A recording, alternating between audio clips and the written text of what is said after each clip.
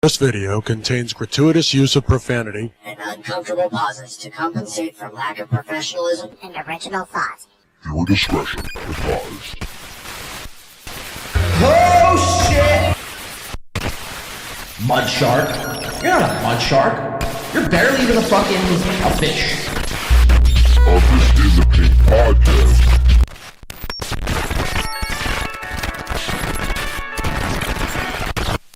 This is fucked up.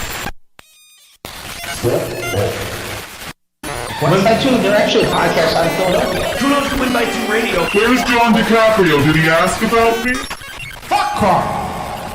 He's effectively done in this business. Funny the podcast, catching people like Dr. Mingo. So I'm a dumb guy. I'm hoping John Di Caprio is, but... Take your fucking bra off, Barry! Like, let me guess, does he attack everyone? I'm gonna be yelling at him the whole time tonight.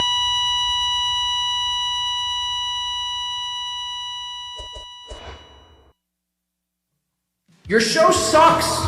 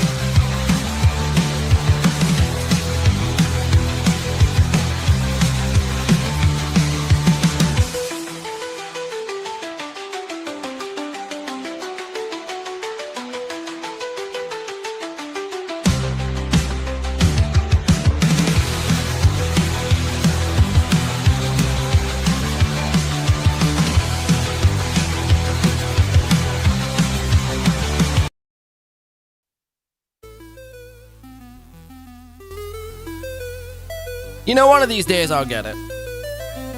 One of these days I'll get it! Jesus. Welcome, welcome, welcome into the great unknown, the vacuum, the void. What is going on? What is going on? I don't know what's happened to myself, to be quite honest with you. Hi! Happy Tuesday. Welcome into the show here. I'm flabbergasted here at the start. You know, you click a button. I love when you click buttons and buttons just don't work. Rest assured, we'll be back into full form. Probably, maybe 2 more shows.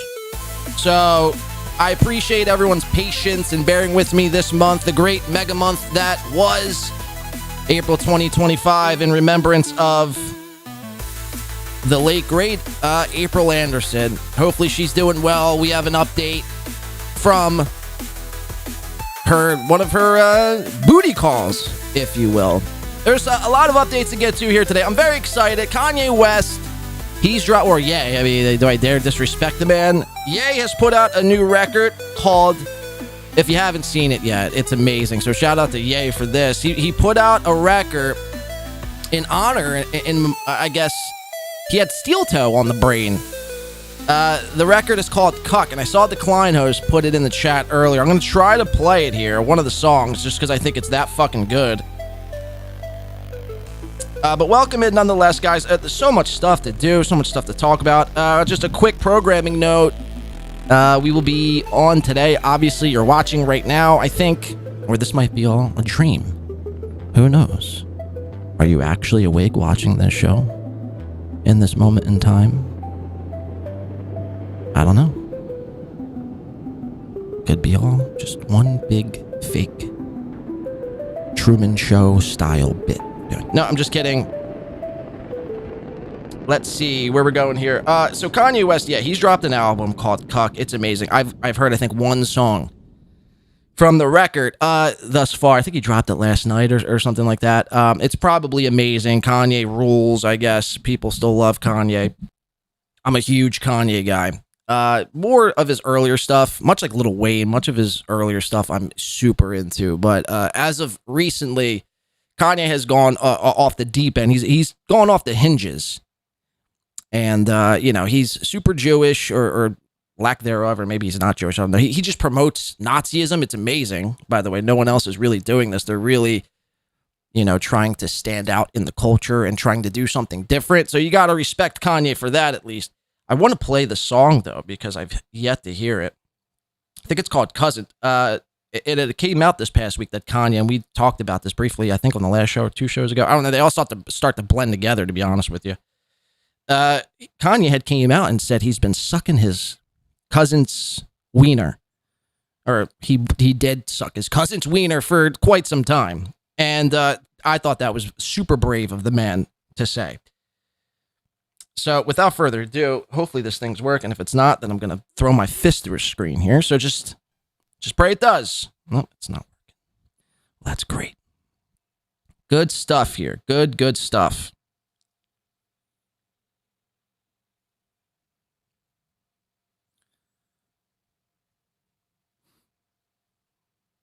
This is going to be an all Kanye show today. Ignore the thumbnail. We're simply just talking about Kanye all show long.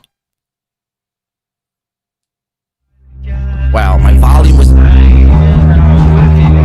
I figured out my volume... Kanye West.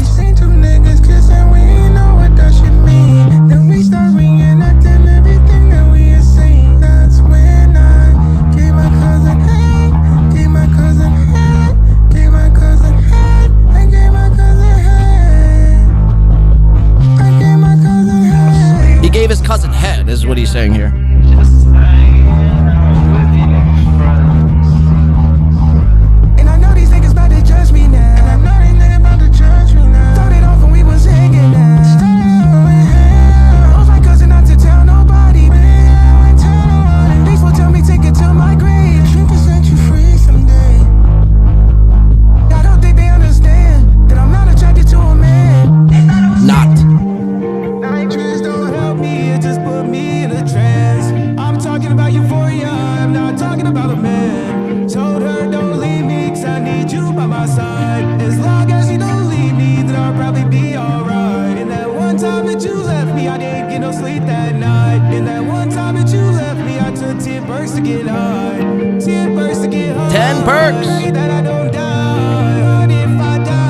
So this is the new Kanye record again. It's gonna be an all Kanye show today, folks. You better fucking get ready. Just kidding. No, there's a lot of updates. This is Kanye West's new song, Cousins. Well, it came out a few days ago.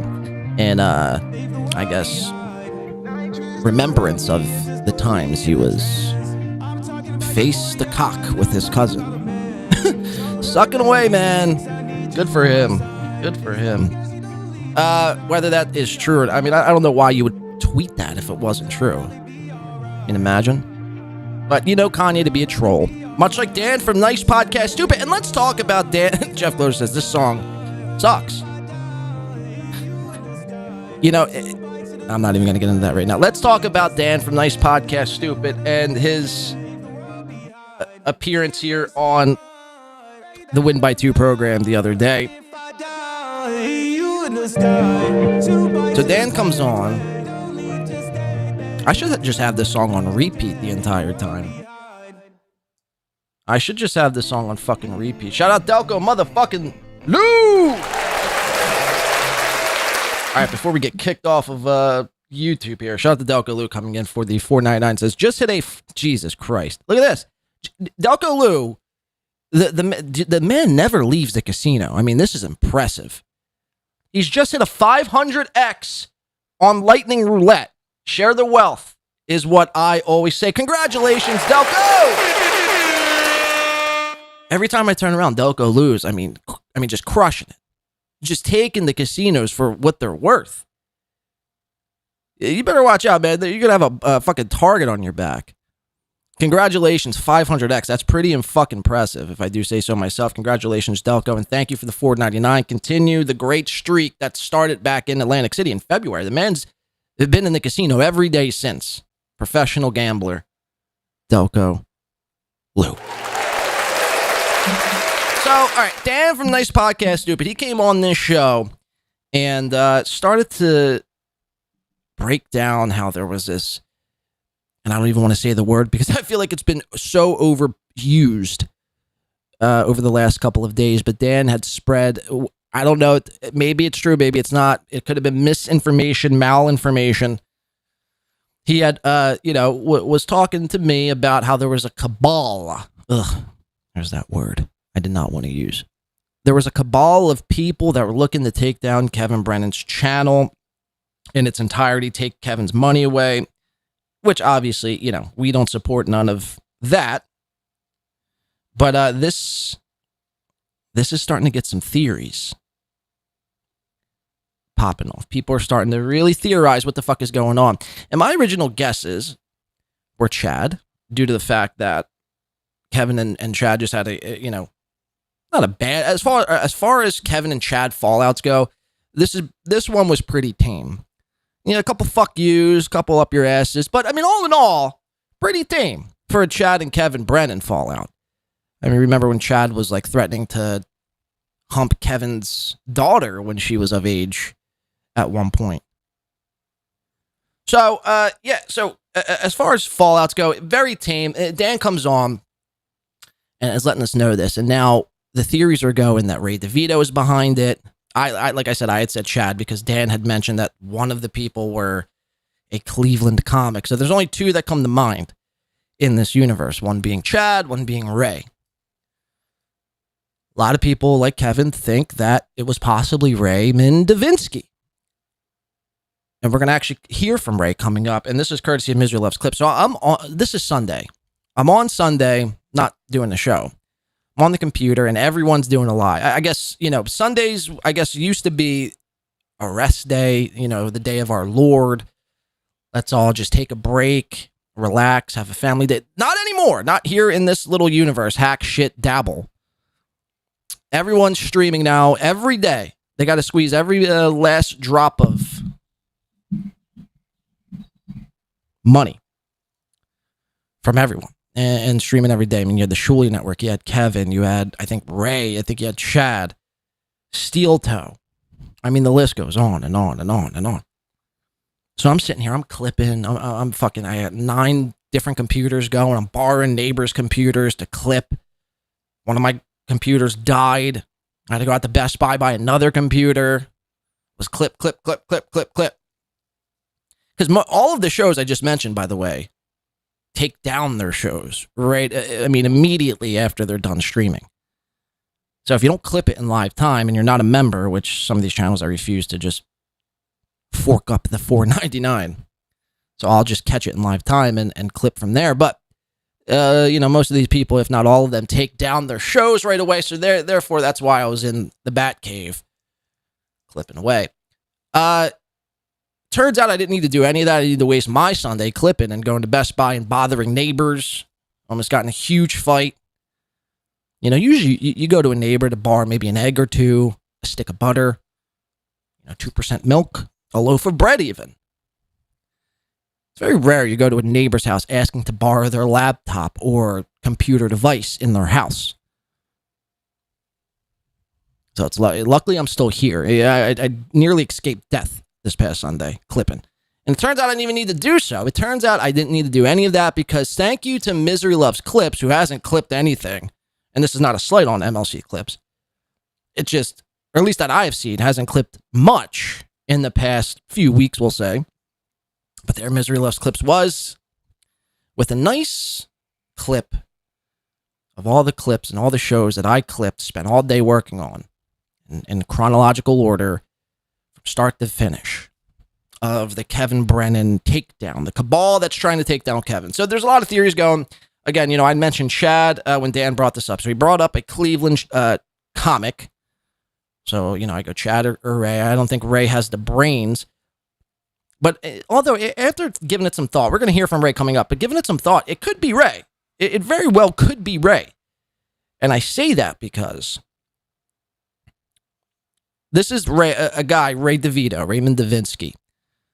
And this is going to be the last thing we do on the show, so strap in. We're going to be doing 4 or 5 hours at least, I'd say. This is a guy, Ray Davinsky, who got so worked up over the fact that Franklin Sheckler was tracking his every step, every breath. So much so where he was threatening to take it to court, get a lawyer. I think he was really juggling around the thought of possibly hiring Nicholas James Rekieta. By the way, that's not Nick's middle name. So Ray was thinking about taking Sheckler to court, and then he was giving anonymous people details of this Franklin Sheckler because these anonymous characters, the Dabbleverse Illuminati, if you will, were behind the scenes going to be making a docu-series that was going to be, debuting on Netflix coming up this summer. Turns out none of that ever happened, but my point still remains. Ray was still the same guy threatening these antics. He was still threatening. So the more I thought about it, I was like, this is a good possibility. Ray might be so mad at Kevin, trying to snipe him every single day. He's got FK mommy in his ear, napping away like a damn chihuahua. You got it. He's calling me a cunt. You got to take him down. Come on, Ray, let's work together. The power, two's better than one sort of thing. And Ray, probably, even though he probably didn't want to do this whatsoever, Ray was probably like, you know what, FK and mommy, let's fucking do it. Let's fucking do it. Even though Kevin pretty much gave me a career, now we're going to take his ass down. Shout out to Mothman coming in for the 2BAM. 2BAM. Mersh got his PayPal repossessed. Now, I did see this. Or I didn't see any Mersh clip of himself bitching about said PayPal, but I've heard the rumor that Mersh has gotten his PayPal. It's gone. Poof. Vanished. He did his best Chris Angel impression and snapped his fingers, and PayPal's gone. Now, I don't know why. I think the theories to that is Mersh is obviously always... Mersh is just an out-of-it guy. Half the time he's drunk, he's stoned, possibly on a few Valiums or 2 or 3, a couple Adderalls throughout the day. But this was a guy, we cover this time and time again, where Mersh is taking out guns. He's talking about jogging around like college campuses with his bug out bag, 245s in his bug out bag. So maybe PayPal saw this and was like, you know what? We're just we're gonna cut ties with all the lies that you've been living in, Mersh. But yeah, I did hear about that, Mothman. Thank you for the 2BAM to let us know. And if you got any clips, send them my way because I haven't seen anything on it. But thank you nonetheless. Aaron, the motherfucking rat. You sandbagging son of a guy. Good morning. I'm not okay. Wow, what's going on there, rat? Unless you're quoting the famous My Chemical Romance song, and in which case, hell fucking yes. Gerard Butler, a.k.a. Joe Rogan's cousin, is the lead singer from My Chemical Romance. I love my MCR. I'm a big MCR fan. I know. It's very gay, emo, and punk. Ew, what the fuck? I'm a huge My Chemical Romance fan. I even have a My Chemical Romance tattoo on my left shoulder. That's a fact. Don't tell anyone. Do not spread that. But thank you. But seriously, hopefully you are okay, Mr. Rat. now and moving forward. NJ Ranger 201 coming in says Sheckler retired to focus on underage. Wait. Sheckler retired to focus on underage streamers. Oh no. Oh fucking no. I hope that's not the case, NJ. I really do. I liked Franklin's clips, but if you're telling me he's one of these guys who are sus,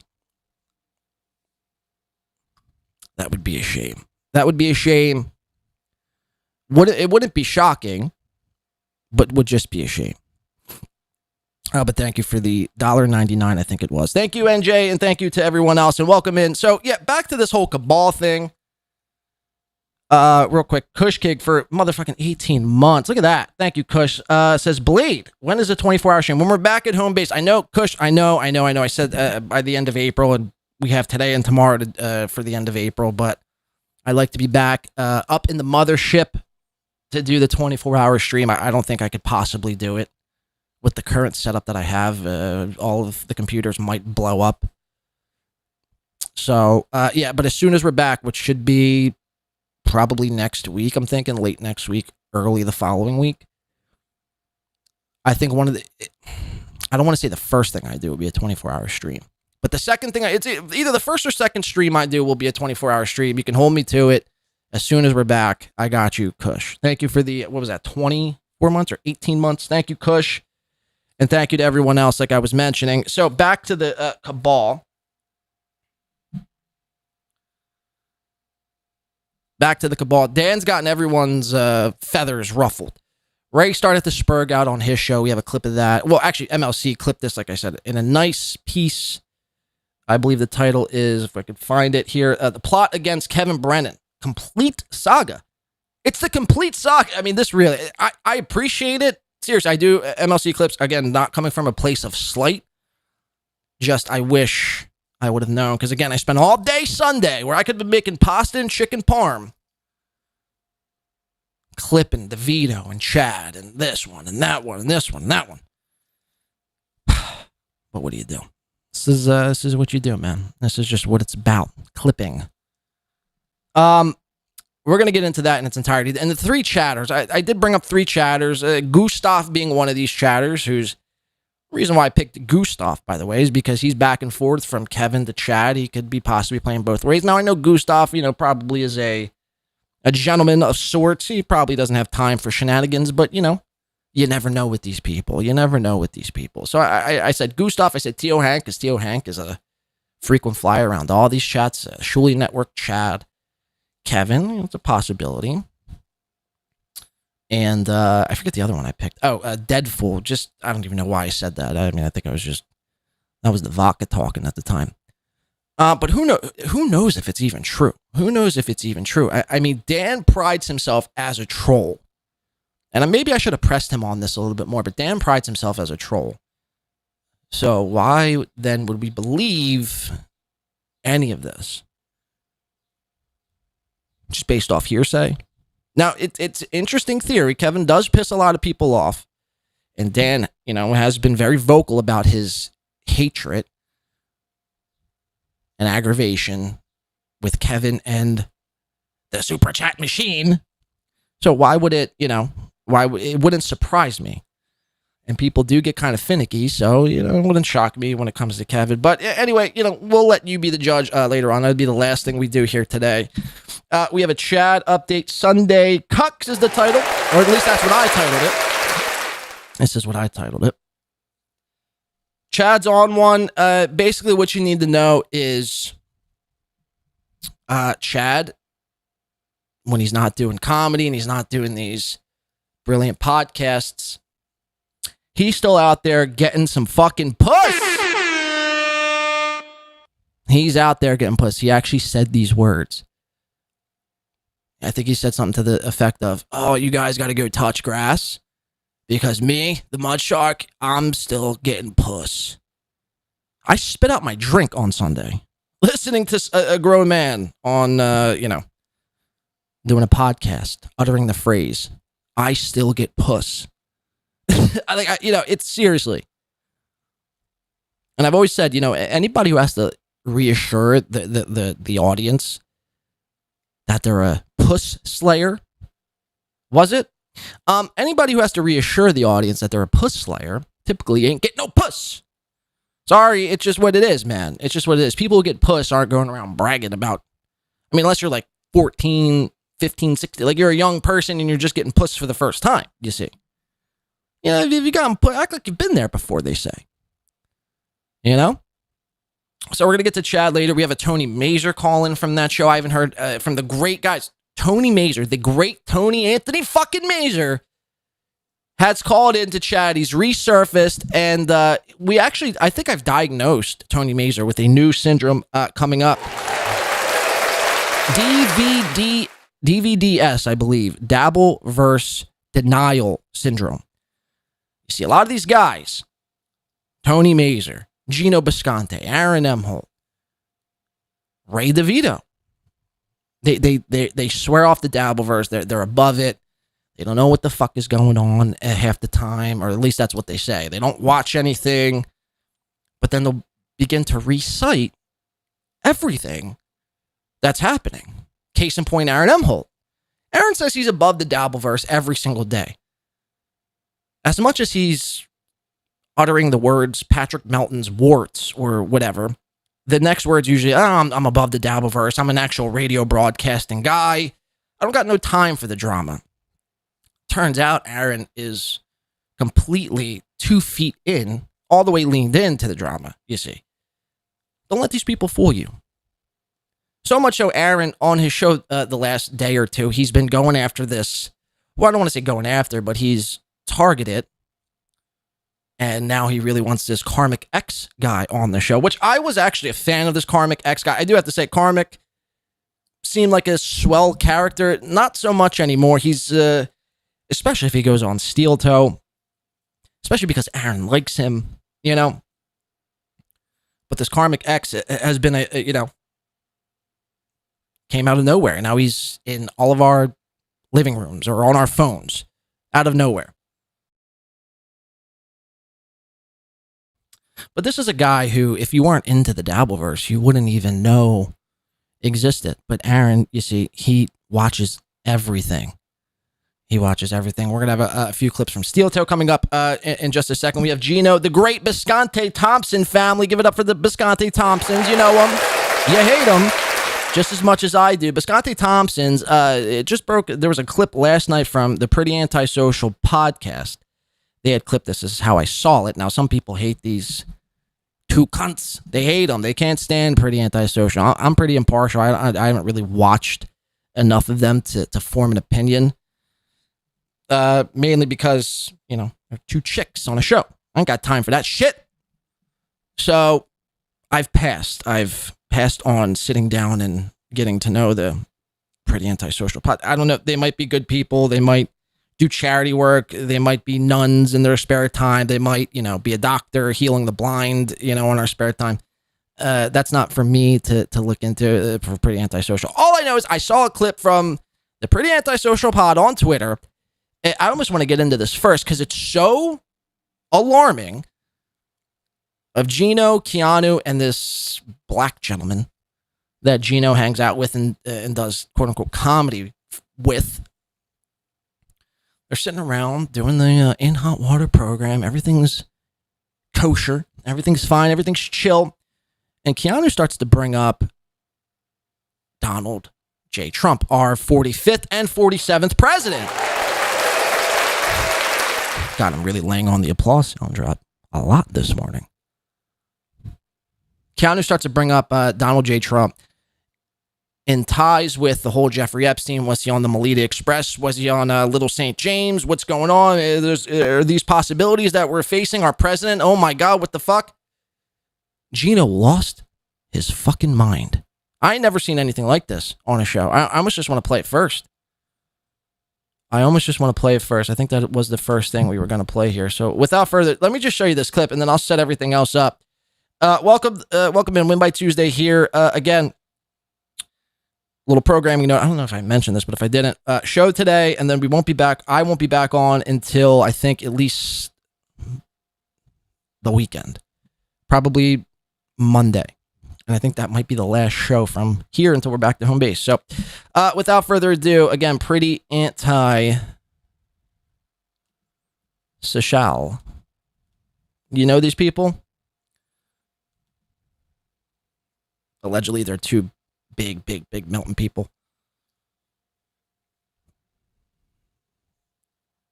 It's pretty antisocial pod reporting. Gino is unhinged.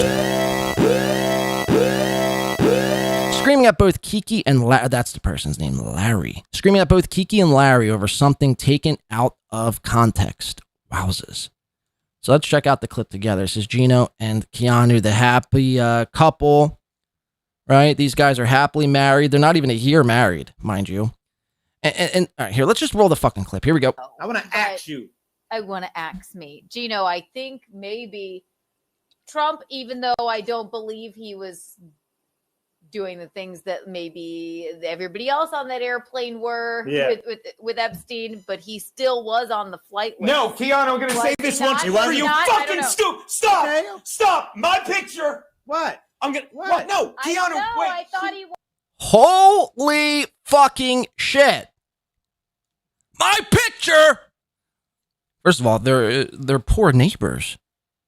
They're poor fucking neighbors. Secondly, this is the reason why you never, if you're thinking about being a podcaster in 2025 or moving forward, Karmic X, I mean, this goes out to you. You know, you're an up and comer here. Do not bring your significant other on the show. I mean, these people just they never learn. Gino specifically comes from the school of broadcasting, prides himself a pro broadcaster, brings his stupid fucking ball and chain onto the show, and now they're having domestic disputes live on air about whether Donald Trump possibly could have been on the Epstein client list or whatever the fuck. It's like, first of all, you're getting, I mean, so you're losing the sight of everything. Even if he was,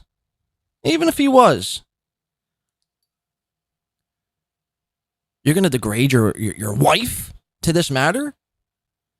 But Gino has to defend Donald Trump to an alarming degree. So much so, like I said, he's willing to embarrass and degrade his wife live on air for this. Let's just play the clip. Clip.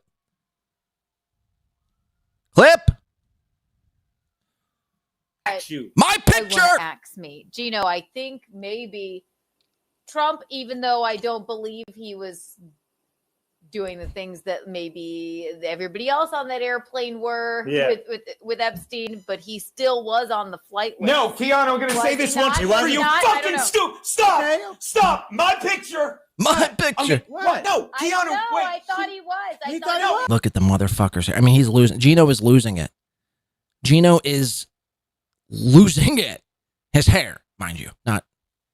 His hair and his mental, his sanity.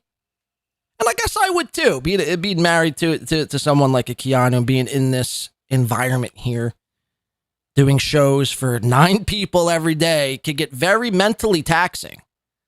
You know, you start doing shows for, the amount of people at any given time that could be inside of a Chick-fil-A, it could be very just depleting, And then you start to take it out on your wife. You start taking it out on your black friend here. You start taking it out on the picture behind my picture. What? That's just it. You thought he was, and you spout the fucking lies. Wait, I just asked you. Keanu, you're furthering the lies of the left. Don't you know? I can't even say that word straight. Don't you know you're furthering the lies of the left? That's the question. Look at him in the mirror. Look at this little mirror shot here. Talk about unhinged. No, that's what I said. I said, I don't know.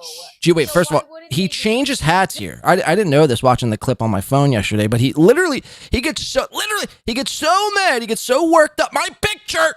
He gets so worked up. He takes off his little Scully hat or whatever he's got going on, covering his ears. By the way, it's like 80 degrees in New York City. Why are you wearing hats that are covering your ears? Furthermore, you're getting so worked up, you have to change your hat to a standard new era ball cap. Stop! Okay. Stop! My picture! What? I'm gonna. What? No, Keanu, wait. I thought he was. He thought he was. Well, that's just it. You thought he was, and you spout the fucking lies. Wait. I just asked you. She asked the question. You kept talking over me rather than listen to the truth. It drives me insane. How awkward. I said I don't know. So why would they be coming out? Right. He's literally shushing her. You hear that? Shh, shh, shh. I mean, seriously, nothing screams happiness more than political arguments on your show. Again, it's just like, I've always said this. If you're doing this on camera, if you're willing to go to this level, stoop to this level what's the arguments like off cam when Gino's, a fifth of Jameson in, just getting fired from compound meat? I mean, what are the arguments like? Are there plates being thrown? Are there bite marks? Is he following in Kumia's footsteps so much he's like biting Keanu in places that we can't see? I mean, what are the now? Again, Gino's gonna probably come out, address this, and say, the haters are blowing this up. It was all a bit. It was one giant goof, and we were the ones to be had. No, I'm here to say no, Gino. You've made a fucking complete. You've shown your belly. You've shown your belly, and you've left your good black friend here, Larry, I think it is, here in complete. He's just. I mean, talk about just wrong place, wrong time, Larry. Wrong place. Wrong time. And what's your excuse? Why do you have this fucking purple thing on your fucking head? Is it cold in Gino's apartment? Do you guys not have heat? I mean, the man literally has a vest, long sleeve, buttoned up shirt, and a purple hat that covers his ears. So I think we can confirm here today, Gino is that broke, he can't afford heat.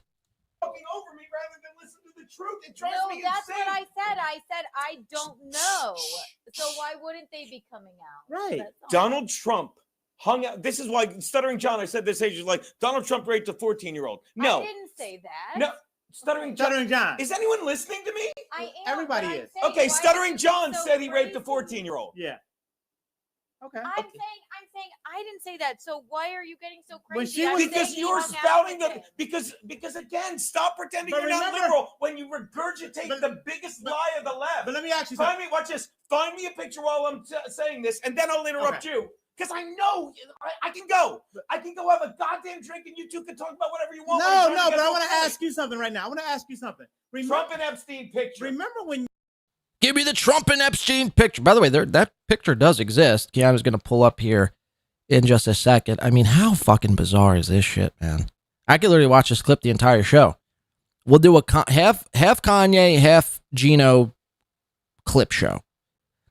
This is amazing. This might be in contention for best clip of the year thus far in 2025. And I think it checks all the boxes.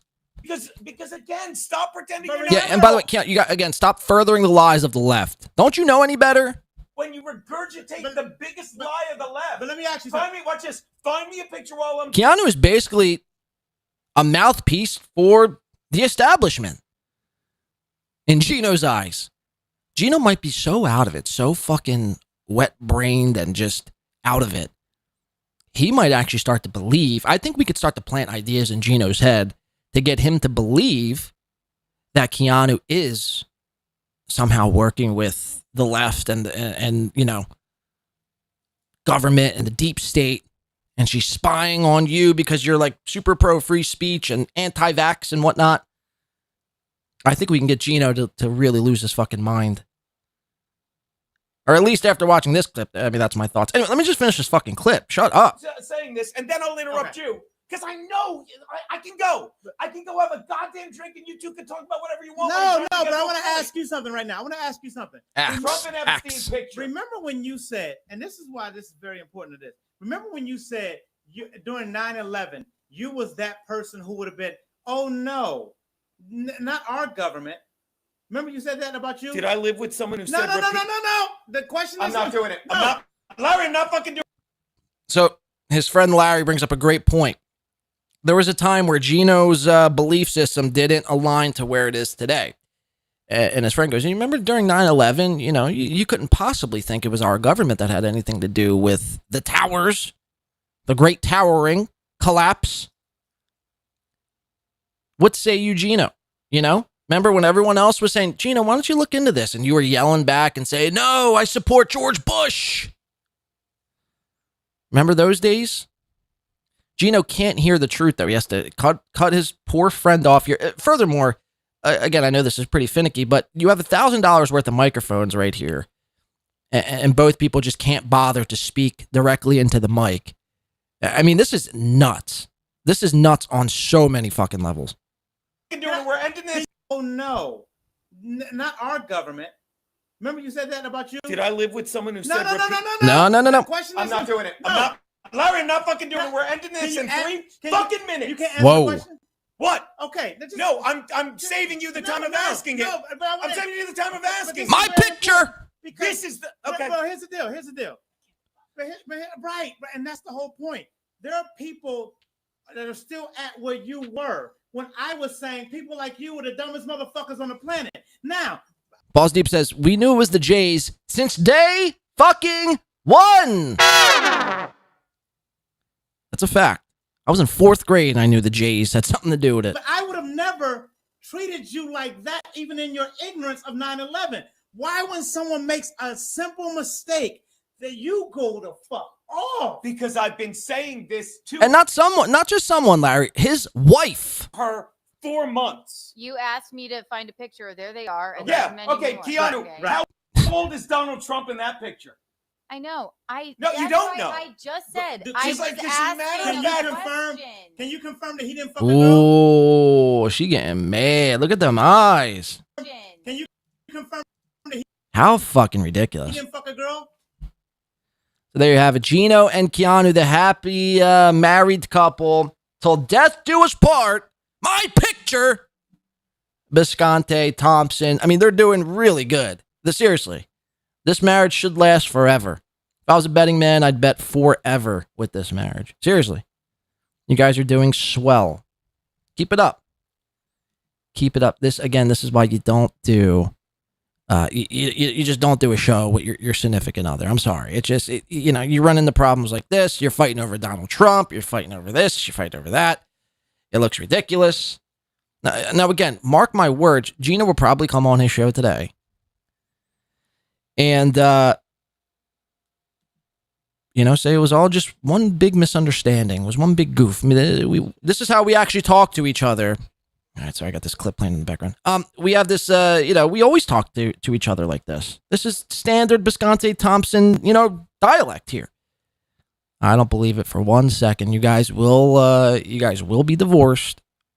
I'd say within 2 years, 2 to 3 years, give or take. Gino will probably die alone, miserable, with the bottle of Jameson next to him. And Anthony Cumia will not be at that funeral. Gino might die before Cumia, by the way, due to his severe alcoholism. I mean, every clip I watch, he's getting severely yellow, more yellow than the last clip I watched. It's wild to witness. But there you have it. The domestic dispute live on air yesterday. Bisconte Thompson family. We wish them well. All right, let's jump into some SteelToe here. I wonder, Josie says, I wonder if this outburst has anything to do with the Coke rumors. There was Coke rumors that came out. Interesting. I mean, I always thought Gino to be on some sort of possible upper, Keanu too. But it's all alleged, of course. Base Pill says, never thought I'd feel bad for Kiki. Well, let's make no mistake about it. Obviously, if he's like abusing her, that's one thing. I don't think that is happening, but although it could be, right? Again, if you're willing to act like that on camera, what are you doing behind the scenes when the cameras are off? I mean, it might get to a level, that's worse than that, but make no mistake about it. You can't feel bad for anything. Keanu knew what she was getting into. Maybe not to that extreme, but I mean, somebody just doesn't wake up one day and then just start acting like that. I mean, she's probably seen Gino like that quite a few times. But this was just one of the first times. I mean, we've actually seen Gino go after a few, actually quite a lot, now that I'm thinking about it. on those drive and talk streams that they do. They'll be driving to a comedy set. I mean, we watched Gino literally berate this woman time and time again. And now it's getting just so bad. He's just, I mean, snapping on the air. It's incredible stuff. But again, you can't feel bad. You can't feel bad for her. I mean, unless he's like beating her, which I don't think that to be the case. But you just can't feel bad because, again, she's a grown up and she knew what she was getting into, marrying a weasel of a man like Gino. I want to jump into some SteelToe. I have some clips. This is from yesterday morning. SteelToe is obsessed with the weather. He's obsessed with the weather so much so he's going to break. I mean, I think I counted maybe like 7 times to stop and give us a weather check. Truly incredible stuff. He's also, I think Nick Rekieta has this man so rattled. He has him so rattled every day. If it's not Patrick Melton coming out of his mouth or the goal, it's Nick Rekieta every single day. I hear him again this morning talking about how Nick only made like $120 yesterday. Somebody figured out Nick only made 120, which, by the way, I don't think that. I mean, Nick, again, and we're going to hear from Aaron in this clip here where he's comparing numbers.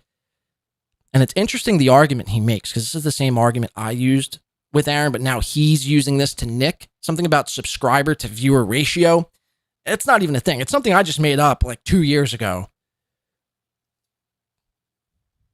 Because this man is so obsessed with numbers. So that was my argument back then. But now he's using that back at Nick because Nick is getting, I mean, let's call a spade a spade.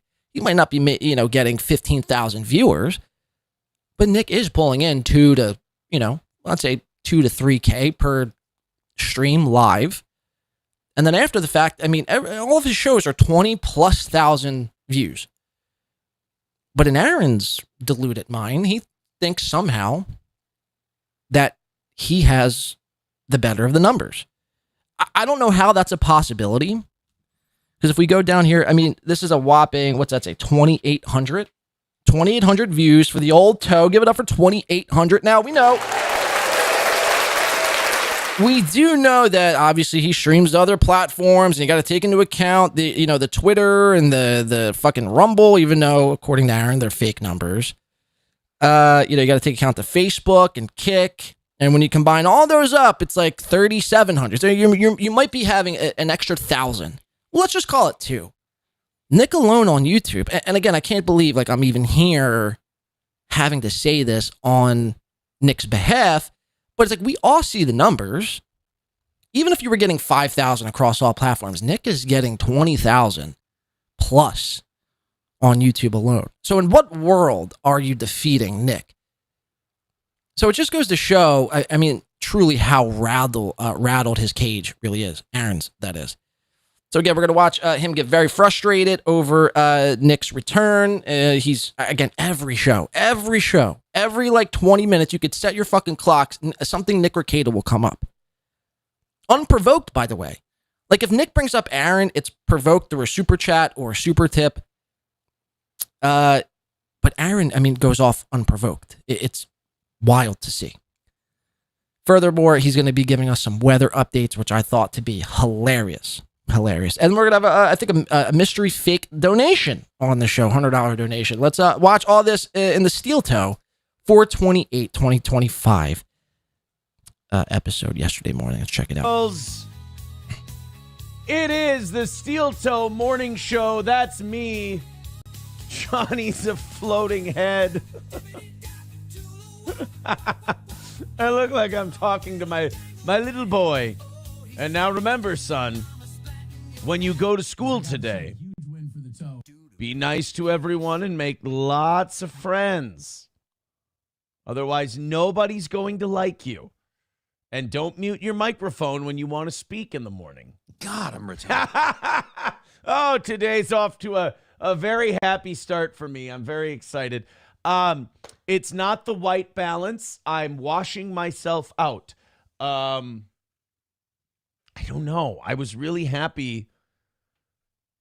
It's like if I use one, I feel too shadowy. Does that make sense? Yeah, but it does. I use 2. I'm what? Because You need this like is a dimmer so you this- can just slide it on a gradient. yeah. This is black, but you can see what I mean by washed out. It's coming across very bright. Whereas So mind you, he's gotten this new camera like 2 weeks ago now. We're still having to go over live on the show all the camera settings and what's wrong with the camera, how it's too washed out. There's too much black balance. There's not enough white balance. The saturation is incredibly high. I mean, this is, again, 2 weeks of this is bizarre. if I turned off, well, here, let me show you. Let me. Would you allow me for one moment? Yeah, go ahead. Get Would up. you Float allow your me to- able-bodied legs this early in the morning. Allow That's me what to I love. indulge myself. People bragging about how fucking well their legs work. Well, I got a fucking deal. like- All right. Okay, awesome. see that? It's the head-on light that's washing me out. It's the head-on. Yeah, one. we figured it out. I mean, goddamn head-on light. Look at this. It's the head-on light that's washing me out. It's the head-on one. The side one does. See how that did nothing? Yeah. So he's figuring out, again, his lighting placements here and what lights are washing him out. Now, again, he got this new camera, new sign, 2 weeks ago now? Last week, 2 weeks ago? I forget. Again, all the days and weeks start to blend together at this point. But this has been an ongoing thing for 2 weeks. You're not going to get, just a spoiler, you're not going to get any better.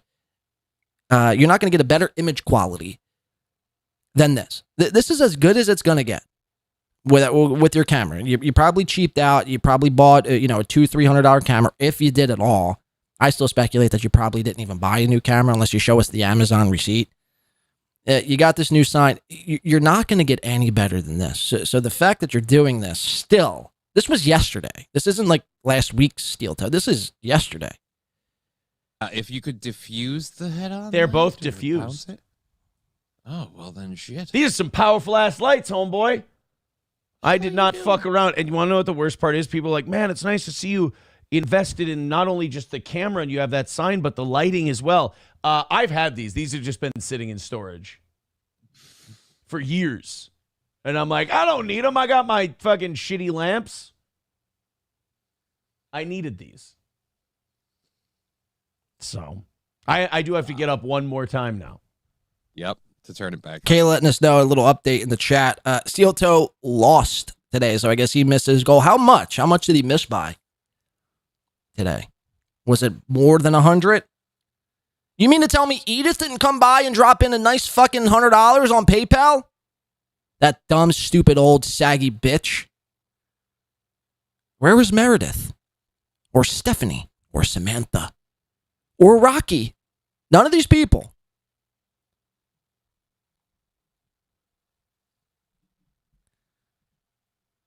Wow, 150.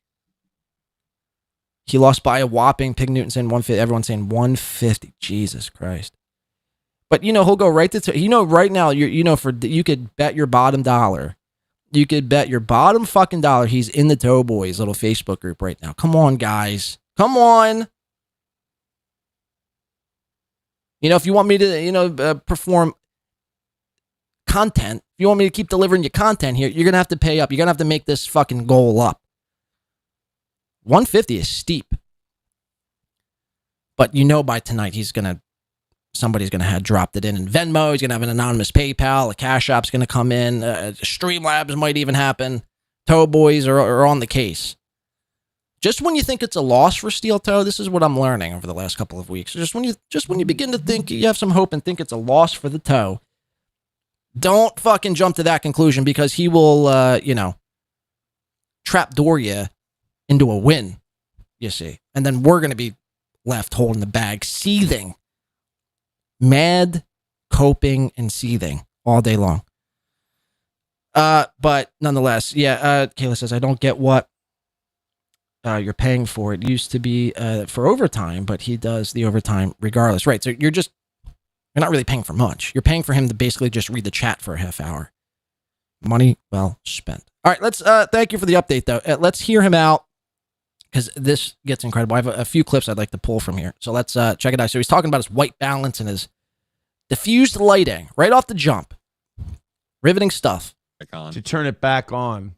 All right. And we're just going to roll with this today. If you don't mind, kids, welcome to the show. Johnny's going to tell you guys good morning. I'm going to go turn on the lights, and then we have a lot to do today. You can tell. I know Johnny's going to love today's show just based on the title, because this is the kid that you introduced me to. This kid. Yeah, Jack Doherty's a piece of shit. Jack Doherty fucking sucks, and I'm telling you, man. Sauna at the gym, and when I have my headphones in doing dishes and stuff when the kids are here, like this week. When I have my headphones in doing dishes and stuff when the kids are here. So the only time you do dishes is when the kids are there. The only time you scrub a dub, put your little yellow fucking rubbery gloves on and start washing them dishes and when the kids are there. And by the way, the kids aren't there. I mean, the kids might be there once every 4 weeks, if that. I'd almost go out on a limb and say the kids are never there. If so, maybe once a month. So you just have a pile. I mean, imagine SteelToe Aaron's sink. It's probably a pile of just crusty, cheesecake-filled apple pie crust in the sink. There's probably, bugs on top of bugs, rodents and snakes, and Aaron the rat might be even in there getting an old crumb of Velveeta cheese that's been spilled over into the cabinets, and it's just, imagine the mess and the stench from that fucking sink. Because he admits it here. This is the time he cleans his dishes. By the way, what an excellent time to be spending with your kids while they're there. You can't be bothered to hang out with them, but you got to be doing the dishes. Interesting. And when I have my headphones in doing dishes and stuff when the kids are here, like this weekend, I was listening to Jack Doherty's a piece of shit videos that people do. Like people do like documentary, this guy sucks and he's an asshole videos. So it's basically just like Chad Zumach covering somebody. Right. I was on a Jack Doherty kick. Then on Twitter this weekend, there's new Jack Doherty is an asshole stuff. Oh. So again, he's on Twitter this weekend, even though he's telling all of us to go touch grass. I've been touching so much grass lately, it's not even fucking funny. This guy who, when he puts his show down, when the cameras are off, he goes out and lives a luxurious life. He's golfing. He's eating fucking, top of the line steak, Wagyu, hanging out with his children, having nice 3-point contests. Him and Coach Scott are in the gym. They're laughing it up. They're doing coaching. They're getting ready for the big fight that's coming up. Never. He's never online after a show. But he admits here, on Twitter this weekend, all this wild stuff was happening. It's like, again, come on. You're online every day, all day, every day. It's your job. This weekend, there's new Jack Doherty is an asshole stuff. I don't know who Jack Doherty is, nor should you. Oh, yay. Yeah, so I'm like, fucking, this works awesome. And then we got the Shedeur Sanders prank. Gene Hackman's cause of death has been revealed. Terrence, dude. This wasn't the clips that I have. This wasn't in the prep I sent you yesterday. This is a bonus, and you're gonna love this, dude. Bill Maher, Club Random. You know who he had on as a guest? Terrence Howard. You'll never guess it. Terrence motherfucking Howard. And Terrence Howard was talking the shit about what the industry does to men and naming names. Oh. And can I tell you one of the names he said that the industry fucked with? That pointing in package says, I'm cutting the grass and listening to Win by 2. That's how you do it. That's called multitasking. That's called multitasking. Poignant knows how to fucking get it done the right way. Do both. You could do both. If Poignant could do it, anyone could do it. Please do. North Carolina. They're saying they fucked with Petey Pob. Who? They said they fucked with Petey Pob. Again, he's talking about Petey Pablo, but Petey Pablo hasn't been relevant. Petey Pablo. Freak a Leak was one of his hit songs. Freak a Leak, Tanisha, Katara, Legina, Freak a Leak. But I haven't heard the name Petey Pablo again since probably 2007, 2006. He says it as if he's still listening to Petey Pablo. Could you imagine that's Aaron still listening to, Aaron actually still listening to Petey Pablo as he's washing his dishes and going back and forth from the Jack Daughtry hate content that he's listening to. He's after he listens to that, he turns on a nice Freak a Leak song from Petey Pob.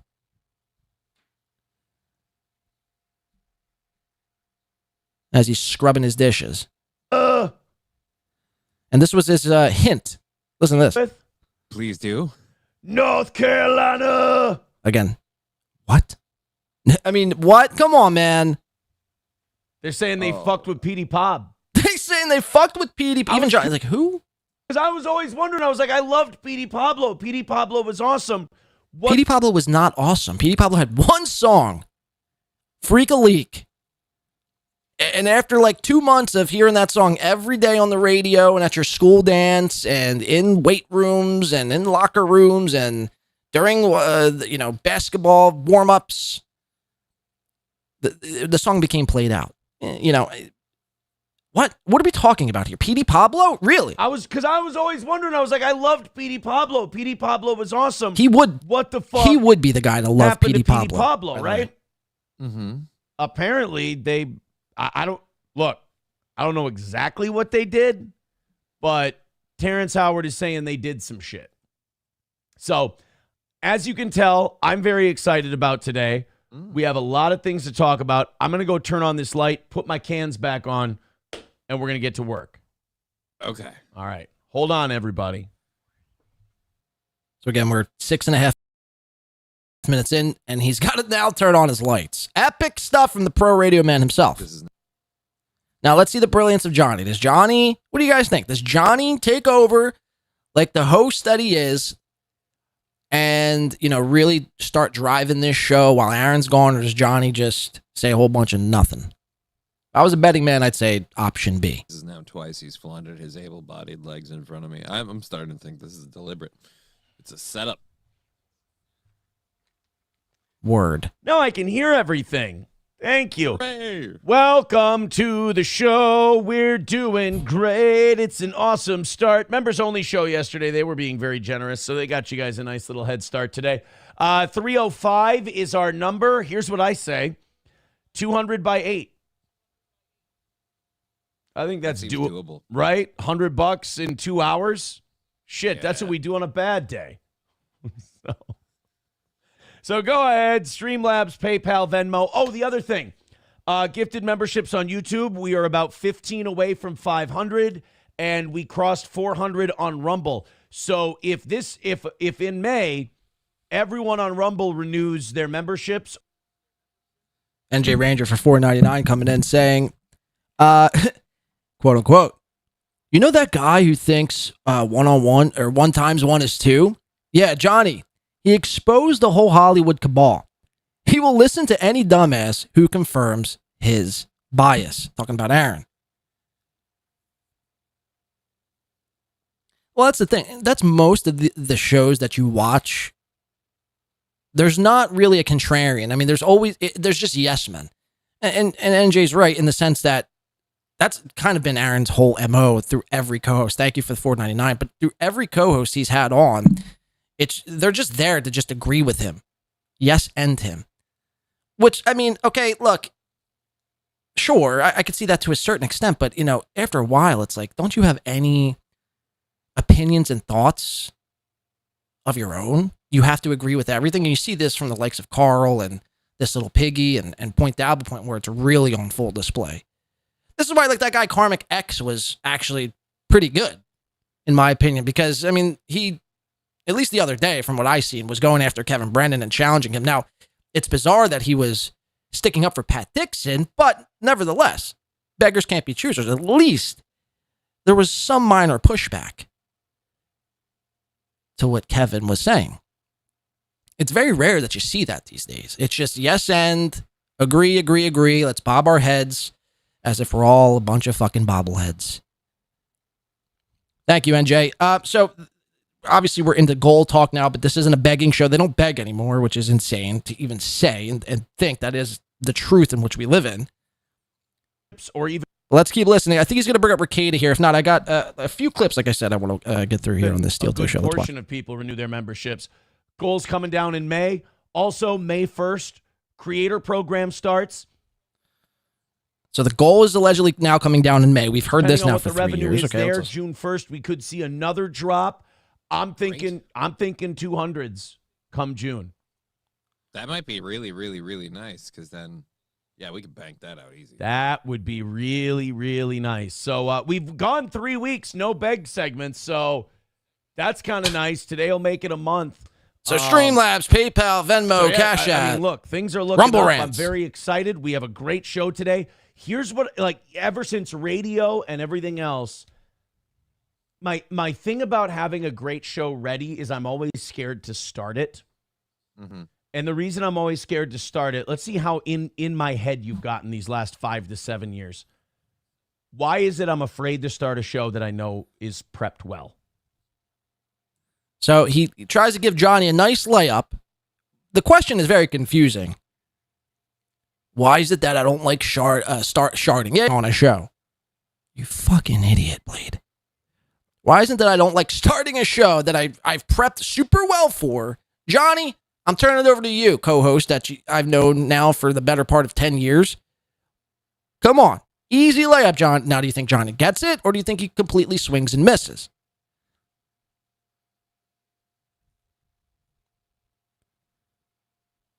Is Johnny even listening? Is Johnny even paying attention? I mean, it could be the other question. The reason I'm always scared to start it, let's see how in my head you've gotten these last 5 to 7 years. Why is it I'm afraid to start a show that I know is prepped well? Johnny? Because it's not like, because when it's prepped well, it doesn't go well. Like in terms of the audience coming through? Oh, No. not necessarily. No! Actually, that's not it. That's so good. Well, Because it's not like, because when it's prepped well, it doesn't go well. Like in terms of the audience coming through? Oh, no, not necessarily. no. Here's why I'm always nervous to start a show that I know Jesus is prepped well and the Christ. stuff I have is good. It's all on Yeah, NJ says prepared well.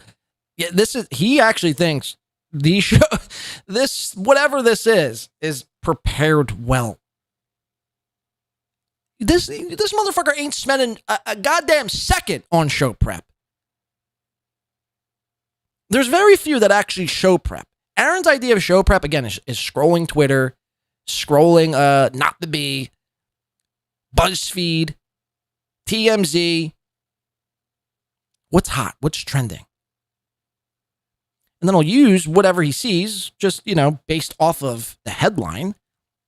He's not going to go into it on his spare time because Lord knows he's doing dishes and having 3-point contests with his kids and coaching boxing and having a life outside of the internet. So, obviously he's got no time for show prep. And it's just basically all the things you see he's just going through cold. He's just going through cold on his show because he doesn't proofread or watch any of this shit. me.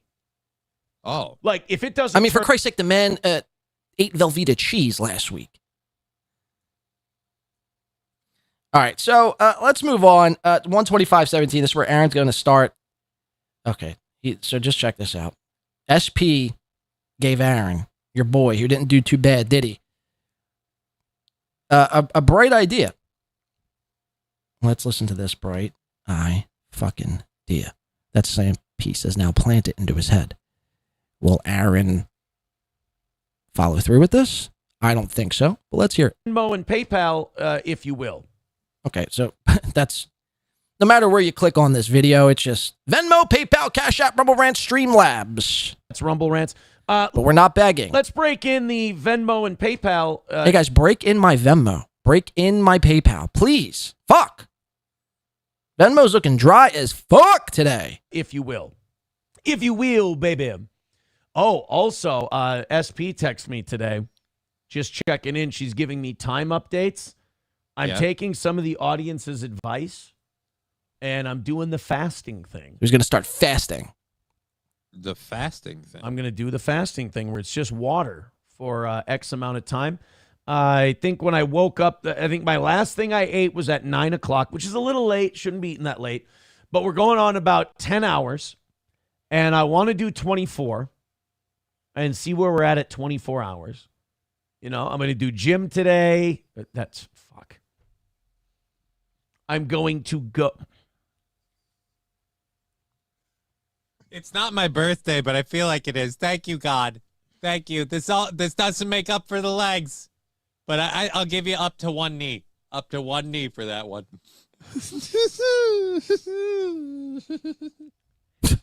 I'm going to go to the gym today and suck his dick. No. Okay, so Aaron's going to start fasting, and I don't think he's going to follow through with this whatsoever. I mean, fasting isn't easy. You have to be kind of disciplined to fast. I mean, you don't have to be like a fucking samurai or a monk, but you have to be somewhat disciplined to fast. Aaron ain't disciplined. If we know Aaron, we know him to be many things. Discipline not being one of those things, by the way. So I expect this to just go by the wayside by, if it already hasn't, by tomorrow, by Thursday, by the end of the week, the whole fasting thought is just going to pass him by. This motherfucker ain't doing no fasting. Book it. So he's talking about this. He makes a little gay pun, and Johnny, I mean, he's head over heels over this gay joke. Very funny, boys. Very funny banter back and forth. And then all of a sudden, we're going to get to possibly golf. And then we're going to get to the first of many weather reports from SteelToe. Let's watch. To the gym today and suck his dick. No. It's too late now. So I'm going to go to the gym today. I want to golf today. It's going to be very, very, after it rains, after the storms come through, I like it when it rains. We're going to get up to 68. Oh, shit, never mind. I don't think it's happening, bruh. We got a 90% chance of rain at 9, then it clears Remember, up. this is a well-prepared show, NJ Ranger. This is well-prepared. This is his idea of well-prepared. I don't think it's happening, bruh. We got a 90% chance of rain at 9, then it clears up, but I've got a window of 11 a.m. to 2 p.m., and then we start a chance of rain again, so it's going to be cloudy today. I don't think golf. Yeah, I got to hope that the weather doesn't make it. I don't think anything will. You know what? Wednesday's looking like a nice golf day. That's what we'll do. We'll go to the It'll gym. be funny in the middle of my show if everyone has to run into my studio because the storm weather's happening. It would be so funny. Because I'm in the bottom of the house. Grand Poobah says, who's Jim? Thank you. Thank you. The gym thing. And it begins. Okay, so it's raining here in Minnesota, right? You would think like the apocalypse was happening. What I'm about to show you next at 1:36:15. This is where Aaron is already going to pause his show and broadcast that there's some wild thunder happening outside, just outside his window, and this shakes up a little. This shakes Aaron up a little bit here.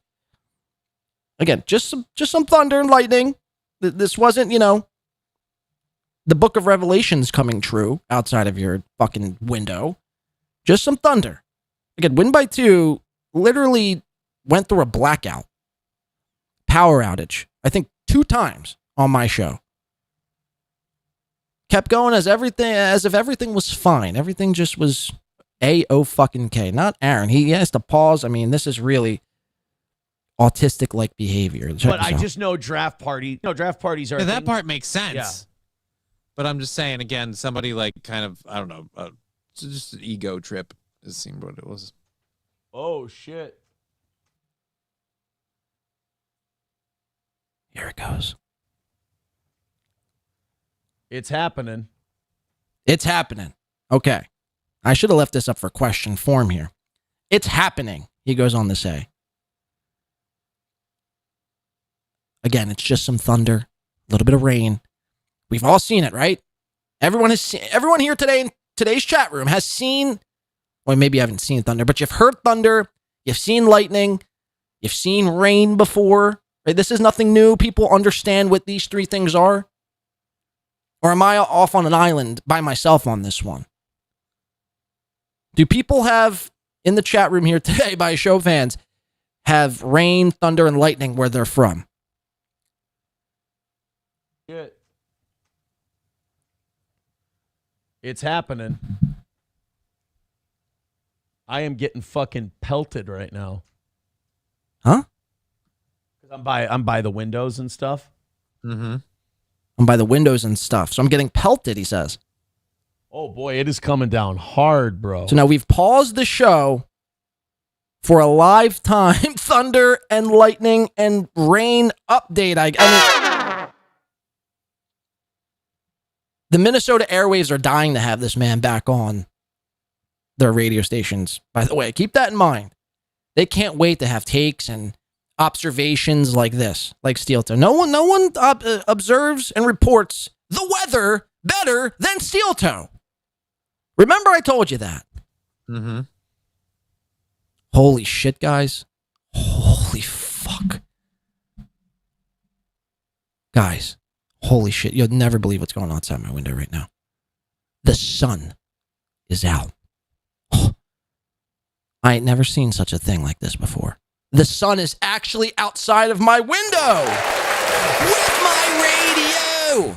Shout out to Hawthorne Heights. Seriously, there's birds, bees, squirrels, butterflies. Whoa. I only heard about these things in fantasy books. Fiction novels, if you will. I've only seen this sort of thing in movies. I didn't know it could actually exist right outside my fucking window.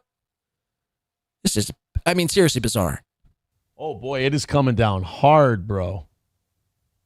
It's like it's hitting the window area so hard that it's splashing.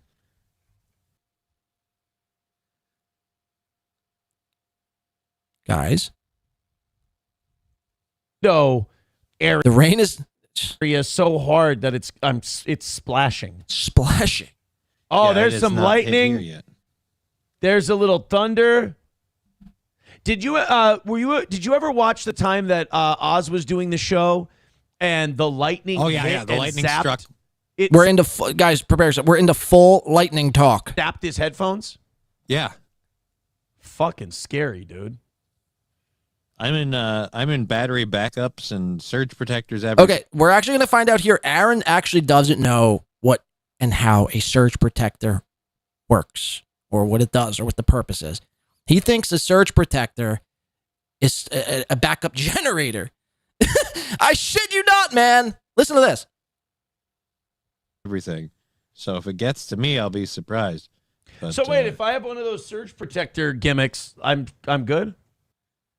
So Johnny's like, I got a battery backup. I got a generator in the backyard ready to go. By the way, I mean, that's impressive for a gentleman with multiple sclerosis. Very impressive. I don't even have a backup generator. When the power goes out, it just goes out and we wait to reboot and hope that people come back into the chat room. Johnny's out here fucking hobbling around, setting up generators. He's ready for the motherfucking apocalypse out in this bitch. Aaron's going to blurt out this next line. My jaw hit the fucking floor. Surprised. But, so wait, if I have one of those surge protector gimmicks, I'm good? No, you're actually not good. Do you not know how a surge protector works? A surge protector doesn't prevent you from when the power goes out, from your power going out. It's not a power outage protector. It's a surge protector. I mean, what kind of schooling goes on in Minnesota? These people learn anything?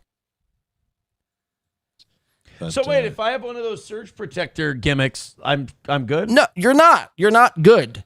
You're not good. You actually suck. And probably your surge protector should quit. It's not funny. Should be. Like a surge protector is going to be a thing where once it overloads the circuit, it'll snap out. So what? Oh shit. Well, learn something new every day, don't ya? Huh. I did not know that. Let me just take another gander over at the splashing rain coming up at my window.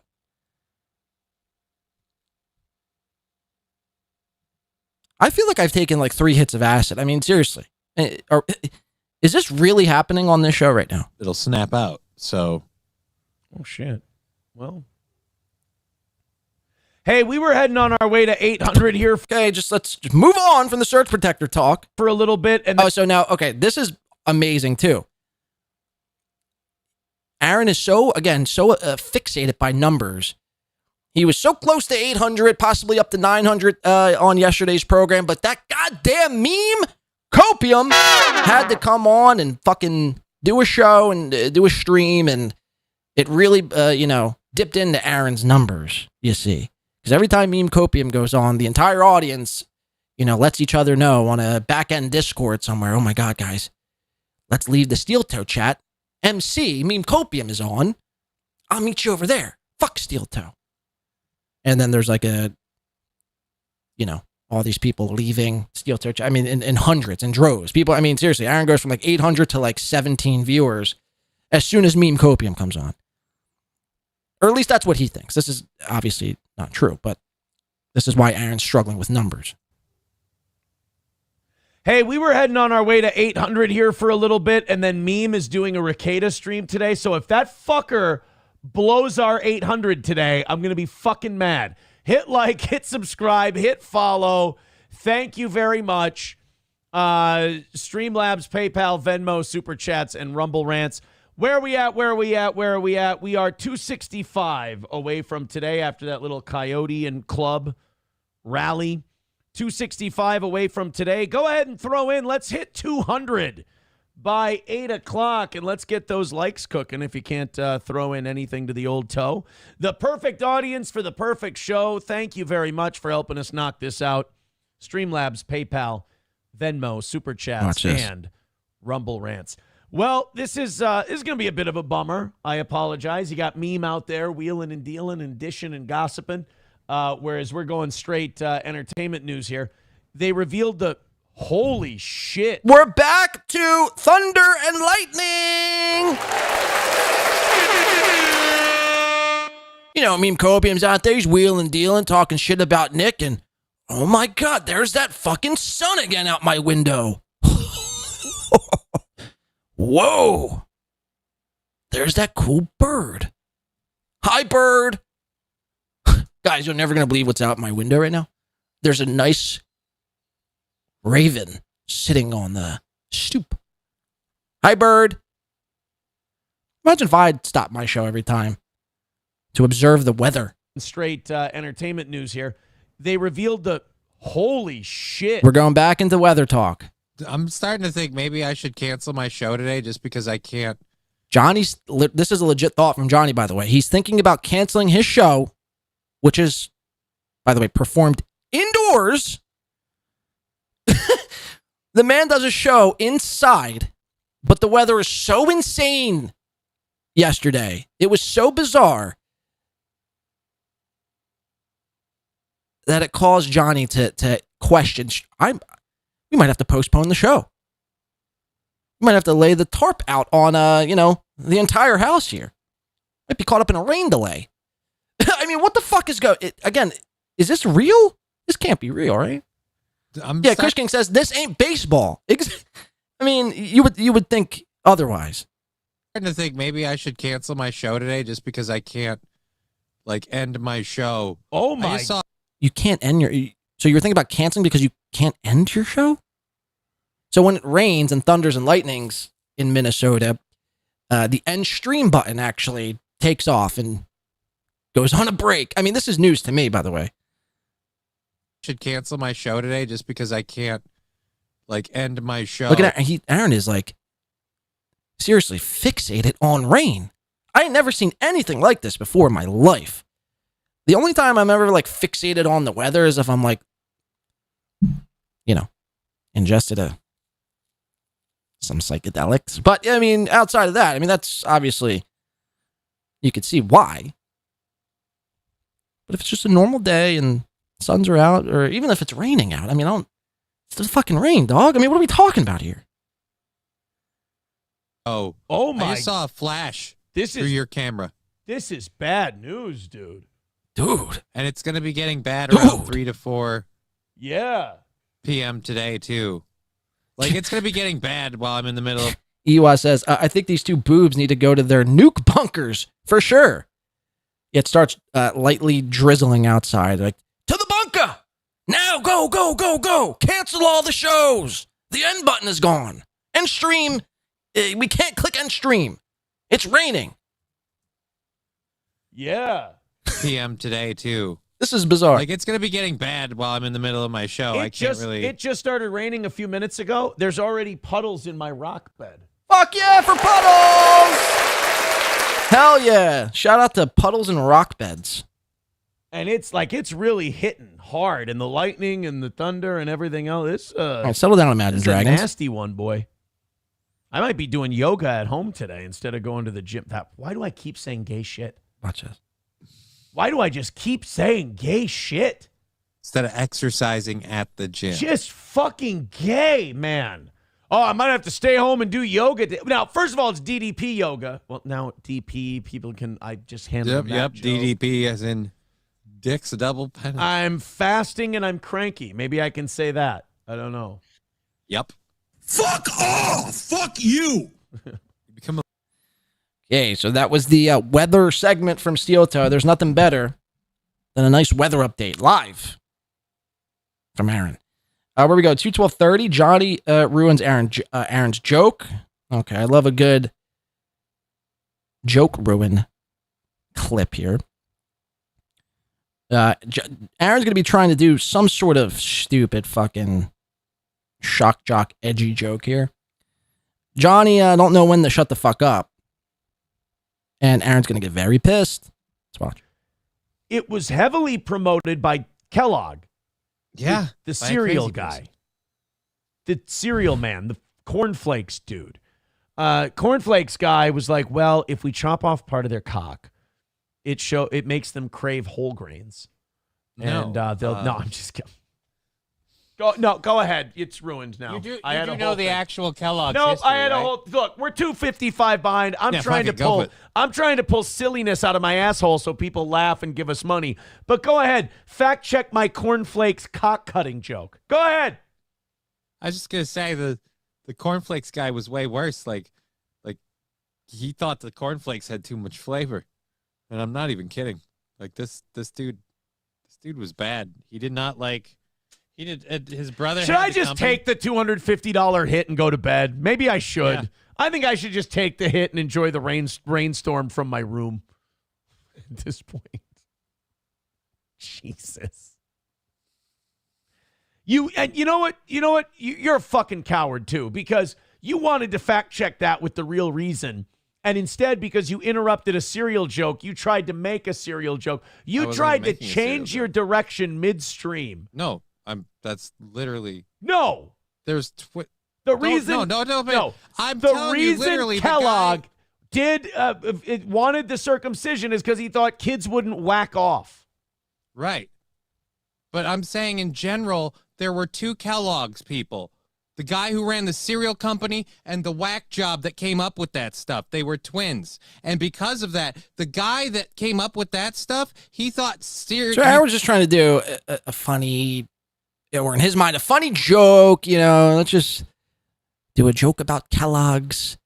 Johnny takes it super literal and now is doing this over explanation of the joke that probably wasn't even going to be funny in the first place. But now we're getting this long-winded version of what Johnny thought and his interpretation of what Kellogg's means to him and how his childhood was all full of Kellogg's and every day he ate Frosted Flakes.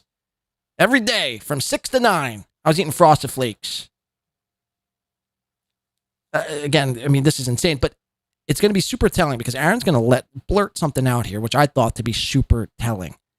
And it kind of gets into the mind space. I think he lets the mask slip here just a little. You'll see what I'm talking about. And because of that, the guy that came up with that stuff, he literally thought that the Kellogg's cereal and everything had too much flavor, had too much shit, was going to encourage people to be too crazy. It was too wild. So the whole point that I was trying to make was you're lumping two people into one person.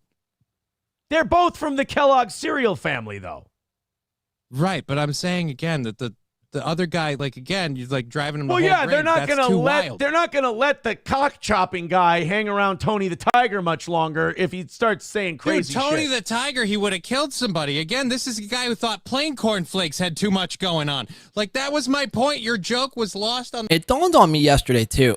Don't ask me. I don't think there was anything on. I was done watching all my clips and clipping out things for today's show. So I just happened to throw on Kill Tony because Kill Tony's on every Monday. It premieres on YouTube. I happened to turn on Kill Tony, and I'm listening to Tony Hinchcliffe speak, and it fucking dawned on me that Johnny and Tony, I think Johnny's, the way he speaks, I think he's really trying to channel Tony Hinchcliffe, because if you listen to them side by side, it's uncanny, the similarities in their voice. I think Johnny's trying to be Hinchcliffe.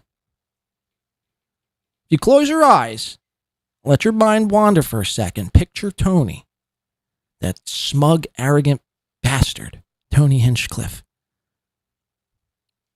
and listen to Johnny's voice. You tell me he ain't trying to channel Anthony Hinchcliffe. Guy who thought plain cornflakes had too much going on. Like, that was my point. Your joke was lost on the fact that you're like, oh, dude, it'll drive him to whole grains. Like, no, that's too crazy for this guy. He wants these people eating cardboard. If they have whole grains, they might be tempted to fuck. Do your show in the rain, pussy. No. Do your show in the fucking rain. It's not even about doing my show in the rain. I mean, Do it in the... No, I mean go outside. No. Do your show today. You do your show in the rain. And hold a coat hanger up. Edgy stuff. Edgy stuff. That's what I say. I'm just, you know what? Yes, Brian, exactly. Nasally, low T voice. Exactly. And maybe he's not even trying to do Tony. Maybe I'm just looking into this way too much. But at the very least, it is a nasally, low T, beta-ass voice. This is what Aaron's about to blurt out here. Very telling to the mind and head space that Aaron is actually in. The mask, I think, slipped here. On this next show. That's what I say. I'm just, you know what? Maybe I'm chippy because it's 2:55 and I'm staring in the face of failure again, and I don't want to be me anymore.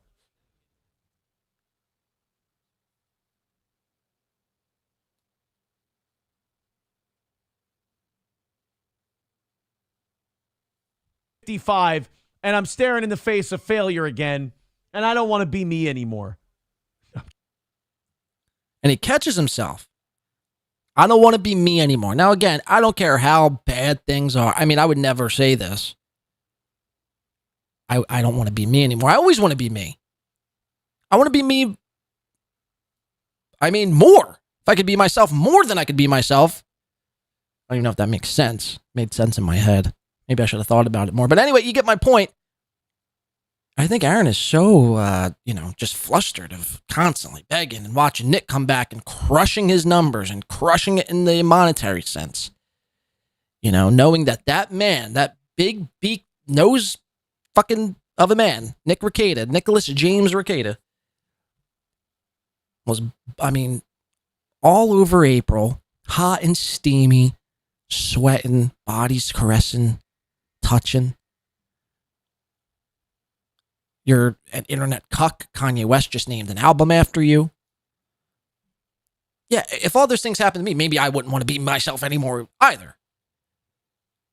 But you would never admit that. I would never admit that. You never let the people know. I think the mask slips here. I think we're really starting to, I don't know if we're starting to see behind the curtain here, but I think this was a little glance behind the curtain. And I'm staring in the face of failure again, and I don't want to be me anymore. I'm just kidding. That's really fucking dark. Jesus Watch Christ. this. I'm very happy. I'm not suicidal. I am not suicidal. We're going to get to the Virginia Sorry for the one Guthrie FPS. story in a little bit. All right, so he's not confirmed. I guess not suicide. Okay, very interesting stuff. Let's go to, I think 3 more from here. 32247. We get an old lesson on how to handle the internet. Beloved chatter, I'm going to need you to listen up on this one. All right? Myself included here. So we see Aaron has leaned fully into this Karmic's character. Now, mind you, this is a guy, Aaron. He even said it on this show here. We're not going to watch it, though. Oh, he's above the drama shows. He doesn't really dip his toes into the Dabbleverse. But here he is covering Karmic X, a guy who just started streaming like last week. Your sign has more of a longer of a career than Karmic X has been online. So we go to 32247, and we're going to figure out, Aaron's going to let us know how to handle the internet. And then if you put Karmic X on your show, you're going to make some money. Okay. So Aaron's big thing is, sorry to keep butting in, but Aaron's big thing is he wants to have Karmic X on for like a 15-minute segment once a show or once a week to do Karmic Says, like a bit where Karmic just yells and gives his peace of mind of how Karmic X is feeling that day to anyone online. Again, I like this guy Karmic up until like yesterday when Aaron was, just drooling over this guy, wanting him on his show. Now, I am out of the Karmic X business. I will never watch another stream of him unless Karmic X actually goes on his own stream and disavows SteelToe. I can never support a guy like Karmic. Sorry, Karmics, no offense.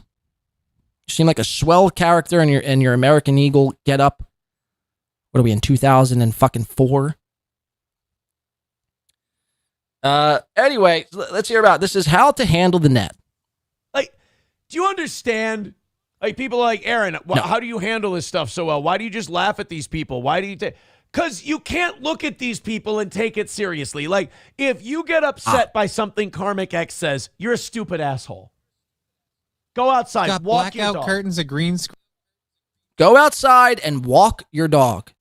By the way, 2 things that Aaron does not do. The second thing is confirmed, by the way. I mean, this motherfucker ain't walking Gordy. Let's be real.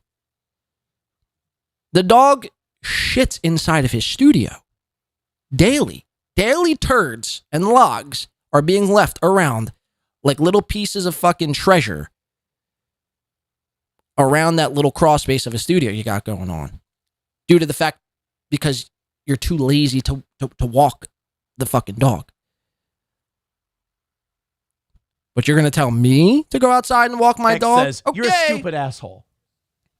Go outside, Got walk your blackout dog. curtains, a green screen, and an old ass fucking lazy boy. What is to be jealous of here, folks? Go walk your dog. Go get a burger. Everything's going to be fine. Go outside, walk your dog, and go get a burger. What? Go outside, walk your dog, and get a burger. Coach Dale says Karmic. What am I saying? Karmics? I think I saw somebody say Carmax, so I'm getting the 2 confused there. Carmax, Karmic, Carl, all the same thing. Thank you for the correction, Dela. And both charges, I'm actually currently walking my dog. Well, you better start walking that dog to a fucking In-N-Out burger or Five Guys and get yourself a burger. Because that's how you actually live your life outside of the internet. You walk your dog in this order. Go outside, walk your dog, get a burger. I mean, is to be you jealous can't make of this here, shit up. Go walk your dog. Go. What is there to be The man can walk, Johnny! Let's start there. Karmic or Carmax or Karmix or whatever his name is, at least he can walk. I'd be pretty jealous of a man that could walk and I couldn't. Outside of that, I mean, that's really old ass fucking anyway. lazy boy. What is to be jealous of here, folks? Go walk your dog. Go get a burger. Everything's going to be fine. Sounds like that Blink-182 song we played in the pre-show. Josie. Everything's gonna be fine. All right, so there you have it. If you were confused on how to live your life outside of the net, there you have it. Those 3 steps, and you'll be on your way to happiness. Karmic X from Ewa says has cats. They don't need walking. And you'd be surprised, Ewa. You'd be surprised. I've seen motherfuckers in my day actually walking cats on leashes. I think Mersh actually walks his cats. Fact. All right, let's do 2 more. We got 409.25 possible fake donations. So Aaron was struggling. I know, shocker. SteelToe struggling to hit the goal. All show long. 4 hours and 9 minutes into the show. I mean, he's struggling to hit his goal. And then all of a sudden, out of the fucking blue, a new donation comes in. Carfax says. Pull up chatter. A new donor comes in to drop not 5, not 10, not 50, not 70, not 80, but 100 fucking bucks. I got to Check move this another shit out. guy into the top 5. Let me see what his name is here. Well, I'll just call him by his first name then. I won't put his full name in. Eric. There we go. And then Gray Duckling has been pushed out of the top 4. Let me update it here, guys, and then you guys can get mad at me. Orange Boy. Who?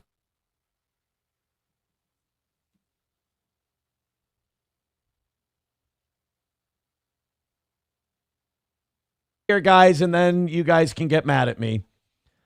Orange Boy. Ironically, Orange Boy with what would be a red boy on YouTube. $100 from Orange Boy. And I just want to say thank you for making it happen. Thank you. Orange Boy, show up in the chat. Take a bow for yourself. And So I looked for this Orange Boy in Rumble, in Kick, in Facebook, in YouTube. There was no sight of this Orange Boy to be found. I can assure you this. Yesterday.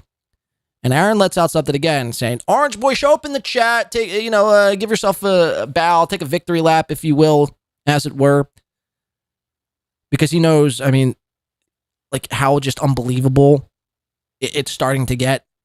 When he was like, I think $150, $160, $170 away yesterday. And then all of a sudden, a guy, Orange Boy, again, I've never seen Rocky, I've never seen Edith, I've never seen Stephanie, I've never seen, all these people are his biggest contributors, but never chat in the chat rooms. Make that make sense. Make that make sense. Now, I get it, the argument could be, well, wouldn't he just hit his goal every day? Like, why did he miss today? Wouldn't he just fake a dono today? I get all that, but if you faked it every day, it wouldn't be believable. If Orange Boy was coming in with 100 yesterday, and then Edith today, and then Mary Sue came in with another fucking 100 tomorrow, it would be a dead giveaway. So for every Orange Boy 100 and every Edith 100, you'd have to sprinkle in a miss every now and again. But again, don't get your hopes up. I'm telling you guys, do not get your hopes up. He will hit this goal from Toe Boys or an anonymous Venmo or PayPal will come in while the show isn't even on. So Orange Boy, again, just a new frequent flyer, I guess, donating in the hundreds of dollars to SteelToe and never saying a word in the chat room. It's pretty remarkable stuff, to be quite honest with you. All right, let's do our last one here, 41225. This is where Aaron, again, is fixated on this meme copium, moving in on his territory, on his time slot. And Aaron was doing so fucking well until meme copium had to boot up that fucking live stream. So he's going to bring this up, and then more Nick talk, and then Johnny's, we're going to catch Johnny at a little yawn here. This is bizarre. Okay, I'll let this clip breathe a little bit. Check this out. Bigot on Socialist Media says, I think I might be reading that wrong too. I don't think people are waiting until the last 30 minutes to knock out the goal. Maybe they're still in bed at the beginning of the show. Well, that would make sense. Yeah, dude, some people are what was really fucking depressing today? And I'm so happy for him, and I'm glad he did great numbers today. But the rate we were cruising at until Meme went live with a Rekieta stream. Yeah. It's like we got up to 725 at 7 o'clock, and we usually peak out at about 8 with about 800. And it's like, I was looking at it today and I'm like, fuck, dude, we might push 9. Like, there's a chance we push 9 today. And then I got a notification on my phone that said Meme Copium went live, and it said Nick Rekieta falling apart. I'm like, oh, fucking shit. I knew he had a very interesting week, so I get why people. I knew right away. Did you see what he did with Josh from Kiwi Farms? No. He texts Josh. I just know that he had a co-host that didn't make it a week. Like after a week, they were out. Well, he texts Josh from Kiwi Farms, and he told him that. He said, you have to take down that address from MN Public Records, that address that he posted, that was April's address that they said they'd seen Nick's car at in Wilmer.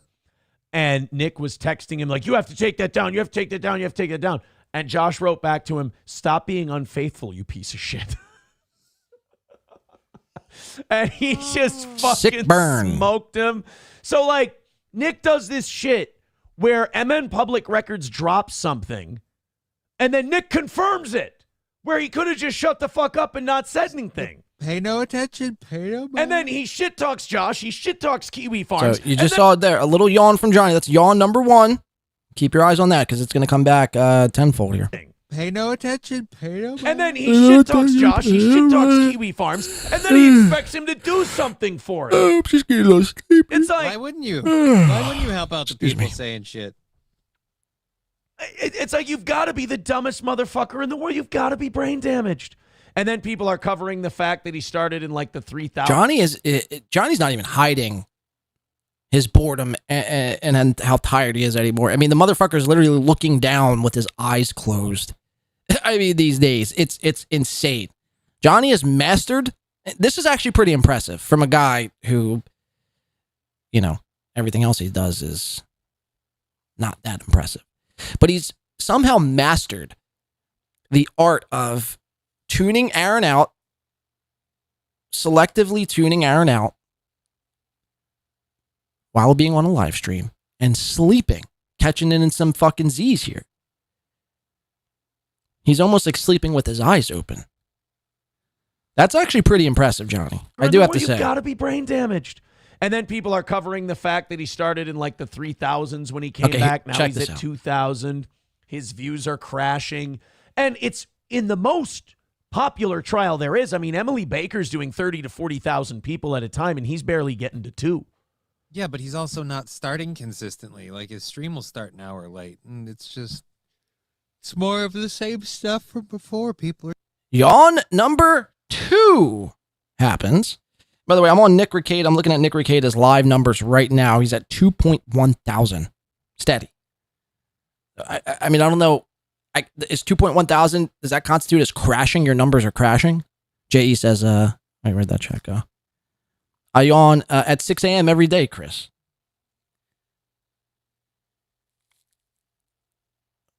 I get it. This Emily Baker chick, she might have 30,000 live viewers.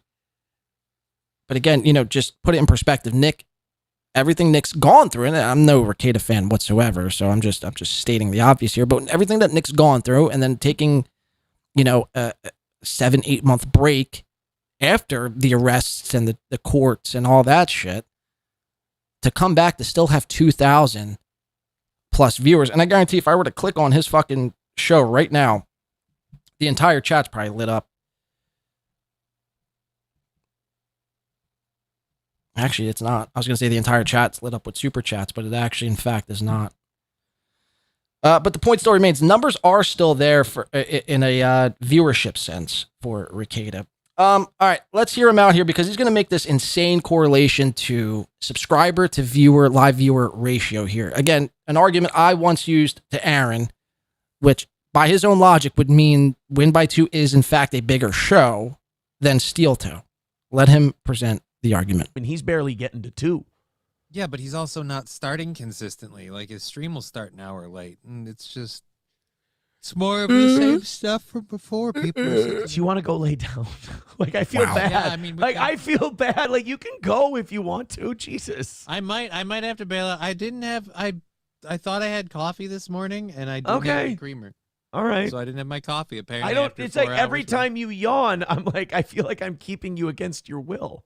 No, this is the worst part. It's not even like my body, my muscles aren't mine. They go off on their own. So I'm stretching and I'm falling out of my chair because my back is spazzing out on me. I feel like shit. No. My muscle, I mean, this is a quote for the ages. My muscles aren't mine. So anyway, whose are they? Update you on the whole thing. To update you on the other, okay, we're going to get a, synopsis right here of the numbers. He texted Josh from Kiwi Farms to try and get that taken down, and he said no, so he confirmed it.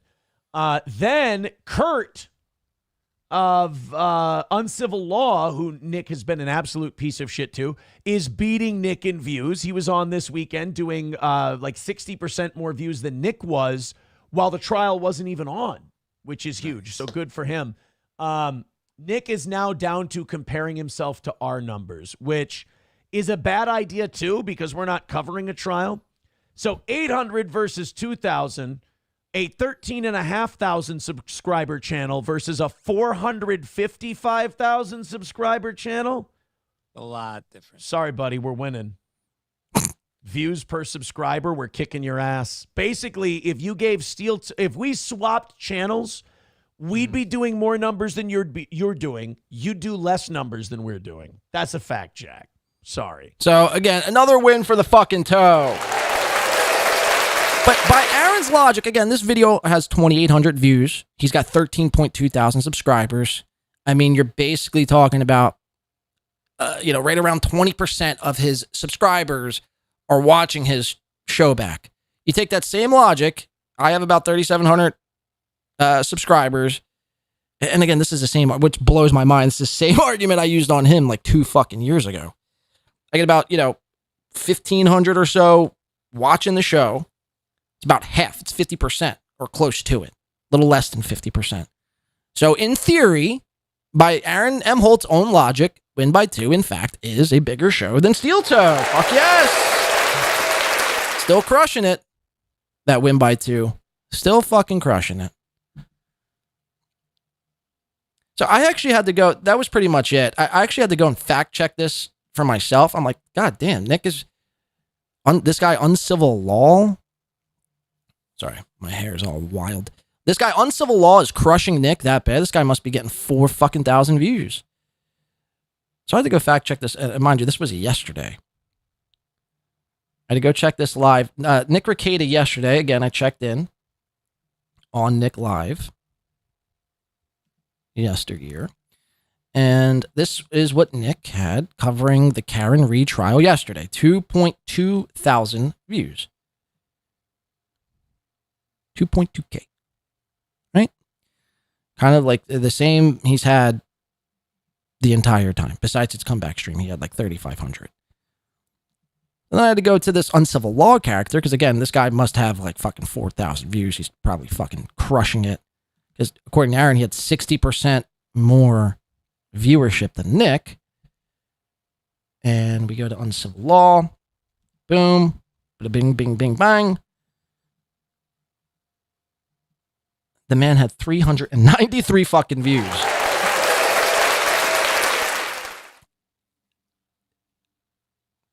So I don't know what YouTube or what internet Aaron is on, but it's not. I think that's what we have to start to chalk it up to, that it's just not the same internet as the rest of us. Aaron is, or maybe just the whole state of Minnesota, might be getting a different internet feed than the rest of us. Anyway, that's your SteelToe update from yesterday. Again, much of the same, but he's really infatuated over the weather. He's going to start fasting. We'll see what's next, man. We'll see what's next. See if he can stick true to his fasting endeavor. All right, I want to move on because there's a bunch of other things I didn't even get to set up. I want to follow up with a little Rekieta update. He's going to give us an April update, which is... Where's this volume coming from down? He's going to give us a little April update. And Nick's had enough. He's had enough of people calling out his kids, talking shit on his wife, and the whole situation. And he's finally putting his foot down. He's going to give us a stern talking to. So I want to check that out. We have Patrick Melton and the whole Hackamania, quote-unquote, alleged implosion. We're going to actually find out that this Dr. Steve Weird Medicine show, which is apparently a big hit. I had never seen one episode from a Dr. Steve, by the way. But Dr. Steve was supposedly going to fly out to Las Vegas for Humpback Con and do his final Weird Medicine from Las Vegas. Turns out he canceled. It was too much. His son had a graduation like that day or the next day. And, you know, obviously that's, it should be left there. Sorry, Patrick, can't do it. Can't do the show. You know, my family takes priority over my podcast. I know that's a foreign concept to a lot of people because they're just don't have families. But that is actually, you know, the right thing to do. And Patrick's response to this was bizarre. Like, I think Patrick even was quoted saying, like, I'm willing to buy a private jet for Dr. Steve so we can get him out so we could do his show and then fly back right after he's done his show. So we'll check in on Melton coming up. And and a couple other things. Oh, we have a Shulie update as well. I wanted to watch this Anthony Zenhauser comedy special, or lack thereof, and it was paywalled behind the Shulie Network paywall YouTube channel. It was I don't know how much you had to pay, $5 or $10. But I saw somebody right after I got off on Saturday, goes by a YouTube channel named Menser Meth, was doing a live reaction. Now, granted, this Menser Meth wasn't on cam, but was pausing the video so much so where you couldn't even hear Anthony Zenhauser like finish a joke.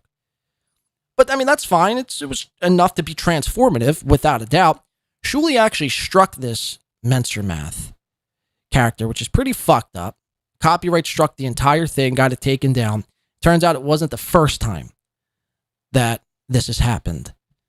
So we're going to get into that, and we're going to follow up from I think from the other day where Dan had came on and let us Dan from Nice Podcast Stupid came on and let us know that this Looney Tunes critic was allegedly canned from the Shulie Network due to being in chicks' DMs, flooding chicks' DMs with inappropriate messages and probably unsolicited, aggressive dick pics.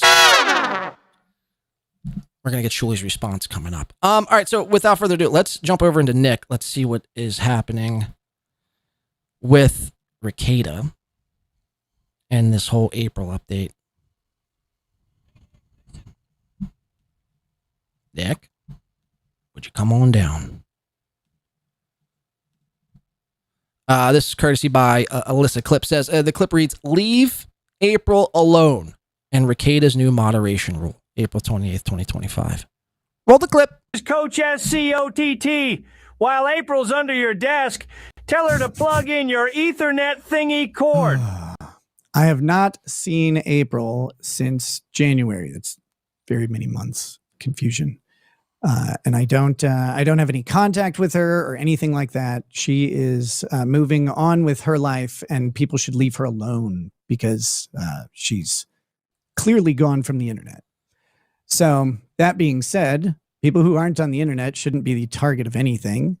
And I know we've had a little moderating. So Nick obviously saying he hasn't had any contact with April since January.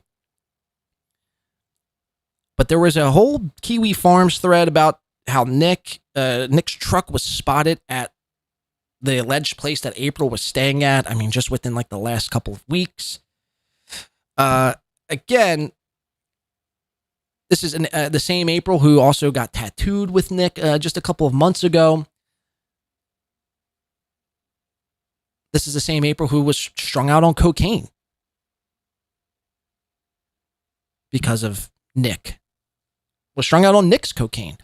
So I'm just not buying that April just all of a sudden just packed up shop and said sayonara to Nick and vice versa. I don't think Nick did that anyway. So Nick is, I guess, white knighting here for April. Don't be mean to April, guys. She doesn't want to be on the internet anymore. So therefore, we can't make fun of her. By the way, that doesn't really mean anything to me. Not that I've been making fun of April all that much anymore. I actually, kind of had a change of heart with her, but the point still remains. I mean, we could still make fun of her and her fucking ridiculous decisions that she made over the years, choosing, much like Keanu chose to marry and hunker down with the likes of Gino Bisconte, and then it's one big shocker when you're getting berated over a Donald Trump argument on your show. You knew what you were getting into, Keanu. The same thing with April. April knew what you were getting into with Aaron. So that I will make fun of that if I want to. I don't need Nick to tell me what I can and can't make fun of. Because you said this makes me want to make fun of her even more now. Let's keep listening. Going on in the chat, and there's some conflict, I guess, over what is appropriate levels of moderation. I've been kind of toying around this idea, and I think it's a good time. I've been back for a week.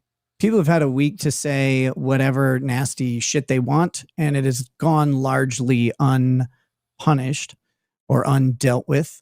I don't really care what people say about me. I'm on the internet. I'm a public person. I've made bunches of bad choices. So go ahead and make fun of me. By the way, don't worry about adjusting your streaming quality either. I think this is just the way Alyssa Clips uploaded this video, because my video, as you can see here, is in perfect 1080 HD quality. So I don't know what's going on, why the quality is so degraded here, but nevertheless. Fun of me all you want. It doesn't bother me. I don't care. Guys, when the government takes your kids away, you know, the internet doesn't really bother you. Like when they say, aha, you're a drug addict or whatever. It's like, okay, fine. You can't take my kids away. So that's, I guess, say that I'm not threatened by that statement. That said though, well, don't threaten Patrick Melton with a good time. He would say otherwise, actually. You don't think I could take your kids away? Well, just watch, Nick. Nick, if you do go to Hackamania, really, really consider leaving the children at home. You know, better to be safe than sorry. You can't take my kids away. So that's, I guess, say that I'm not threatened by that statement. That said, though, I've probably let some things go that should not be let go. This is where it gets good. And I'm going to follow Andrew Bronca's lead on this. If you have disrespectful things to say about Lady Rackets or my children, some of the stuff that's said in the chat today has been well beyond what is acceptable in any circles. And I will not stand for it anymore. You will not say any mean things about my kids or my Lady Rackets, or face the repercussions of being hidden or muted for 5 minutes. NJ. Rangerford, I don't know why I said it like that. NJ Rangerford 199 said, why they take your kids away, Nick? Just for fun or... Right, he seems to, thank you for the $1.99. He seems to always just... What about this? See, again, all these guys, they always use their families and their kids when it's convenient, right? Almost as a human shield. Aaron does this. Aaron does this all the fucking time. It's kind of fucking gross, if I'm being honest. Your kids weren't that important to you last year when you were fucking huffing nitrous, sniffing coke, doing Molly, taking pills, doing backflips into April's fucking ass. You know? You didn't give a shit about the kids then. No, dude, you don't know what you're talking about, man. Like, I actually really love my kid. You don't. Your actions speak otherwise. Again, you know, if you had 5, and even still, this, I was going to say, if you had 5 kids and you were 24 and you got caught up in all the shit you got caught, I could almost, I probably wouldn't, but I could almost give you the benefit of the doubt. Okay, you're young, you're stupid, you had the kids when you were like fucking 15. You just weren't ready to be a parent. You weren't ready to stop partying. I can understand. Nick, you're fucking 40, dog. 41, 42, however old you are. You're in your 40s. Again, the drugs and the swinging should have came to a complete stop, halt. And you should have thought about the kids while you were doing all these things. But it's only when, you know, your back's up against the fucking wall and people have the right to say that, man. Look, you do have the right to ban people, I guess. It don't look good for you, but it's like you put yourself into the situation. This swinging drug, Aaron Imholte and April, the Imholte mix-up stink is going to be on you, I mean, for quite some time. And the more you try to suppress people's free speech, the worse it's going to be. And furthermore, you're saying in this clip, I don't care about what the internet says. The internet doesn't bother me, blah, blah, blah, blah.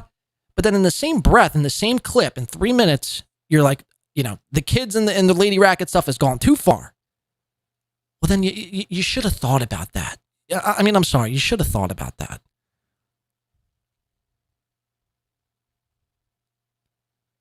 So what? I can't come into your chat. Not that I personally would, but there's people that would. But we can't come into your chat room and say all the most heinous shit about Lady Rackets and your children. Again, it's not unprovoked. You did this to yourself. And you're going to have to live with it for some time. Let's hear him out. Thank you for the $1.99. Well beyond what is acceptable in any circles. If you said that to me in public, we would have a different discussion. You said that to me in public? The gloves are off, motherfucker. I mean, what are you going to do? Slim Jim? What are you going to do? What if I came up to you at Hackamania and said, fuck your kids? I'll throw them in a fucking pit of fire. I'll tie lady rackets up and do the most egregious shit that a human could do to another human. What are you going to do? Tough guy? You ain't going to do a goddamn fucking thing. Are you going to fucking beat me with your nose? W fucking man coming in for 2 says, they just wanted to make their privates feel good. I hope you're talking about Nick, Aaron, April, and Lady Rackets. And not the kids, W man. They just wanted to make their privates. I haven't heard human genitalia be referred to as private since I was like fucking 4.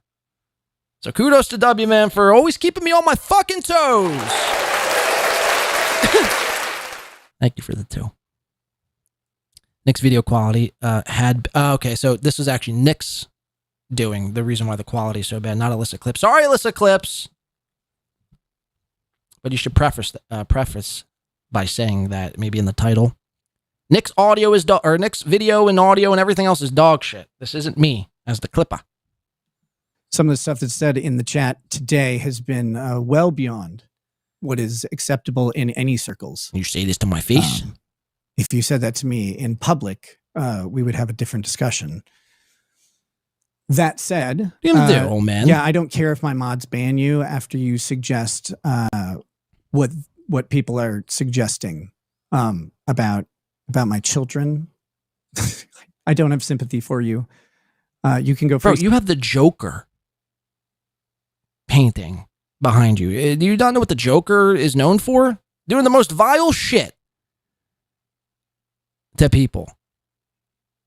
But now because a couple people are holding your fucking feet to the fire about your kids and the way you put them through hell, basically, and your family. You put your family through fucking misery and hell. Oh, that's too far. If I see you, I'm going to fucking knock you out. Knock some sense into you, kid. You ain't going to do shit, bro. About my children. By the way, that's not a threat. I'm not looking to fight Nick, but I mean, try this. Try this. If you're one of these patrons at Hackamania this year, 2025, go right up to Nick Rekieta and say all the worst shit about his kids and his wife. What's he going to do? He's on fucking probation. He can't do a goddamn thing. Try it. What's the worst that's going to happen? He won't do a fucking thing. He won't lift a finger. Now, Dick Masterson, he might get involved. But I mean, come on. What are we talking about here? Just look at Dick Masterson. Dude can't fight. He's getting violent here. The sniffer. I don't have sympathy for you. You can go free speak wherever you want. You can go free speak. You can go free speak wherever you want. Speak wherever you want. But you can, again, say whatever you want about me, my choices. I'm the one out here dealing with it. You talk about my wife and kids like this more. And I guess we'll just keep removing you because I know you'll keep making new accounts. It's fine. But it'll become less and less profitable for you, I suppose, at some point. So yeah, I don't care or have any fucking sympathy for you. I don't care. In fact, you know, if your house caught on fire, I'd probably pour gas on it. Whoa, that's edgy. Almost as edgy as this 5 coming in from W-Band says, of course I'm talking about the adults. Laugh out loud. If I were talking about the kids in that manner, I'd check myself into a facility. W-Man, I'd check you into a facility if you were talking about those fucking kids. You can never be too sure. You can never be too sure these days. But thank you for clearing that up with the 5. We do appreciate that. Mr. W. So Mr. Edgy, from Mr. W to Mr. Edgy, he's now threatening. But this would violate your probation, you see. So go ahead. Throw gasoline on my burned down house. You're going to be going right to jail. You're never going to see them fucking kids or that wife again. So, I mean, please, by all means. So yeah, I don't care or have any fucking sympathy for you at all. In fact, you know, if your house caught on fire, I'd probably pour gas on it. Anyway, that being said, go shit up a different chat if you don't like it. Guys, Nick Rekieta is fucking edgy. Don't fuck with him.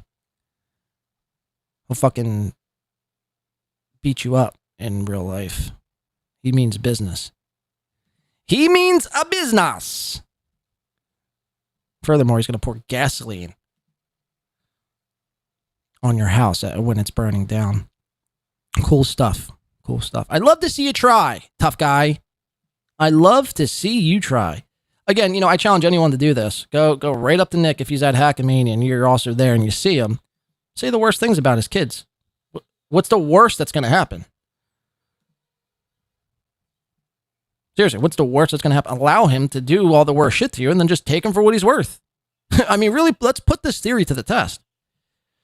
Where are we going? I want to show you. Jesus Christ.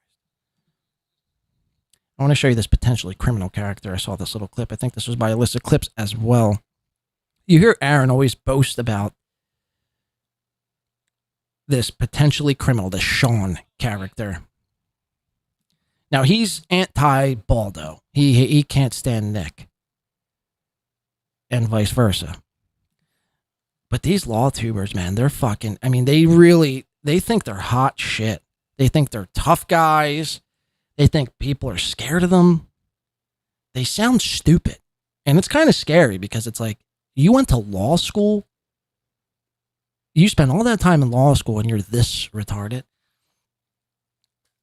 He's going to be describing to us how he's not thrilled with Nick. He's not happy with Nick, but he's supporting his family due to his name, image, and likeness being used through Melton's super tip system.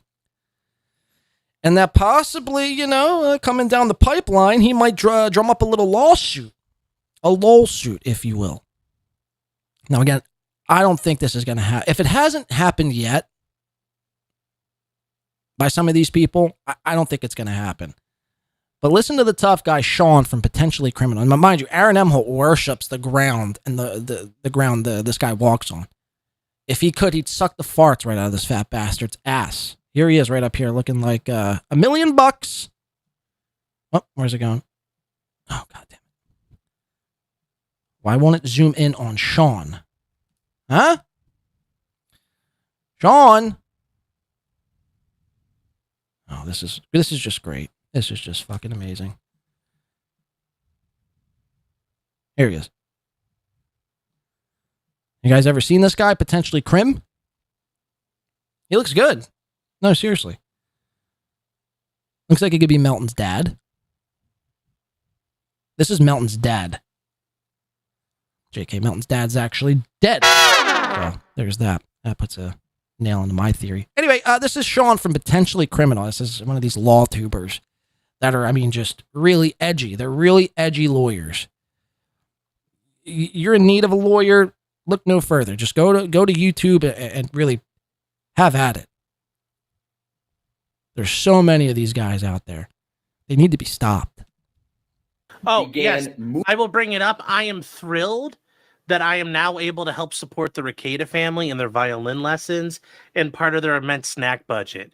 It's really flattering that Nick is such in a desperate state he needs to use my name, image, and likeness to generate such income for himself. I guess that's good that I guess someone's helping take care of his family. So, I mean, that's the positive note. So, remember, silver linings, chat. Silver linings, chat. Anyone who refers to their chat room as chat, I mean, what do you like, I Show Speed?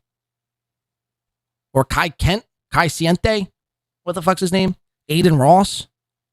You're trying to be like a hip, cool, teenage kick streamer. You're not.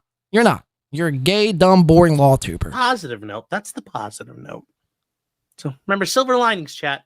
Silver linings. Although, I may take a look at that because I don't think anybody, I never gave anybody permission to go do all that, but that's a secondary issue. Whoa. I'm leaving it at rent-free. The threat. The threat. Gave anybody permission to go do all that, but that's a secondary issue. I'm leaving it at rent-free. I know that's the funny thing, but hey, you got to flail at what you can flail at. So the threat is real. So Sean, from potentially criminal, might be possibly looking into taking down Nick legally via super tips. And I'd say do it, Sean. I'd say put all your eggs in that basket. And really, let's, again, I said this right when all this threatening of suing started popping off. We need people to start suing more people. I want to start seeing people in court duking it out for whose rights it is to own their name, image, and likeness. I mean, I don't even think a judge would even hear that case. I don't know nothing about the law, but it's just laughable. I mean, you know how much worse shit is going on and where resources could be allocated to? A judge would get that and say, or someone is using your, let's say, AI voice via super tip. Oh, cool. Let me just throw it away right in the fucking trash can. Crumble it up, throw it away. I don't give a fuck. I got bigger fish to fucking fry on my desk, Sean. But, that shouldn't stop you from trying. I'd say definitely sue Nick. Definitely sue Nick. Please. All right, let's jump into some Hackamania drama featuring everyone's favorite Patrick Melton here. And he's going to be very, very upset, very somber. Now, we're used to Patrick. This is very interesting, by the way, because the last show, I had mentioned how Patrick's had this change in persona where if you go back 3 years ago, he's very somber all the time, very even-keeled mostly. And now you fast forward and he's yelling every fucking second of his show. He's yelling about, TLC and 90 Day Fiance and how, he's disgusted over fat people. Meanwhile, it's like, I mean, it's just bizarre to even say that. But I mean, these are actual quotes from Melton. But it's interesting because he comes on this show very somber, very even keeled, no yelling, very upset. He's found out allegedly his pal, his bud, James Baumert, one of his pay pigs, potentially isn't going to Hackamania's. Found out that Dr. Steve has canceled from Hackamania. And well, let's just watch it. It's not going, I guess, well. I'm not saying the event's going to flop. Let's make one thing clear. Just because we talk a little shit on your event doesn't mean it's going to flop. But let's listen to the lengths Melton's willing to go to get Dr. Steve out. After Dr. Steve, mind you, already told Patrick, listen, dude, I got family to take care of. I got a son who's graduating high school or college. I don't even know. Probably high school. This is a once-in-a-lifetime thing. I can't go back the next day or next year or whatever to watch my son graduate high school again. It only happens once. So I respect that from Dr. Steve. Melton can't take no for an answer because he's a self-entitled prick. And I kind of pointed that out on the last ep. Let's check it out. Patrick in his entirety.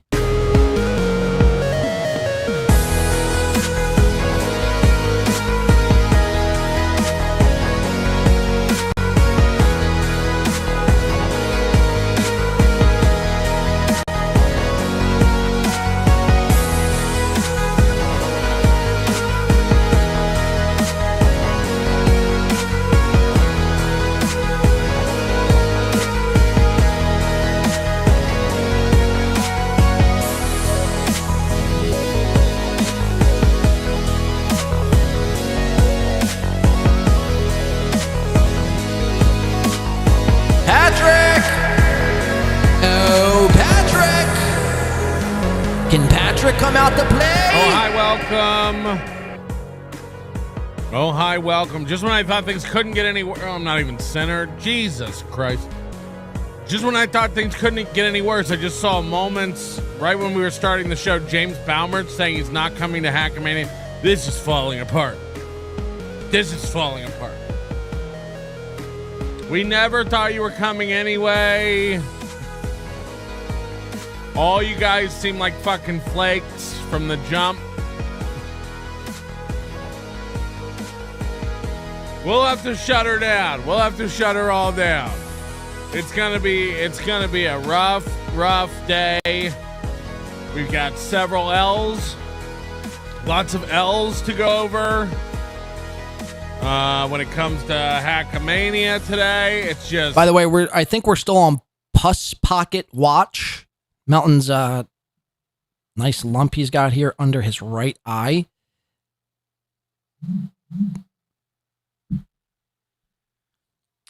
It's still there. It is literally still there. It has not gone down. It's getting worse.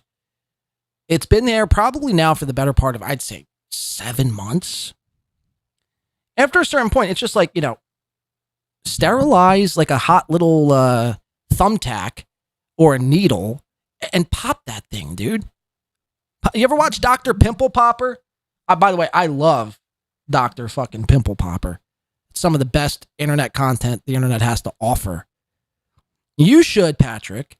This would be a great bit on the Nobly Exciting program. Look, I'm just spitballing here. Or do this at Hackamania. Oh, dude, here's a bit for Hackamania. Patrick, listen to me. Pat, listen up. I got a great bit for Hackamania. You charge people, I don't know, $25 for sterilized needle. And then they just come up to your face and they could just quick touch that little whatever pus pocket thing you got going on your face. And the first one to pop it gets like 30% of the earnings. Can you pop Melton's pus pocket? Find out live at Hackamania 2025. Where Nick Rekieta is going to be pissing on your burnt down house, violating his probation in the meanwhile. I think we're on to something. I think we're cooking with some fucking real gas. I'd fly out just to do that. You could do it live. You pre-record, or I don't even got to pre-record. You just do it live on the show. We could crown that person champion, hold them over our shoulders, chant, yeah, thank you for popping the zit, and parade them around as a champion of popping pus. Again, just an idea. We're just spitballing. No idea is a bad idea. Remember that. Just spitballing here. L after yes, L. A boil off. There you go, Brian. A boil off. I like that. After L after L. Jesus Christ. Yeah, I guess it's something. Left Chatter's got a great idea. Pin the tail on the pus pocket. That's another. Why pop it? That would ruin the fun. Pin the tail on the pus pocket. Like pin the tail on the donkey. You got to blindfold yourself. You turn around 3 times. And then you run up with a sterilized needle. And then try to fucking puncture that welt you got going on. And the one who's closest to it, I don't know, gets to do 5 minutes with you. They get a cut of money. You'll have to figure out a prize. BYB podcast says it's about to pop off. No, you see, I thought that at first too, but this has been seriously just existing on his face, on his big ass dome for months. It's been there for months. Ahab says the creators who use Super Tip are legitimately. Where the fuck go? Son of a bitch. The creators who use Super Tips are legitimately compromised. Their opinions and statements should all be discarded because of the bias that Super Tip creates. Bert Rhombus calling him Welton. Good lunchtime imaginary Jamingo. Oh, imagery Jamingo. Why are you saying Jamingo? JJG. Anyway, just an idea, Melton. Pin the tail on the pus pocket. You can credit me and beloved chatter for that one. Let's keep watching, though, because he's going to be very sad over this Dr. Steve not showing up. Something about his ankle break. Look, we don't even know. Like, everything's a troll and nothing's a troll. Everything's a troll and nothing's a troll. We never, ever know. We never, ever know. It's one motherfucking thing after another with these clowns. I can't even. We have real problems to deal with, and not one of them involves whether or not James Baumert can make it to Vegas. Oh, we were on pins and needles. We're all worried about whether Vito's coming. You are on pins and needles. You were just saying on the last show that we could go back and watch it, how you were so excited that James Baumert was going to be there. He's going to be throwing piles of money at the bar, and it's going to be quite the sight to behold. I mean, that's an exact quote from your last show. So now you're playing it down because allegedly he's backed out. Okay, interesting. We're all panicked about Vito and Dr. Steve-O and anybody else with an O in their name. And unfortunately, James Baumert, not one of them. Not one of them. So that's where I'm at with that. Did we ever get that? Did these work? Yeah, pins and needles. How ironic. I mean, I think it's written in the stars. You have to do this bit. You have to do this bit. I don't even want credit. You don't have to credit me. Just do the bit. Did this work? We have high rollers to thank. They're on your screen now. Popular. So NJ Ranger says Vito the pedo. Now I've heard this. I never watched an episode of Dick Masterson and Vito, the biggest problem in the world. Never seen a single second. I mean, that's a lie. Maybe in clip form, but actually going to their show and watching, I haven't really watched. And anything that I have watched, it had something to do with Rekieta. So that it didn't really have to do anything with Dick and Vito themselves. I don't know where the sentiment that Vito's a pedo comes from.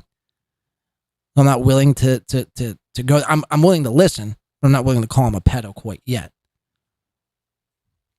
So I would need more information, is what I'm saying. Populated in this box, brackets around this box. Honk honk. Vito, you might not be coming. I decide whether you're coming. Dick wants to do the show alone. Anyway, it's a lot of drama. We'll get into it today. Some good old-fashioned ball busting. I can't. And I'm going to be honest about it. What has unfolded between all these fucking clowns over the past few days? I can't even imagine. Anyway, don't be in here watching my show just because you're in the thumbnail. No, we don't kick anybody out of the show. Just calm down, fag. I got it. It's one of the most embarrassing things I've ever had to deal with in my fucking life. I just, honestly, it's insane. Today's executive producer is Spectre NS5RD, and nobody talked to Spectre. I'm not ever going to deal with anybody again who's into comic books, whether they make comic books or read comic books. It's like, if you grow facial hair, put down the comic books. We got to put down the comic books. Yeah, it's an interesting point. The clowns that he, quote unquote, invited because he needed them to sell tickets. Right? These are all these people that you're talking shit on are the same people that you invited out because you needed them to sell. You couldn't put on the same event last year. You needed new people to come out to your event. If I'm this guy Vito, by the way he's sitting there, the guy Vito, I don't know if we're going to see it here, but the guy Vito calls him live during this intro segment to kind of talk to him. Kind of hash things out. Hey, Melton, what's going on? Melton ignores his call not once, but twice yesterday on this show. And furthermore, then goes into covering him in a clip form and starts, doing what Melton does, very performative. And then the guy Vito calls in and, they squash everything. But basically the whole synopsis of it all was the guy Vito was getting threats that someone was going to kick his ass. at Hackamania, and he was a little concerned about going. Now, whether that's a troll or not remains to be seen, I guess. But Melton kept assuring that there's going to be security and checks, blah, blah, blah, blah. If I'm the guy Vito, I wouldn't even fucking step foot at Hackamania. It's just not worth it. I mean, what are you making? Fucking $800 and getting put up for 2 days in Las Vegas? I mean, is it really that worth it to risk your fucking life and health? What if you do get trolled? What if someone is there to fucking shoot you? You know? You might go to Hackamania thinking you're going to do a podcast and leave in a fucking casket. I mean, think about it. But Melton doesn't care, man. You're all clowns to him. Beloved chatter, not a clown, member for 23 months, says, when you invite clowns to your event, don't be surprised when it becomes a circus. Listen to this again. When you invite clowns to your event, don't be surprised when it becomes a circus. Nobody takes accountability for their choices in the dabble world. You're right. Nobody does. Thank you for the almost 2-year membership, by the way. You're absolutely right, man. This is a problem directly brought on by Patrick himself, by inviting Dick Masterson and Vito, who's possibly a pedophile. I don't know. This is according to some people. I don't know that Vito lore. Rekieta. Kumia. Whatever. I have my gripes with that, but I mean, most of these people aren't really reliable. I mean, last year was Ray. So, like, let's just take it back to last year where he's invited Ray DeVito and Pat Dixon. And then gets all worked up and spun out of control when Ray DeVito starts just doing what Ray DeVito does. It wasn't anything different. It's not like Ray DeVito changed from one day to the next. He was just basically being himself. And you remember, I mean, this was probably going on for like a month about how Patrick was just not going to invite. He was going to cancel Ray's ticket. You're not invited to Hackamania. It's like, are you shocked that Ray was just being Ray? You can't be that dumb. You can't be that dumb. Like, if you're going to invite Ray to something, expect there, check this out. This might be an insane take. If you invite Ray DeVito to perform at your event, expect there to be problems.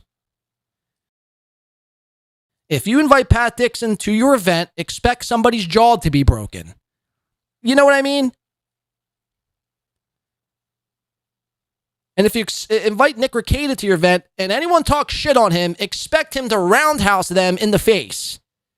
Don't be shocked and then start doing this performative yelling, this fake rage bit you do every fucking show.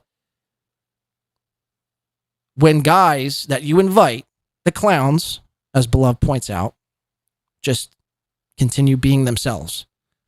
And then you're over there, oh, why is Ray being Ray? I'm going to cancel his ticket.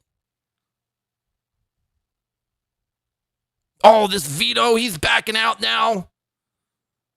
What a fucking clown he is. It's like, I mean, okay. Cool, I guess. Whatever you got to say to yourself to validate your own bias and confirm that you're not the clown. Whatever you got to say to yourself, Melton. I mean, I get it.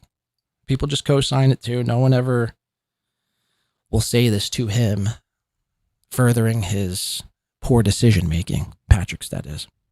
Thank you for the membership. Beloved. All right, let's continue on here with Patrick, because now he's going to bring up Dr. Steve and what he's willing to do to get Dr. Steve. It makes like Jello men. I don't know. Yeah, Dixon might be the first guy holding Tuttix. Dixon fell asleep and got there late. Dixon might be the first guy on massive amounts of stimulants to show up late and fall asleep. You just don't see it. Poignant Pachyderm coming in. Why don't I see that super on the screen here? Melton's false ego front is amazing. I don't know why that's not coming up on my screen. I'll just read it from my phone though. Melton's false ego front is amazing. If not for Win by 2, Chad, and the toe, he would be in obscurity where Red Bar left him. Look, I just watch and simply report what it is that I'm watching. I mean, I appreciate that. I appreciate the sentiment, but you know, I'm just watching this motherfucker just exist.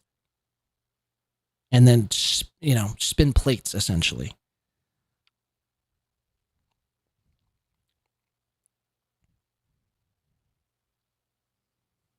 I think because everyone needs to be covered, or at least they're not above coverage. And again, I always go back to why I even got on Melton coverage to begin with. Because people always like, oh, you're just hating, dude. Like, you don't even... You're just a fucking jealous fucking soy hater. I mean, that couldn't be further from the truth. But Melton is a snake, and I realized that. I mean, I found out about Patrick, I think in February of 2023. Didn't really know much. I've heard of the name No Lakes Onions. Didn't really know all about Patrick and all his scams and grifts and everything like that he had in the past. Whatever.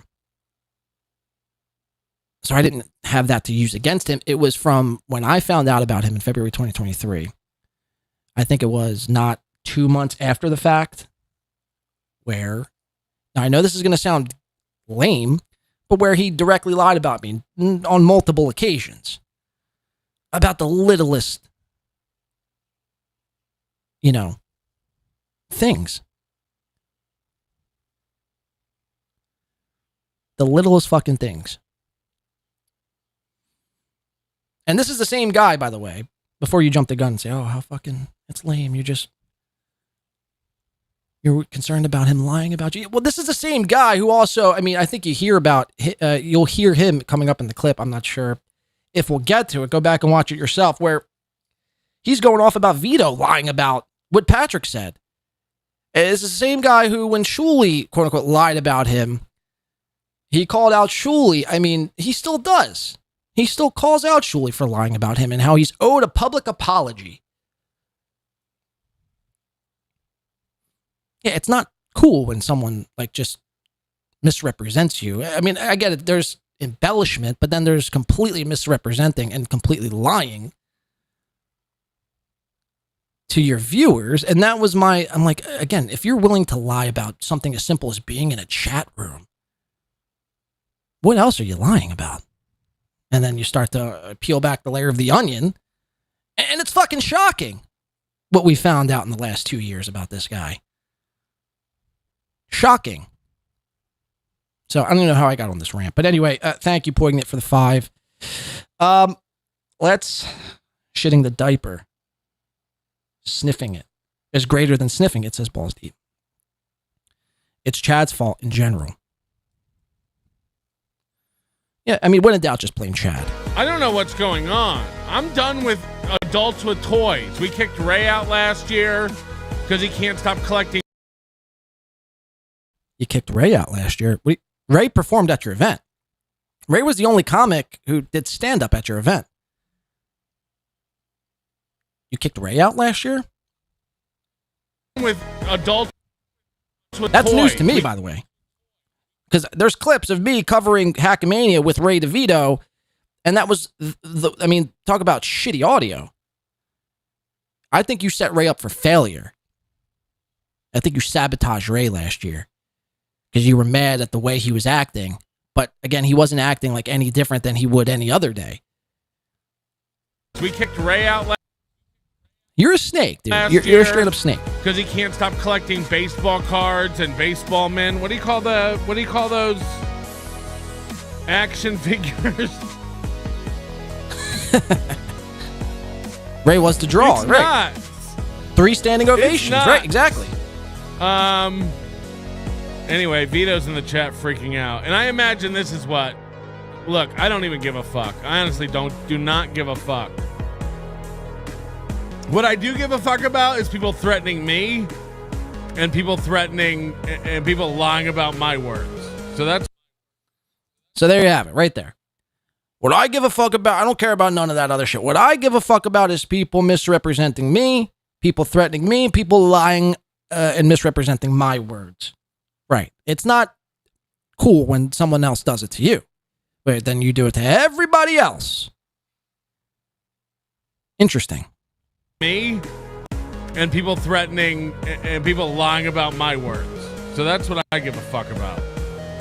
Vito will have you all believe this is some zero-sum game of like, no, either I'm a bad guy or Riley's a bad guy. Imagine, I don't even know who Riley is, and I don't want to know. I don't want to be involved in this comic book world. Don't drag me into it. Don't drag you into it. What, I mean, again, like Beloved pointed out earlier, you invited Vito. Vito didn't beg to come on to Hackamania. You invited Vito.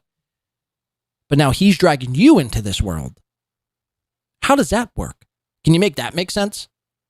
You invite a guy to your live show. Problems ensue with the guy. And now he's dragging you into the world. I don't want to be involved in this comic book world. Don't drag me into it. That you probably shouldn't have invited Vito. I mean, I don't know. Again, crazy take, hot take. This might go against the grain, but you probably shouldn't invite it. You probably shouldn't invite it a guy who's in the comic books to your show if you didn't want to be a part of the comic book world.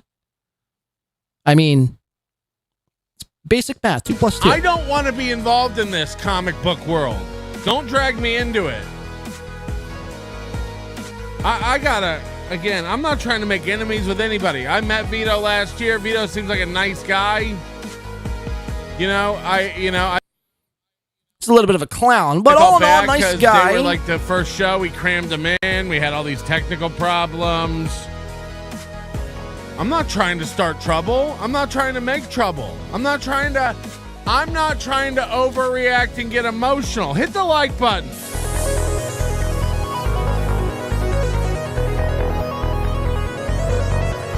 We run a... Exactly, Sky. Melton never knows anyone or anything. Again, go back to the disease. The new profound disease. It's a branch of, it stems from double verse denial syndrome. I don't know what's going on. I mean, this is like literally, Melton should put this on a shirt or a hat. I don't know what's going on. But then we'll, again, proceed to tell you everything that happened about said thing that he swore he didn't know what was going on about it. We run a clean event. We run a nice, clean event. I told you I had concerns and you're spinning it into the content. You're goddamn right I am. I think you're a fucking clown. I think you're acting like a bitch. So you're just I think you're acting like a disingenuous. goddamn baby. You're right. I'm spinning it into content. Get ready to get spun, bitch. You're right. You're right. I think it's ridiculous. You're goddamn right. I'm spinning it into content. This is hilarious. This is hilarious. You're a part of a fucking group where you all egg each other on, and the minute you fucking get threatened, you run and cry about it. You're a fucking cry bully. You're a cry. I've heard all about it. I've heard all about it from all the sides. You do the same shit. You get in there and mix it all up, and then it comes back on you, and you're like, whoa, where's this all coming from? You threaten to rape a guy's girlfriend, and you're like, why is he being mean to me? Get punched. So you, this is insane. So I don't know if he's using this as an example or Vito actually did one of this thing here that he just said. If what I'm hearing is true here, you invited a guy who threatened to rape another guy's girlfriend, and he's going to be performing at your clean event. Okay. I mean, what's next? Who else are you going to have on the event? You know, Casey Anthony?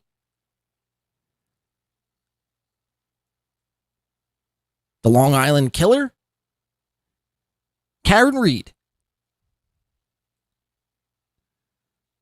A guy's girlfriend, and you're like, whoa, where's this all coming from? You threaten to rape a guy's girlfriend, and you're like, why is he being mean to me? Get punched.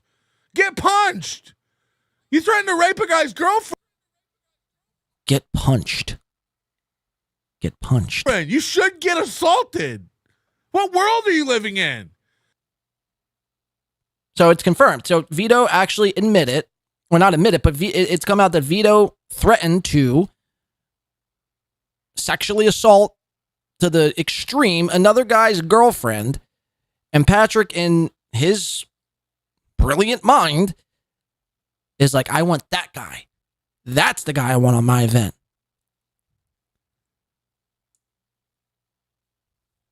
I mean, that's fucking nuts. Rape a guy's girlfriend. You should get assaulted. What world are you living in? That's a good point. Well, he does already have one convicted guy in Rekieta. Right. So he's got one guy there going to the event, Nick Rekieta, who's obviously irresponsible, and that's putting it mildly, with children and not the best family man. Druggy, if you will. Convicted. And another guy who's going around threatening to rape other men's girlfriends. Talk about it might as well be called Felon Con. I mean, you're going to invite producer Iso to the show next? Feel the gravity of Earth, human. In what world do you get to do all that and it doesn't come back on you at all? You fucking clown. So yes, I'm spinning it into content because this is content to me. This is insane. This is content to me. I mean, I can't hear. Let's slow this down a little bit. This is insane. We heard you the first time. There's no need to dramatically repeat yourself. I mean, what the fuck, dude? Look at this. Let's slow this down for dramatic pause. Or dramatic effect, rather, not dramatic pause. Here we go. To me, this is insane.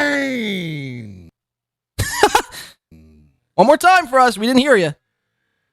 This is insane. Ladies and gentlemen, This Is Insane by Patrick Melton. This is insane. That's literally how I hear Patrick's voice, by the way, is in the playback speed of 0.25. If you were wondering. Like, this is legitimately how I hear Patrick's voice. This is insane. This is insane. Insane. This is insane. No, what's insane is you repeating the words, this is insane, 2 times and using your jazz hands to go along with it. This is insane. Jesus fucking Christ. The guy with the 100,000 YouTube subscribers and the check mark is upset. Again, get bullied, bitch. Get bullied. I'm getting threatened. I get death threats every day. I've had people threaten to bring guns to the event and shoot me. Okay. I'm just going to go on a limb and call bullshit.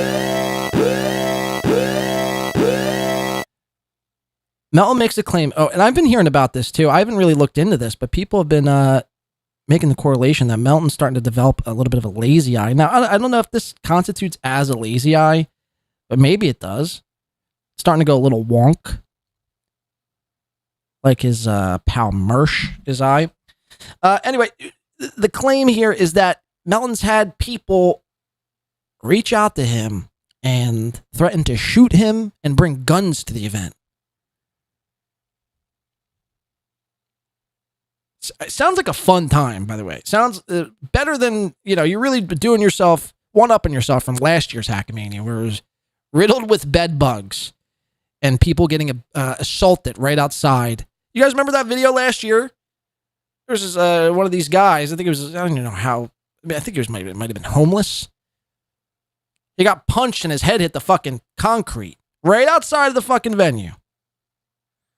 And how is he one up it this year? Well, he invites Vito, a guy who's threatening other men's girlfriends that he's going to rape them. He's got Rekieta there, who's a convicted druggie. Gotten his kids taken away from him. He's trying to invite Anthony Cumia, who's not only bitten chicks' hands, tried to hook up with underage girls, took an underage girl to prom.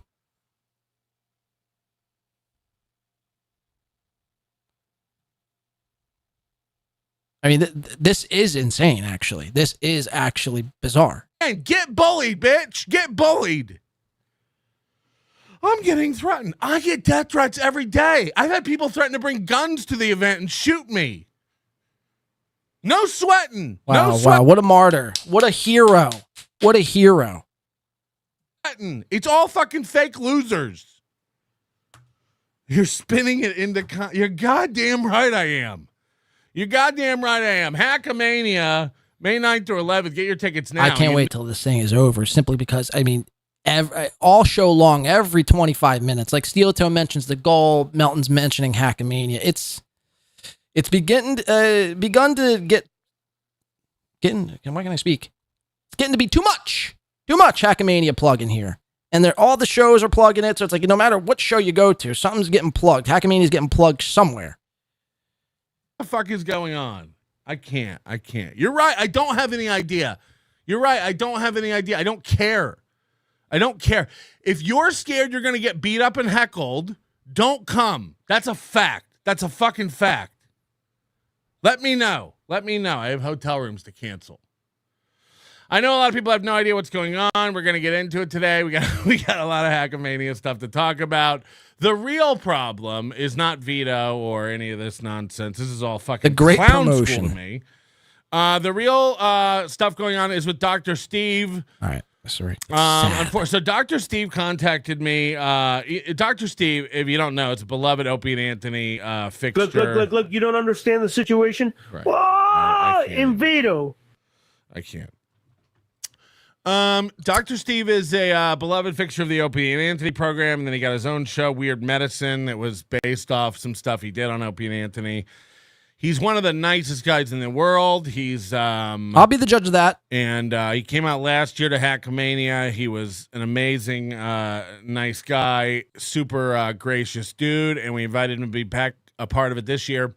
He wants to stop doing his Weird Medicine show on Sirius XM, and it was all going to culminate at Hackamania, where he'd be doing his last ever episode of Weird Medicine. And I know he's been putting a lot into this. He's been planning this show. Dr. Steve puts a lot of thought and planning into stuff. And he's been really excited about it, and we've been communicating for months and months about it. And he contacted me, I think, Wednesday or Thursday last week, and he's like, oh, man, I might have to bail on Hackamania. My son's graduating on May 11th, which, as you know, it's Mother's Day Sunday. And I said, well, your show's on the 10th, Saturday at 3 p.m. You're the first show, so easy peasy. We'll change your... Vito's calling me right now. What a retard. What a retard for calling me into the show. Calling into my show. What a retard this guy, Vito, must be. Now, I think that sentiment is actually true. It's debatable whether Vito is a retard or not. But the point is, you just went on a whole tirade the first 10 minutes berating this guy, calling him a clown. And now he's calling in to try to hash it out. And you're like, what a fucking idiot. Imagine trying to call into my show. Huh. I will not answer this one. I'll hit the fuck you button, bro. Oh. What a stupid ass. I mean, I'm live on a program. Right. That you just got done talking about him for 10 minutes. He's in your thumbnail. He wants to call and hash it out. Why wouldn't you answer the phone? Are you retarded? Imagine calling me. Is this guy slow? Imagine using your phone and calling me. Have I walked into something I'm not familiar with? Is this guy fucking retarded? Vito, chill. You seem like an emotional nut. Coming from the guy who's spinning all this into content, by the way, yelling and screaming about how all these people are clowns. You gotta chill. This ain't about you. It's not that serious. About We're me, gonna clown on you, the queen, and then we're all gonna move on and pretend like none of this happened because it didn't. Anyway, back to the important people going to be at the show. Dr. Steve. Well, he's not going to be there, so that's false advertising. And furthermore, you mean to tell me Dr. Steve didn't know his child was graduating when he initially accepted the offer to do Hackamania? Why isn't anyone talking about that? How didn't you know your child was graduating? I mean, this is one of the biggest day of your child's life. And what, it just passed you by that he was graduating the day you were supposed to do your show? So did Dr. Steve set up Melton for some like wild, elaborate troll? Or is Dr. Steve, should he have his medical license revoked for being completely inept and retarded? I mean, I don't know. You decide. Back to the important people going to be at the show. Dr. Steve. Now, Dr. Steve contacted me and I'm like, no problem. Your show's on the 10th. It's on Saturday. We'd love to change your flight. Make sure you get out. You'll be home Sunday for your kid walking. He's like, oh my God, this is great. Perfect. I go to bed. He's calling me again. He might be retarded. Or he just might want to talk to you. So I go to bed Friday night really, really late. I think like we did our members only show, and 4 a.m., 5 a.m. I go to sleep. So I'm having a nice lie-in, as the kids say, on Saturday morning. I'm sleeping it up. And I wake up at noon, and Dr. Steve has announced he's not going to be at Hackamania. Yes! Fuck yes! The internet's blowing up with this news. He announced it on Reddit. He announced it on Twitter. He announced it on his stream. Rocco picked it up and announced it on his show. Dr. Steve will not be at Hackamania. Yes, keep saying the one day I sleep in. Yes. The one day I'm fucking like just having a rest. Someone's sad. Someone is very sad. Shot the Sky is a neighborhood says, does Melty actually have any friends or just a collection of people he bullies? That's a good, fair question. I'd say option B.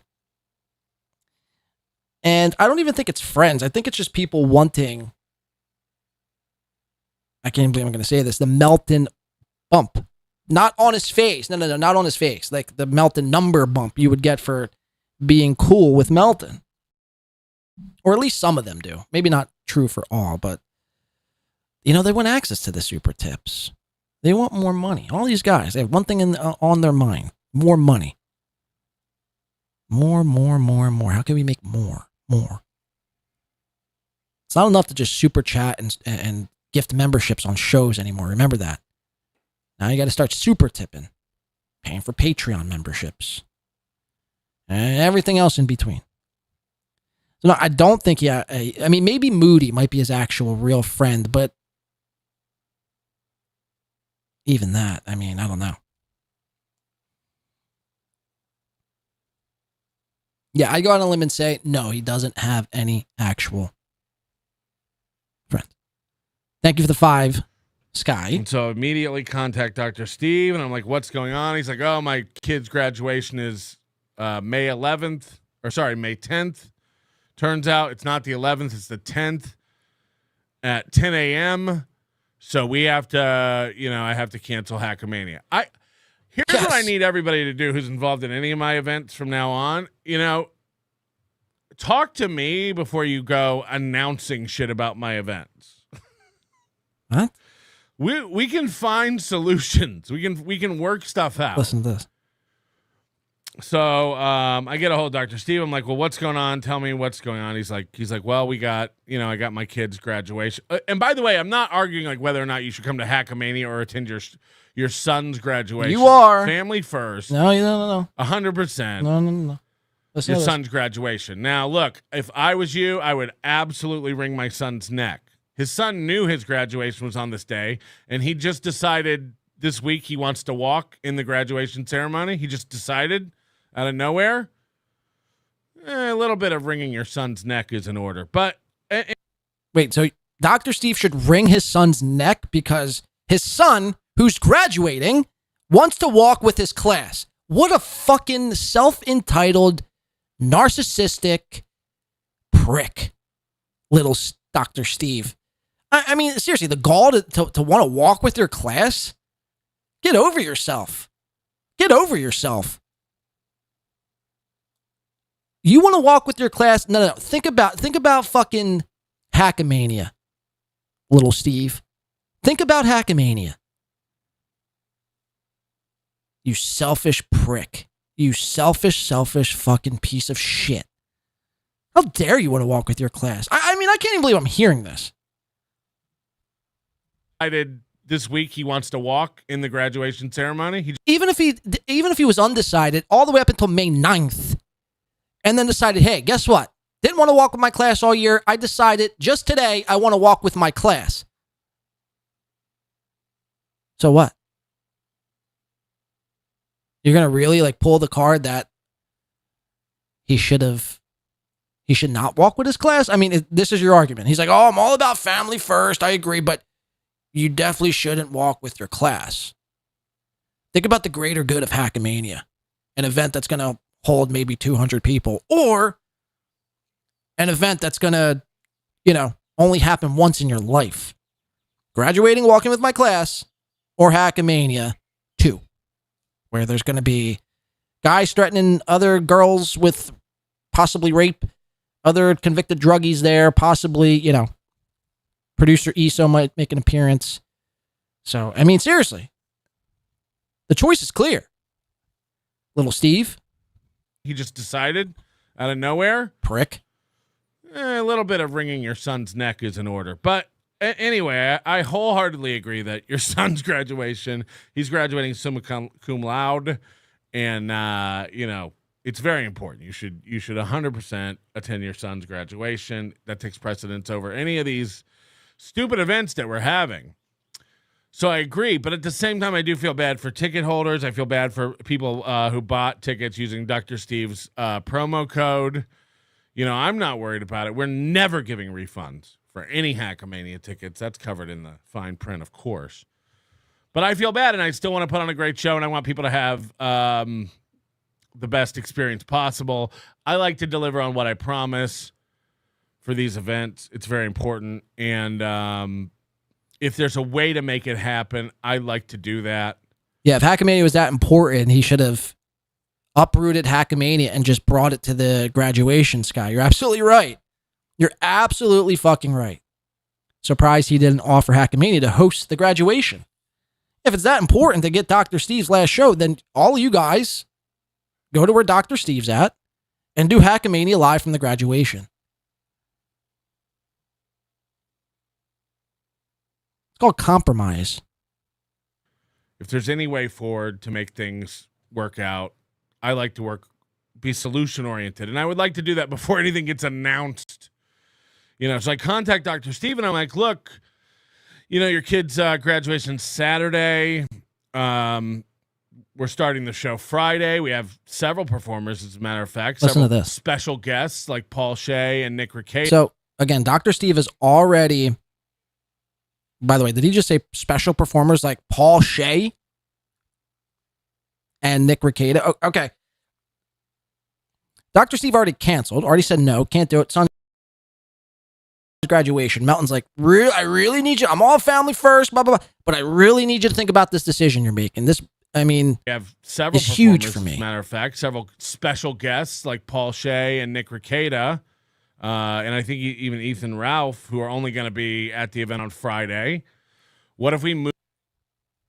Ethan Ralph might be dead. Your show. What if we change the schedule and put Dr. Steve on Friday? And then Dr. Steve says to me, like, oh, I didn't even know you were doing shows on Friday. This is why you don't go announcing stuff.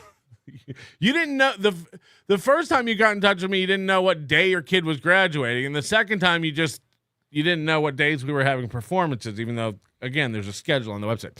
So either way, I talked to Dr. Steve. I love Dr. Steve. Everyone loves Dr. Steve. We all want Dr. Steve.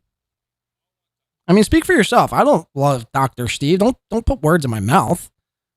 I don't know this Dr. Steve character. It could be a complete creep for all I wholeheartedly, sincerely believe it'll be one of the best shows at Hackamania. So if there's any way to save it, I want to work on that, and I want to save it. So I talked to Dr. Steve. He's already said no. We have it's over. 2 possibilities. It's 2 over. Solutions to make it's this over. happen. 2 solutions. The first one Check we're this out. working on is chartering Dr. Steve a flight.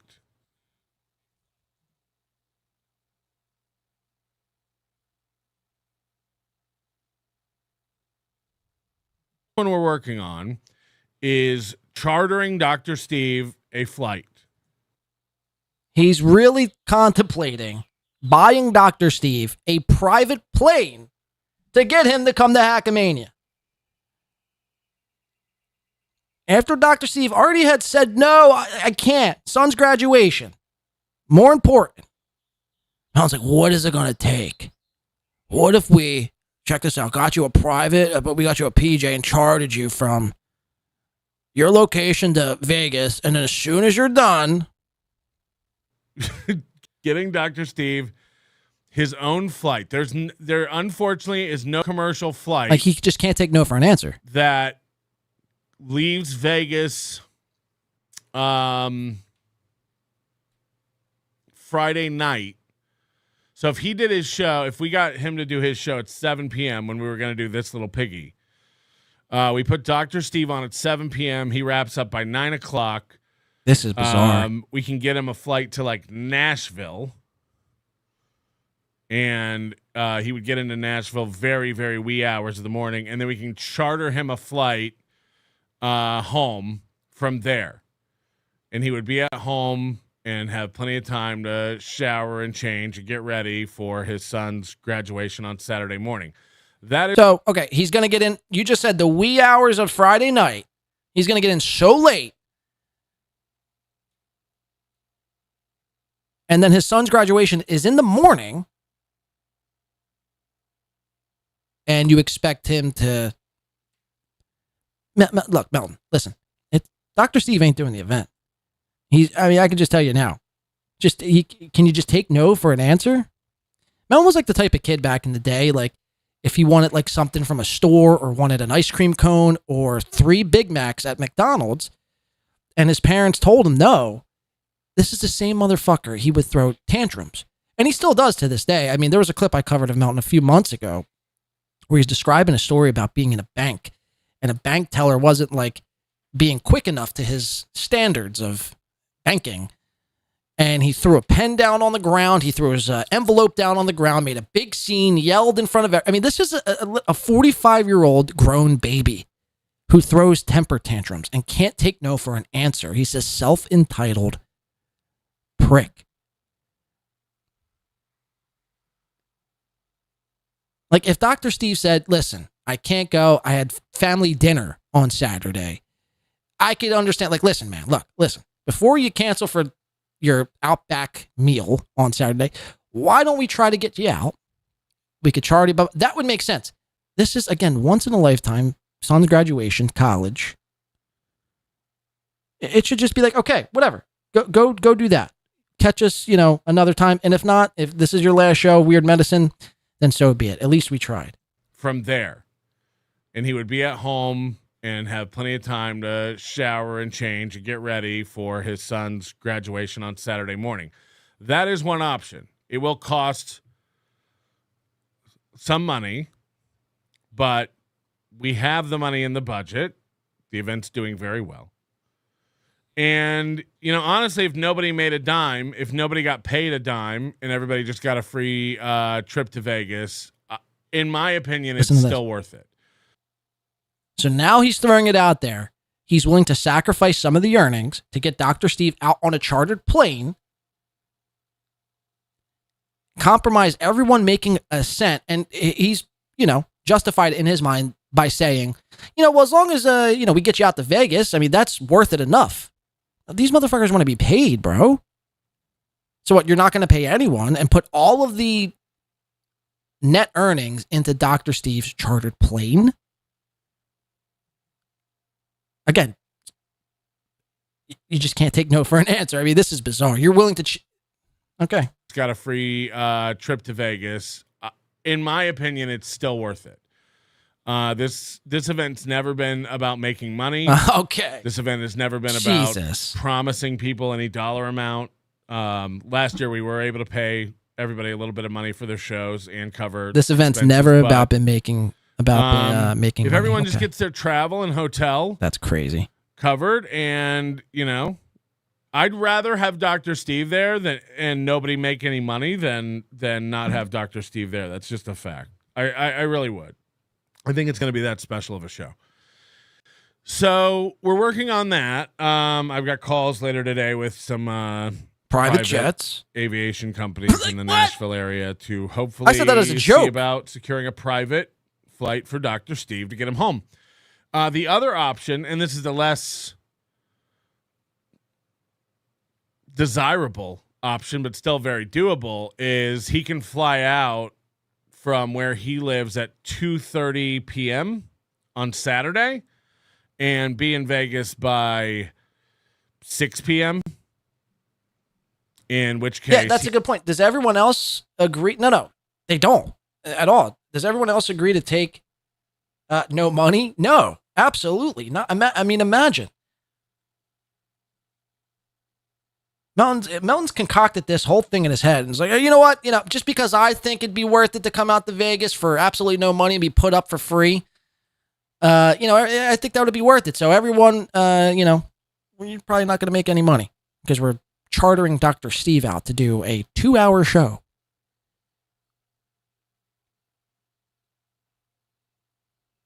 I'd be pissed. If I'm Carl, I'm pissed. Like, motherfucker, you better pay me. He could come and be the last show Saturday night. He could be the topper, if you will. I don't want. So the second option is getting him to the airport. There's a flight at 2:30 on a Saturday. Mind you, his son's graduation is in the morning. You'd have to get to the airport by 12. That means you'd have to leave wherever you're at by like 11, 11:30, depending how far you are away from an airport. So you would miss you're just missing the point, Melton. He can't do it. That's his second choice as well, because flying all day and then performing kind of sucks, whereas he was going to come in like Wednesday and then leave Friday night after his show. I think that's a better option. So that's what we're working on.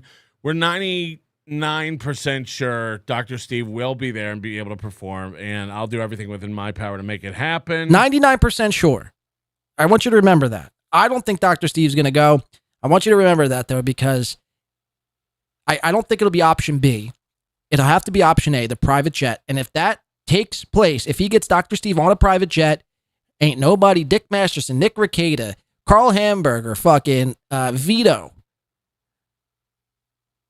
Vinny Paulino, producer Chris, and everyone else in between, you guys ain't making a fucking nickel. And you're going to fucking like it. You're going to fucking like it. So that's all been discussed. Hopefully that's squashed, and we're sorry to alarm everybody and put that out there that he wouldn't be there. We're pretty sure he'll be there. I'm pretty sure he won't. I want to be make there. sure he's home for his son's graduation. Obviously, that's very important. But yeah. So that's where we're at with Dr. Steve. We will rejigger the schedule. I've been saying rejigger a lot lately. We will. Oh, have you? That's cool. We'll rejigger the schedule. I've been saying the word rejigger a lot lately. We will. Is it like I swear, Meltons? He might be fucking retarded. Rejigger the schedule. I've been saying rejigger a lot lately. I mean, Rob, cool, awesome. I've been saying the word, up a lot lately. And cigarettes. You don't hear me stopping the show and saying what words I've been using in my vocabulary as of late. I mean, imagine how ridiculous. But yeah. So that's where we're at with Dr. Steve. We will rejigger the schedule. I've been saying rejigger a lot lately. We will Funny rejigger stuff. the schedule. We'll do whatever we have to do to make it happen. B-Dabbler's saying I didn't even get extra leg room. I know. We're actually gonna have to move everybody. We're changing everyone's flights. And B-Dabbler's another one. So all these guys not making money because Dr. Steve is going to be chartered. Excellent stuff. Only, by the way, when's Hackamania? 2 weeks? 2 weeks away? Or I think is it next? Hackamania might be next weekend. All this a week out. Yeah, no, yeah, it's next fucking week. Next fucking week, Hackamania is set to take place. And now everyone who was promised a little bit of earnings can kiss them motherfucking earnings goodbye. All right, there you have it. Patrick's dilemma he's found himself in. Again, I'd be, if I'm a betting man, and I like to think of myself as such, I'd bet Dr. Steve isn't going to be there. Is not going to be there. I want to, where do I want to go from here? Do I want to do some of the Shulie stuff? I think it ties in from last show. So I think it's only right we do some of the Shulie stuff. We'll do chat and we'll finish off, I think, with this Cabal take that Dan from Nice Podcast Stupid has gotten everyone so worked up about. So let's check this out. We're going to start off and simply just by showing you, I mean, obviously we all know Shulie is not only a J, but a snake. A Jewish snake, the man is. So if I could find, like I mentioned, I wanted to cover Anthony Zenhauser's comedy special. I was going to do it on this show. But it turns out Menser Math on Saturday, like I was mentioning, started to cover it on Saturday, given commentary throughout the entire video. And he was met with a copyright strike from Shulie. So let's just set this up. Menser Math, Hoes Shalom Shulie. Are you guys seeing this? Hoes Shalom Shulie, keep striking my videos. Don't forget you have videos up where you played my content too. So does Carl and Drew Lane. Should I start striking too? I'd say yes, go for it. Start striking, motherfuckers. If they're striking you and they're playing your content, they deserve to be striked as well. I'm not in the striking business, but Shulie, again, how thin-skinned must you be that you can't allow somebody to watch and comment on something? Don't you guys fucking watch Stuttering John's comedy specials? Or specials, comedy, tapes? So it's okay when you do it, but when others do it back to you, you enforce striking on YouTube, getting his whole entire video taken down. So that's the first thing from Menser Math here. We go over to the Reddit. Shulie's Anonymous. Wow, why does my Reddit look like this? Oh, let's give it a quick refresh.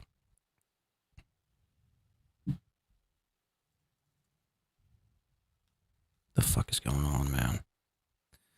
Again, from Menser Math over on Reddit here. Let's share the screen. Bada bing, bada boom.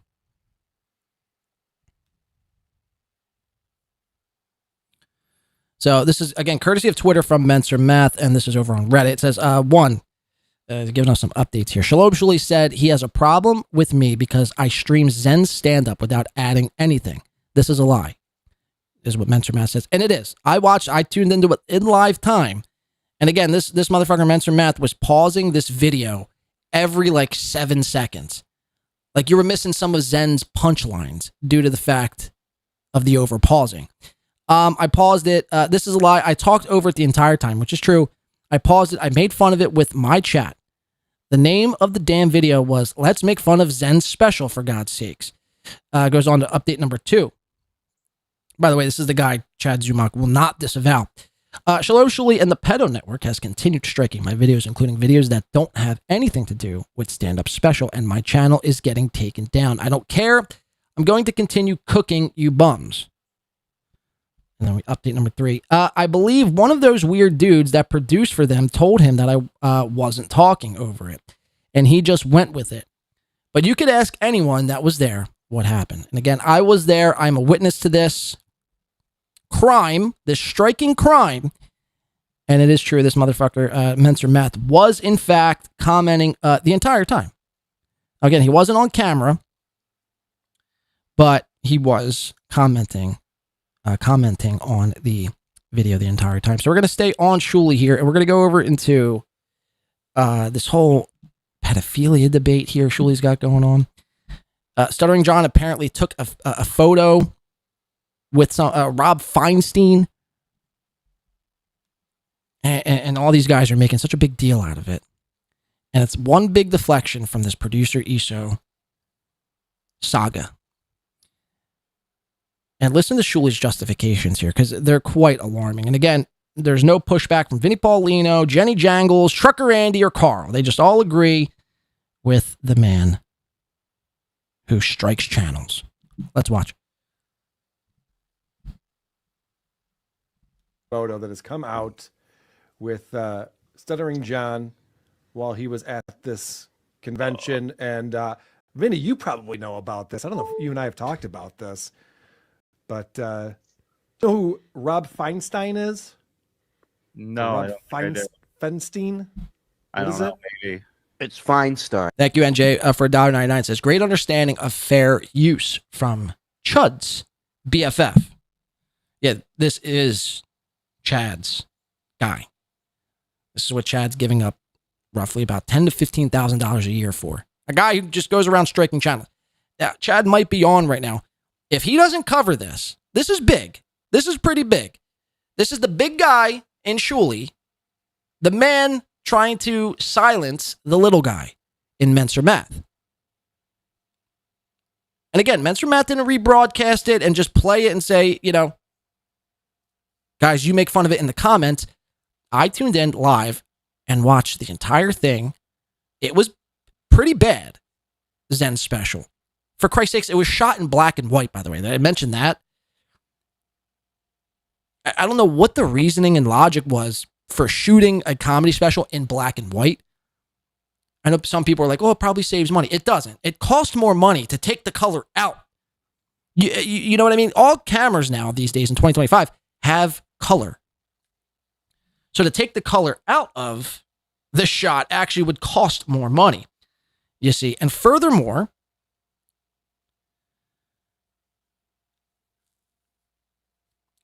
it was just jargon from the Zenhauser. It was, I don't find comedy specials to be all that funny anyway. Zenhauser would have had to done a lot to wow me over. I didn't think Tim Dillon's special was good.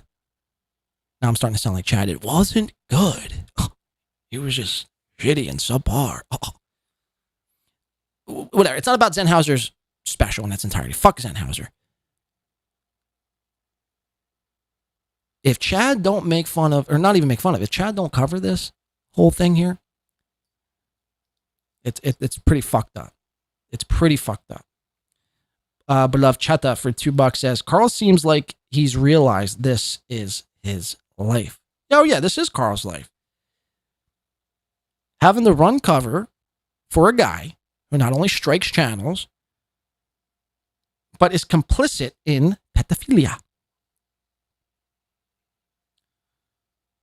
And by the way, it's the same guy who stole your idea, who stole your show concept, and you just let him get away with murder. Again, Carl's supposed to be the guy who observes and reports and covers all the fucking shows. I tried to watch, there was an emergency episode from Shulie's Saturday, coincidentally enough. I watched it and I time coded it. But there was a big Stuttering John announcement that these people had. It was an hour and about 18 or 16 minutes long. I can't quite remember the time to an exact T. I scrubbed through the entire thing. I made a couple notes, very small. I was going to play it on the show, but it was just so minuscule. It wasn't even worth playing on the show. There was no emergency. There was no breaking Stuttering John news. There was this picture right here. This was their big got for Stuttering John. Stuttering John was at something I think called ChillerCon, which I think Chad Zumach refers to it as Comic Con, which are two completely different things. By the way, we're gonna listen to that. The Chad tape from Sunday is gold. So if you're in the anti-Chad stuff, you're gonna want to stick around for that. But oh no, it's just pathetic all around. It's just pathetic. Again, Carl, you're supposed to be the guy who covers all the guys. Here's a guy in Shulie who legit stole your fucking show format. And here you are on his show, yucking it up and doing this whole song and dance as if, Stuttering John. Look, feel what you want, say what you want about Stuttering John.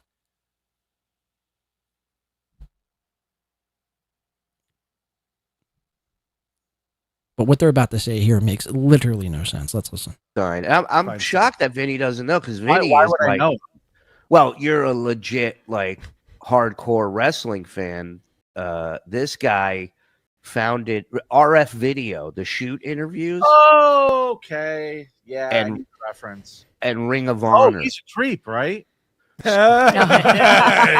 Bingo. So, so he was busted when he was 30 something. He was busted like early Dateline shit.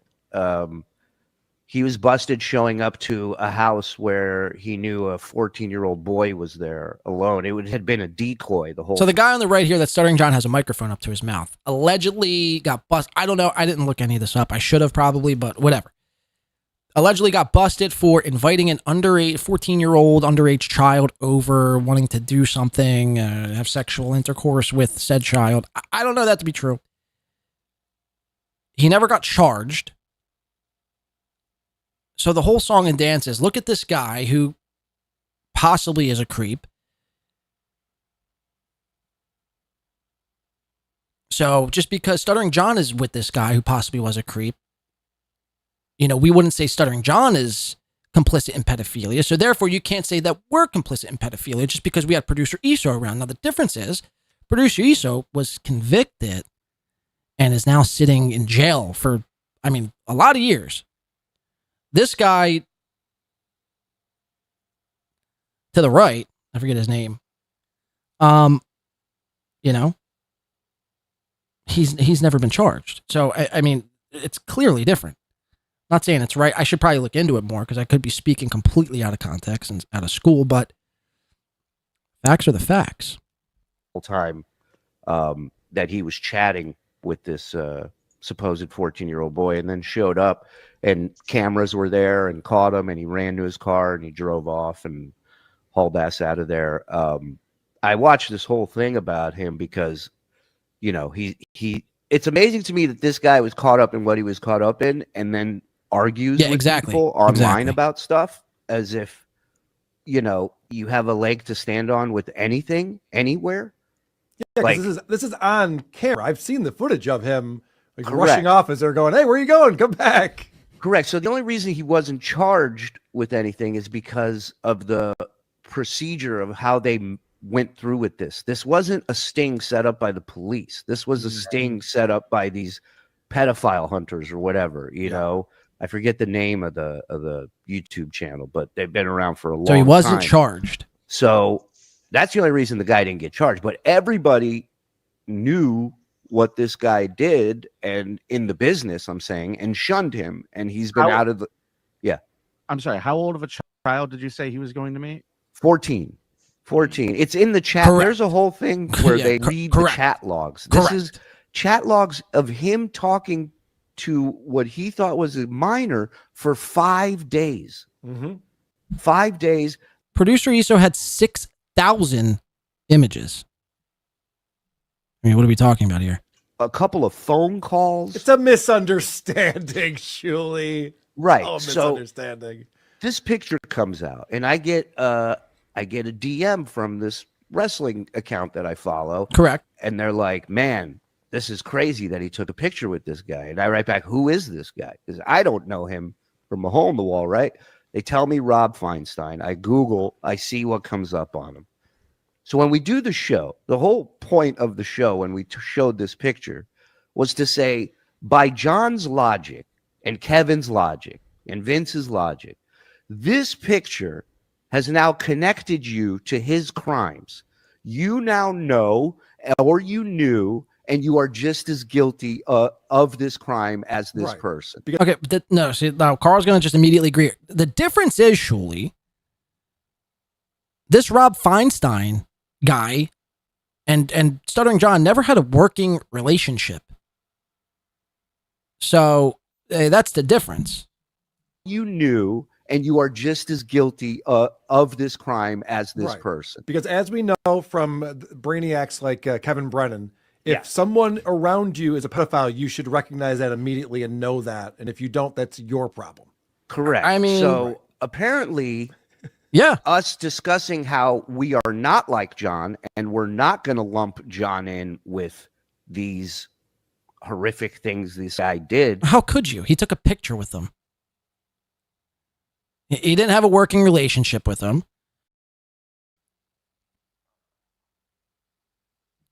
I mean, what? Upset Rob Feinstein. And he goes and he posts a picture on Twitter of me and him.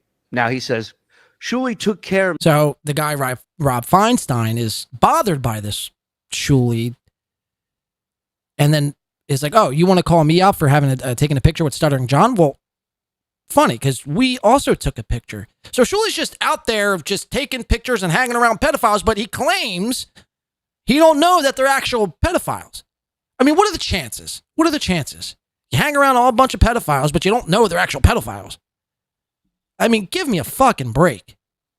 Shuli's actually going to deny this picture. He's going to say he's not going to actually say it's Photoshop, but he's going to hint that it possibly could have been doctored because he doesn't remember taking this photo. Me a few years ago, personally gave me a tour of Sirius Studios. We talked wrestling many times. Stop printing lies and making fake AI videos. So there's a chat log of 5 days of this guy talking to what he thought was a fucking AI. It can do any. Oh, wait, you're saying that's not AI? Wait, and he's upset that we made an AI video of him and John kissing, or somebody made him. Oh, right, that's okay. on his top of his to-do list. Is that now? I know me. I know what I look like throughout the years, and I know this. He says a few years ago. I haven't worked at Sirius for over 5 years. And even a few years before that, I wouldn't call it work, but yeah. Exactly. Oh, Carl was a singer. Before that, there was Marcy running shit. And guess what didn't happen anymore? Tours. Unless they were friends of the show and she approved it. Nobody was bringing up family and shit. Oh, it just, you know what? So Shuli is saying that this actually didn't happen because at the time, this Marcy, the program director, wasn't allowing tours at the Sirius building. Shuli hadn't worked. He hasn't worked at Sirius for 5 years. So, this is just a fake picture. This guy's just posting fake pictures of you and him. Shuli, I think I know. I can prove that this is pre-Marcy Turk. You're not wearing a collar. No collar. Yeah, you were not getting away with this attire. I was the last to go. I held out as long as I could, but I eventually collared. That's not me. But It's whoever clipped this. again, And can we just put this out to Clippers and anyone else who's clipping videos?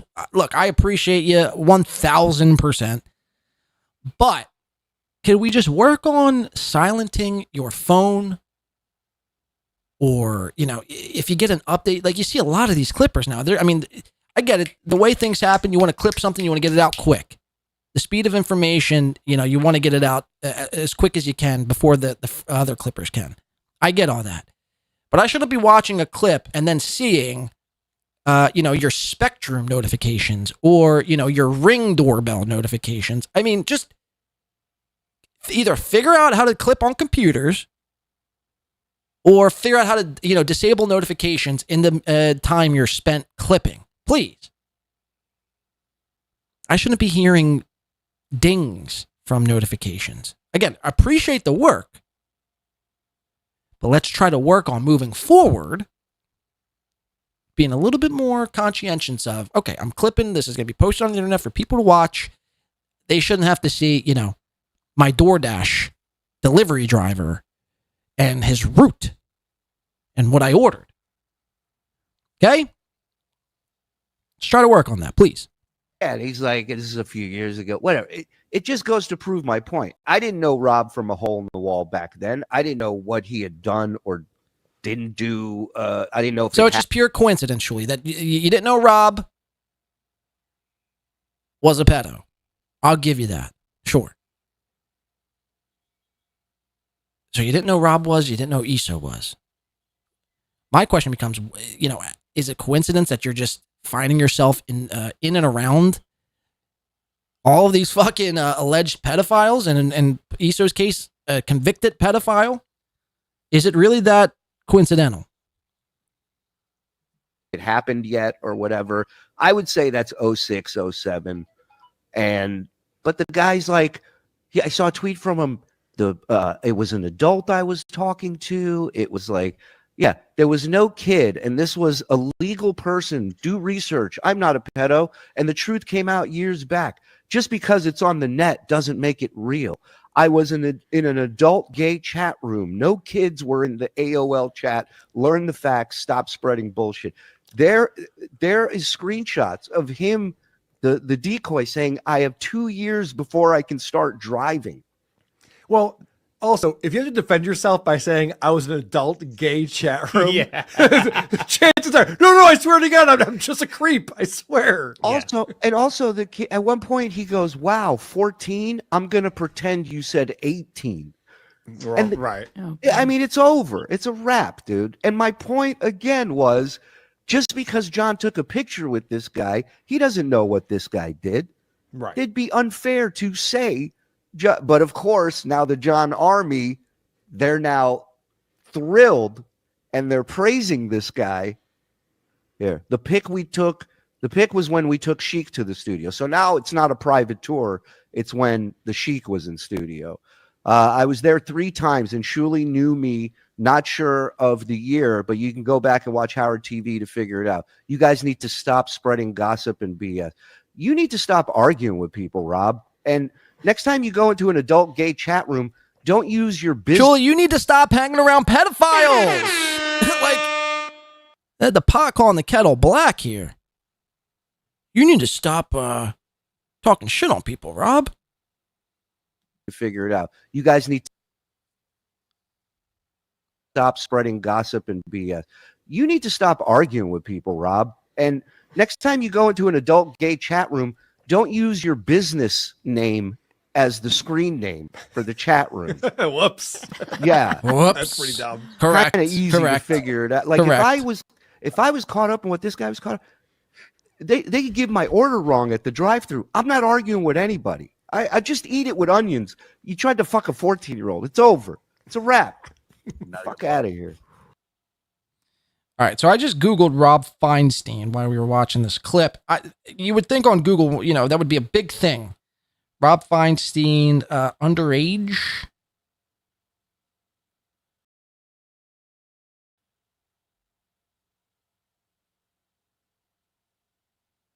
You would think that would be the first fucking thing that would pop up, is his pedophilic bust.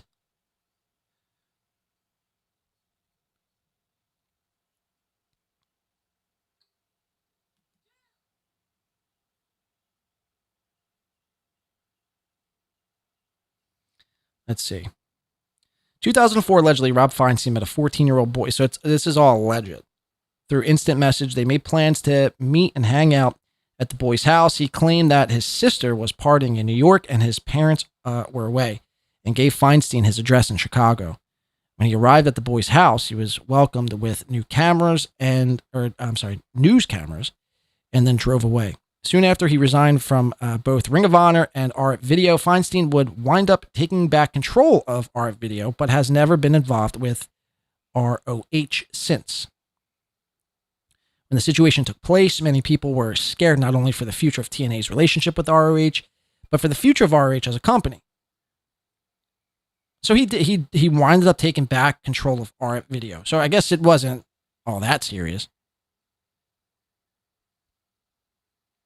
Again, I don't know. This is all being alleged.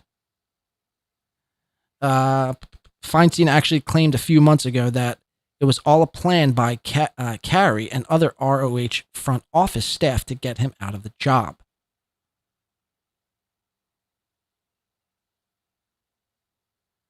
So again, it's just a massive, massive L and a sick cope by Shulie, trying to, again, deflect by calling others out for their pedophilic behaviors. Meanwhile, the entire time he had a monster in the form of producer Iso, not only working with him and under him, but naming his channel. They were gaming with each other over for family functions. I mean, this is a sick fucking man, Shulie. No matter what you say, no matter how many pedophiles you call out, nothing changes the fact that, you let Iso run rampant. 6,000 images, bro. 6,000 images. And now this other claim by this Looney Tunes critic now apparently is, and these are all people that work or have worked with you. At what point do we have to just start calling, a spade a spade?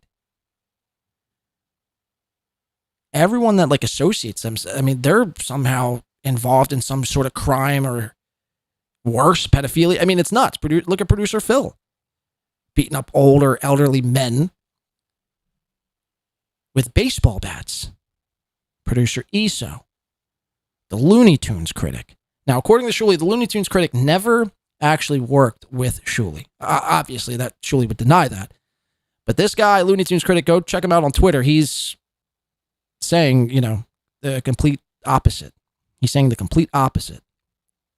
That, he only had two sources of income at the time, and one of these sources of income were through the Shulie network and working with Shulie. So, I don't know, man. After a while, you have to, if it looks like a duck and quacks like a duck, it ain't a fucking mongoose. So, it just don't look good for you. And again, that's Chad's boy. And speaking about Chad, I want to get into some Chad. And this is we might end the show with a little Chad coverage here. What time we got? 2:20. This might take about 40 minutes or so. Let's jump into it. This is Sunday Cucks. What I had to do to get this fucking footage here. Again, I'm not a member of the Sit Down Zumach community. But just know that I do have the Sunday Cucks. And we have the clips pulled. Tony Mazur made an appearance. Shout out to Tony Boring Mazur.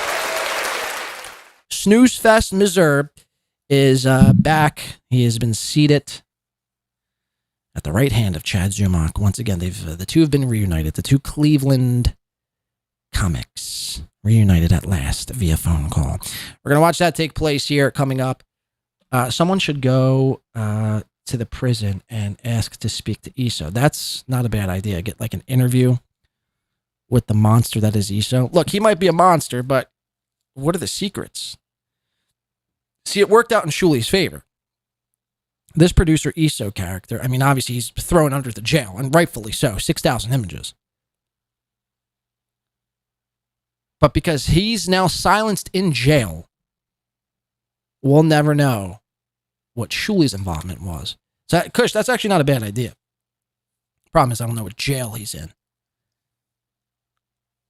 And the qualifiers I would need to get such an interview. But nonetheless, let's get into this chat stuff. Someone says, pointing pachyderm sets. Where'd it go? Moody is 5'5", Melton is 6'5". Together, they form. And J for 499 says, when it's this guy didn't get charged, means he's still guilty. When it's court, 13 is the lowest I'd go. Groomia, though, no charges means he's in it. Okay, so that's actually a good point. I wanted to bring that up throughout this whole thing. So this guy, Rob Feinstein, gets alleged of meeting up with an underage chick. And you're all fucking, claws are out, daggers are out. You're trying to fucking, silence this motherfucker. Or not silence him, but you're calling out that he was somehow, you heard him there. Dude, it's over. You tried to fuck a 14-year-old. It's over. Well, so did Anthony Cumia. And you just had him on the show. Anthony Cumia not only took a 17-year-old to prom, but also was trying to meet up with a 14-year-old, what he thought was a chick. What say you, dues payer? What say you? I mean, you call Cumia the boss. You give him every pass in the book. This is a guy. He's an actual monster, Cumia. Actual monster. But you all give him the pass. You all give him the fucking pass. You'll call Rob Feinstein out front trying to fuck a 14-year-old.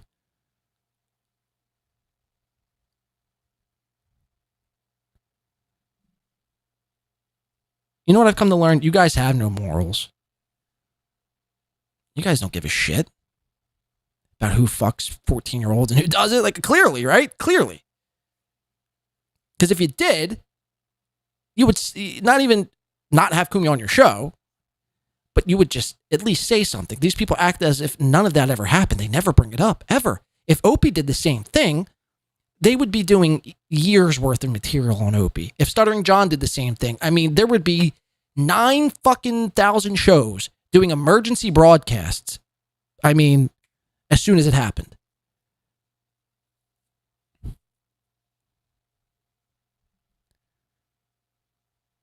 always turning the blind eye to Cumia. I mean, it's wild. And now Melton is just one of the latest guys trying to get in bed with Anthony in hopes that he could bring him out to Hackamania and get, 10% of his super tips.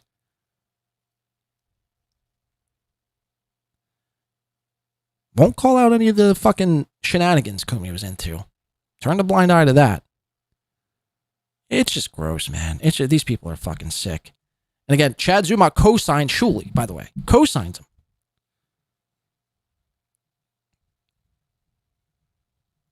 So without further ado, let's get into Zumach. Thank you, NJ Ranger, today. I do appreciate that, man. It's a good point. I seriously had thought about that and wrote it down, but, when you start getting all hot and bothered, sometimes you forget. Beloved Chatter coming in for 5 says, show me who your friends are. And you show me who you are. Exactly. It's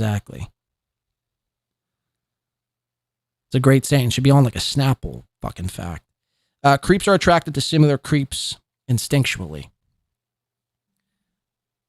Yeah, it's for any friend, any group of friends, you're not going to find like, if you're hanging out around a bunch of people doing drugs, you're not going to find like 4 non-druggies in a group of druggies. Typically druggies will stick together, pedophiles will stick together. People trying to take Kevin Brennan's channel down will stick together and then call themselves the Cabal, allegedly. But you're right. Absolutely fucking on the nose. Show me your friends, or show me who your friends are, and you show me who you are.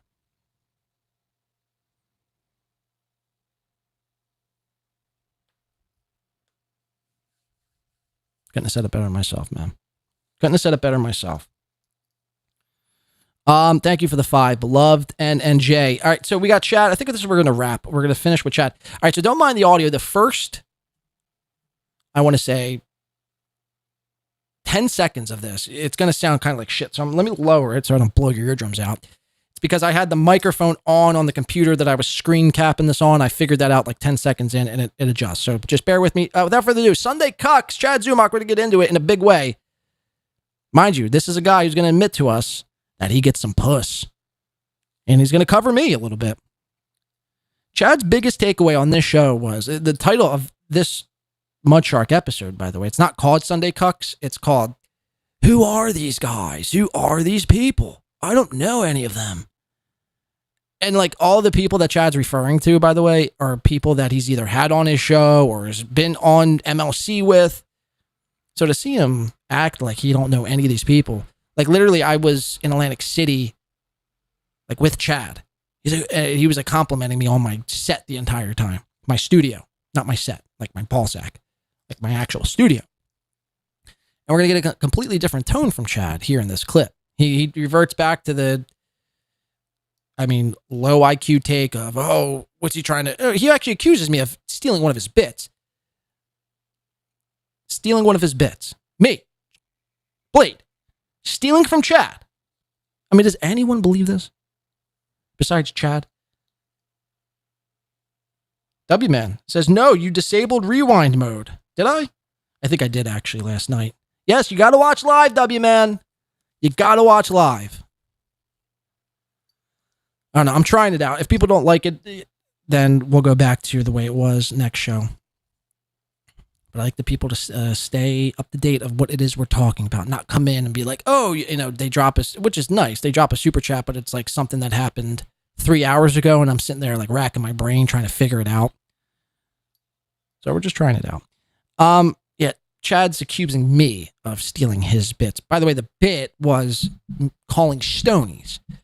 Now, if anyone remembers, if anyone watches my show, you remember I called Stonies back in like October. I'll have to find the episode and show you on the next show. I called Stonies back in October. Talked to Cheetos. Remember the frozen pizza? He didn't even have a real pizza. He was selling frozen pizzas. Chad thinks I'm stealing his prank call bits now. Okay, I guess. Whatever you got to say to make yourself feel better. Who are these people? Honey, we're doing it on a Sunday. April 27th, 2025. It's happening. All right, we're back. You can't stop it. You can't. You can't fake the funk on a nasty dunk, baby. It's happening. I got word doing it for days. So Chad is very quick in calling others, like Ray DeVito, out for showing off his merch and stickers. The first fucking 5 seconds of this show, he's showing us his shirt and showing off his stickers. You can't stop it. You can't. You can't fake the funk on a We're nasty doing dunk, it. baby. It's happening. I got word doing it for days. We're doing it. I got word doing it keychains. I got everything you need. Z-Man stickers, lanyards, lucky dice from Detroit by Dark. Rare Sunday show. Fuck it. I'm doing a show every single day this week. Yep. Every single day I'm doing a show. I might do 2 a day. 2 a days. I might do 2 a days. 2 a day. I've been wearing my Cleveland Browns hat. I got my wiggy. I got my Awesome bracelet Ray on, impression. FK Mammy bought me this watch. And I got a $700 jack. Yeah, I'm going to do a show every day this week. Why not? Fuck it. I don't have stand-up this week, and I'm having fun with the podcast as of late. So give it up for me. Me. Joe Exotic. So again, I let you know that was my audio in the beginning. This is Chad's audio still crackling. I mean, this is still a reoccurring thing that he's cannot quite figure out how to get audio from crackling. Canadian moderator, your Canadian wrench, had a very good idea on Twitter. He says, I need to call Brian McCarthy every single day until he picks up. Did you hear it? Brian McCarthy every single day until he picks up. And I think that's again a bit that I had once did with Ray DeVito. Let's call Ray every day until he answers. So again, before you start going around accusing people of stealing your bits, you should probably watch a little bit of the person you're accusing before you start accusing. If not, you sound fucking retarded. I'm going to show you that coming up. That's exactly what I'm going to do. I'm calling Brian McCarthy every single day until he talks to me on the phone. So this is a new thing he's doing. He was recommended this by Dislabeled, a Chad fan. And essentially, he pretty much says the same thing every time he leaves a voicemail. Yo, Brian, dude. Like, I didn't appreciate that appearance on MLC. You were like bad-mouthing me or something, I heard. So I'm going to need you to apologize. And furthermore, like, I want to squash the beef. And yeah, man. So anyway, this is Chad, the Mud Shark of Zumach. And, think about picking up some Perry skincare. And if you want, like, be a $100 sponsor, you can too. Your name can be on this epic scroll. I played 3 times on my show. It's like, it's literally the same. It's hilarious. If you watch Chad, it's the same fucking voicemail every day. So let's call Brian right now. Hi, this is Brian McCarthy. Please don't leave voicemail. I have vision problems. It's just, you're much better off texting or maybe visit. Thank you. At the tone, please record your message. When you've finished recording, you may hang up or one for more options. Hey, Brian. It's the Z-Man, Chad Zumach. We haven't spoken in about 4 or 5 years at this point. You were on MLC last week, trashing me, bad-mouthing me. You're obviously still upset I gave out your phone number. I was in a bad place. I was drunk. And that was the times. Everyone was giving out numbers. Kevin was giving out Calta. Calta was giving out Kevin. I was just joining in on the fun. And I tried to apologize. I tried to be sincere. And you still motherfucked me. Everyone was doing it, So I just wanted to join in on the fun. When everyone does something, I like to do it. Brian?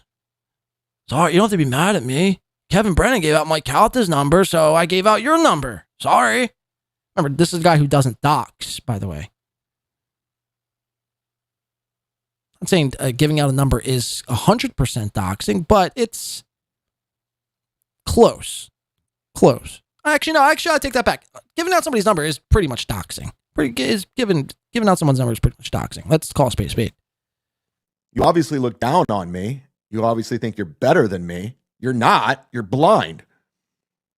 So I'm going to call you until you talk to me like men. Quit saying all this bullshit about me and pick up the phone. He said, no, it's not bullshit. He said you doxed him, and you just admitted you did. You just admitted to giving out his number. I mean, there's no like, Chad's a fucking... Yeah, he said you're a piece of shit for doxing him.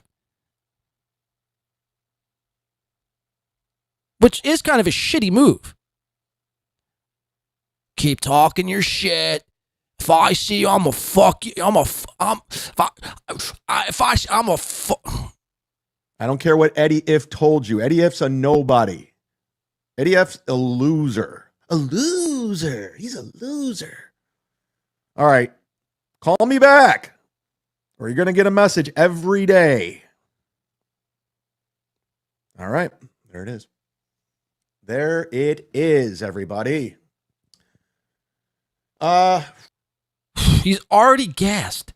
He is already gassed. Okay, time to pivot. Think, Mud Shark, think. Think, Mud Shark, think. There it is, everybody.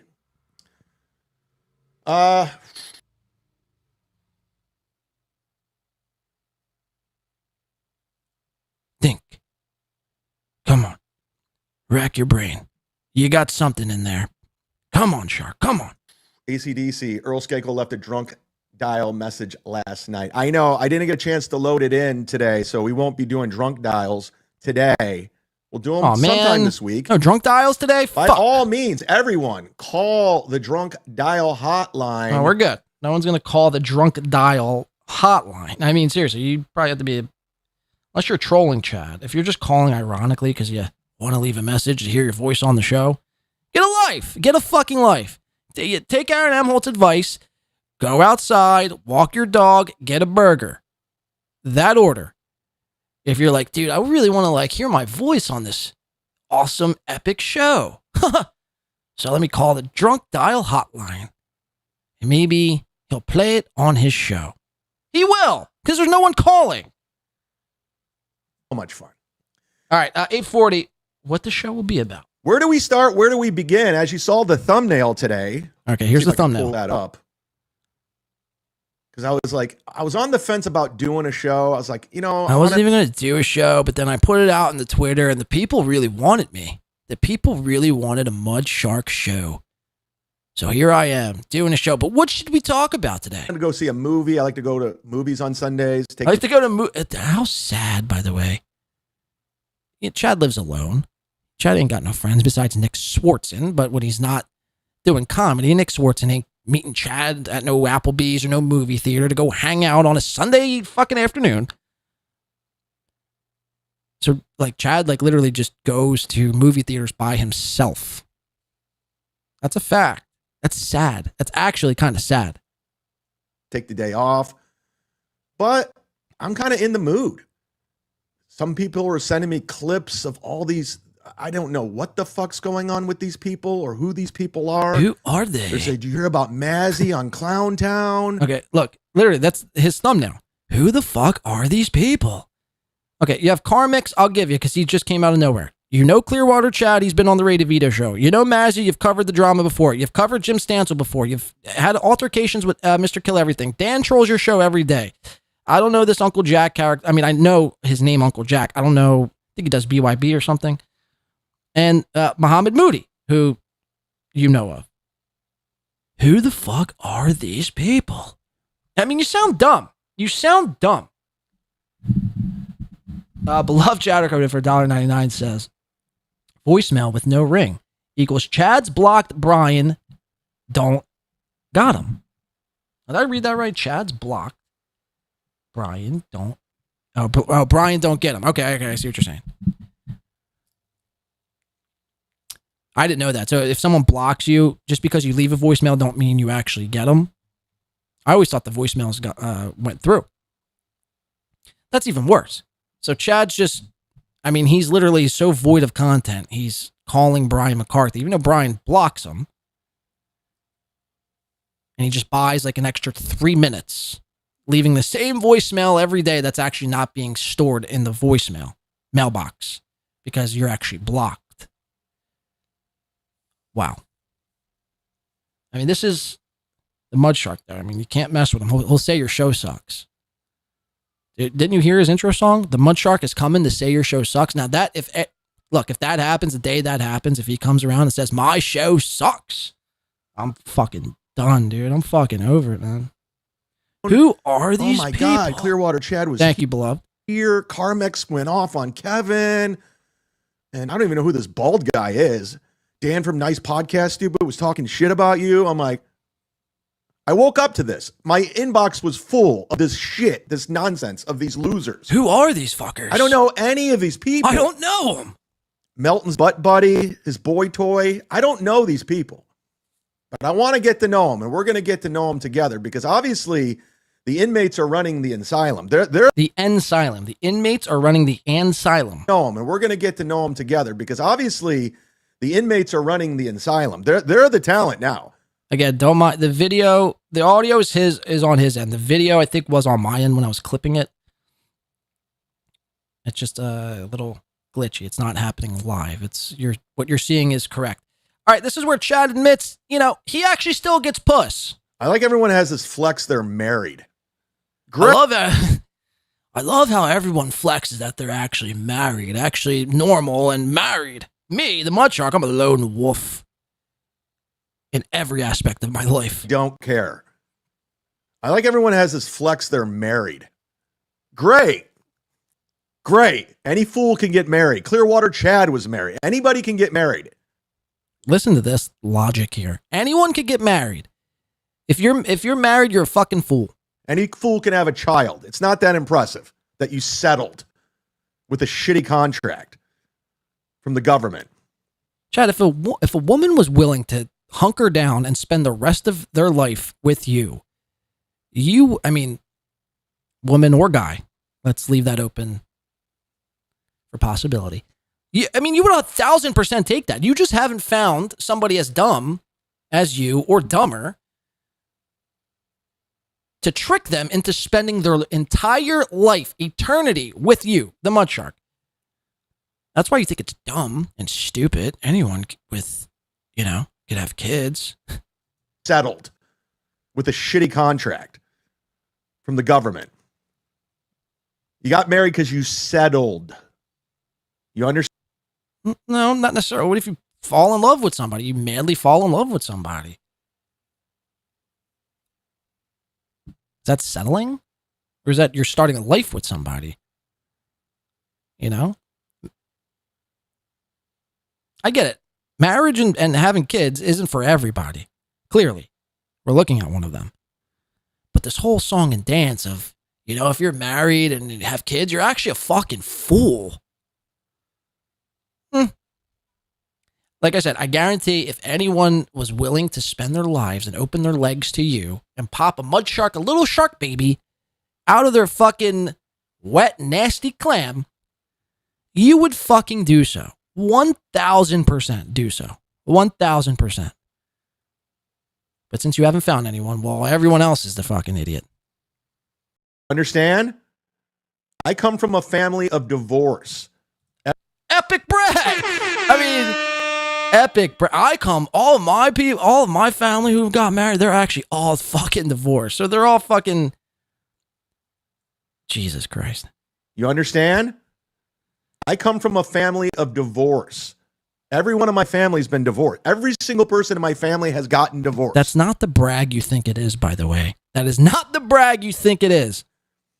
The only person that didn't get divorced is me and my cousin Jill, because we watched from the sidelines like Dan does as an observer. We're like, wow. So you and your cousin Jill like sat on the sidelines and like watched everyone get married, and you're like, whoa, wow, you guys are idiots. Like Dan does. Well, we'll show you how to do it. We're not going to get married, and we're actually going to be the real winners here.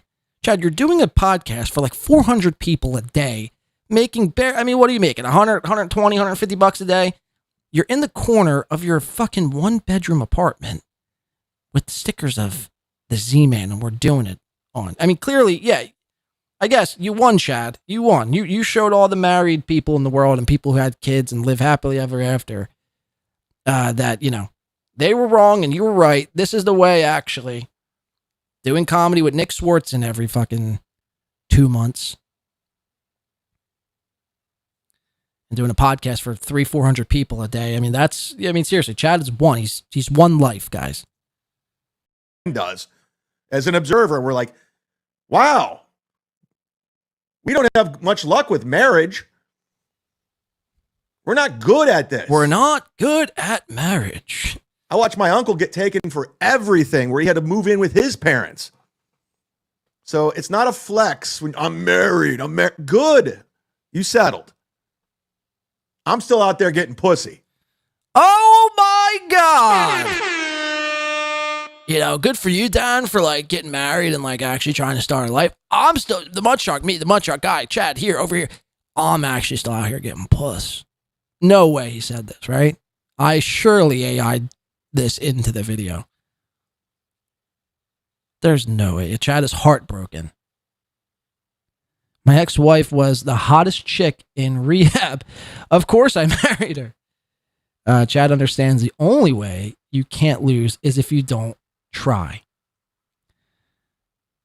Good. You settled. I'm still out there getting pussy. Okay? No, I mean, come on, dude. Come on, Chad. You settled. I'm still out there getting pussy. Okay?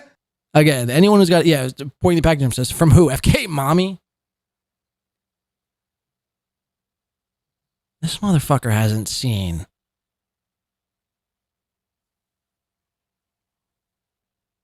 a beaver. Now, he in all seriousness,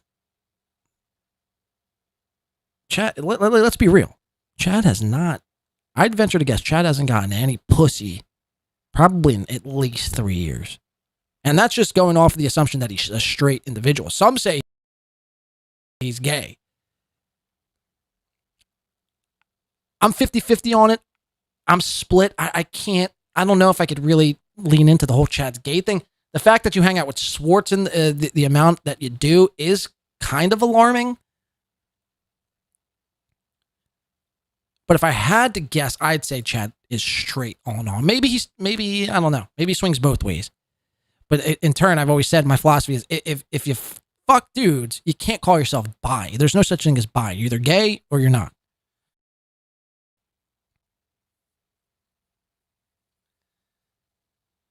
But going off the assumption Chad is straight, I'd say it's been at least 3 years Chad's seen any poontang. So it's not a flex when I'm married. Good. Hear that, Dan? It's not a flex. Chad's out there slaying puss. All up and down Good. Tampa Bay. You settled. I'm still out there getting pussy. Okay? At the age of 50. The age of 50. Okay, sorry. I don't know why I froze up like that. Isaac Walmart said, podcasting killed the mystique of the... You're absolutely right, man. Absolutely fucking right.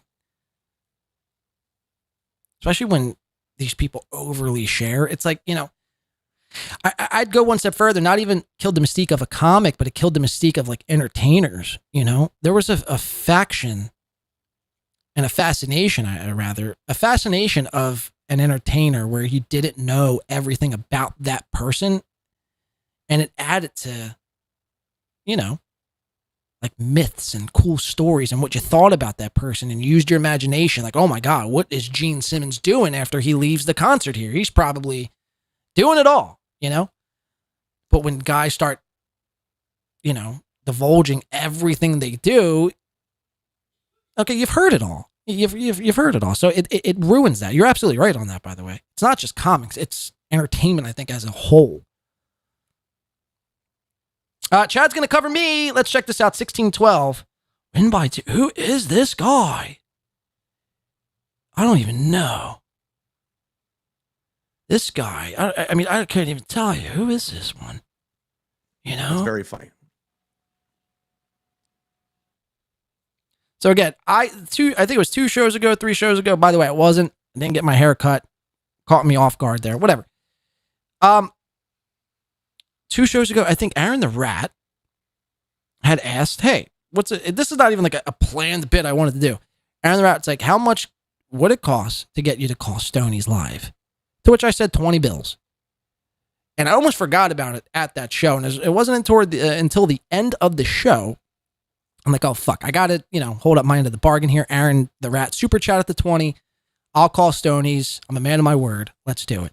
So I called them, asked for Cheetos. Cheetos was unavailable. And I was caught a little bit off guard.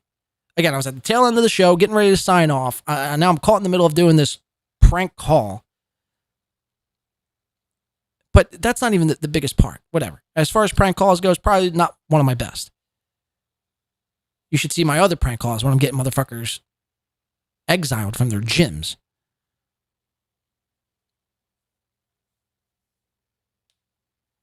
However, what Chad's point of contention is here in this clip is that I'm biting from the Zumach.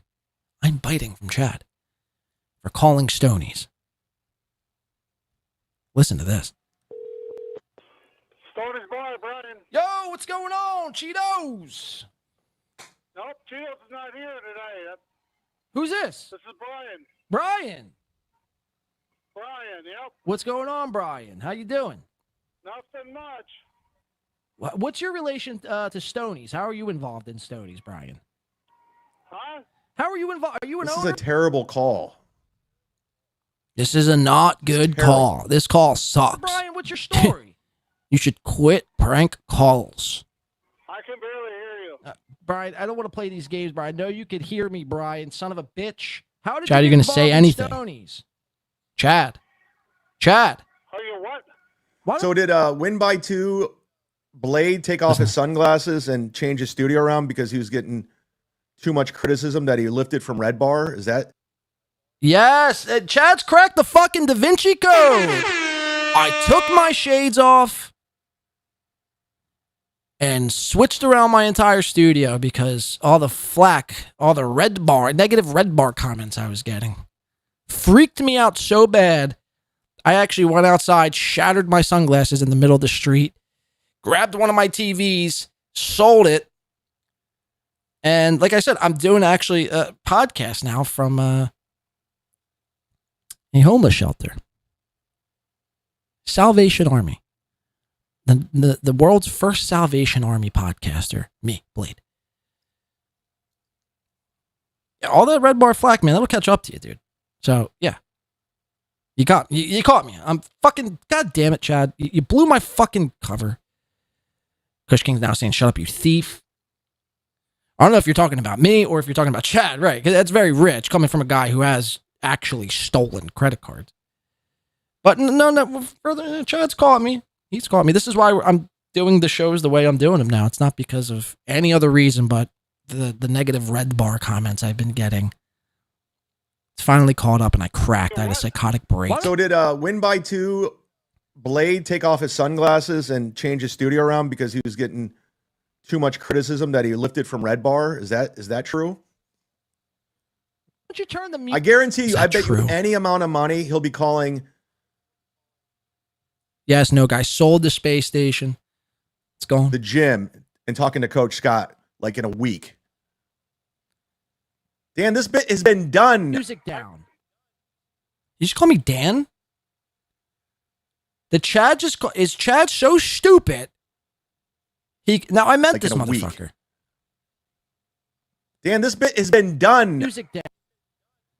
My name's not Dan, bitch. Dude, Ray, you're a fucking stupid ass. What? My name's not Like in Dan, a you week. fucker. Dan, this bit has been done. Dan, music down. I can barely hear you, man. Why don't? Dan, this bit has been. I mean, I'm owned, by the way. I'm really fucking owned here. I'm embarrassed. I might actually sell this studio now and never podcast a day in my life. I've been called out. My studio, my sunglasses, my biting from Chad for these prank calls of Stonies. By the way, again, look, I'm not even going to say it again. It's not even worth. It's not that big of a deal. To me, anyway. But, Chad, I mean, what do you... This is what... You sound stupid. When you don't know who anybody is or you don't watch any of the shows, you sound foolish. Again, I called Stonies back in like October and November. Maybe even prior to that, to be honest with you. Chad thinks like everyone's trying to bite off him. It's like, meanwhile, you tune into Chad and every part of his show is from a different show. The hype train's from SteelToe. The bomb sound effect is from Red Bar. The air horn is from like an Opie and Anthony, Shock Jock, Mike Calta, Morning Zoo radio show.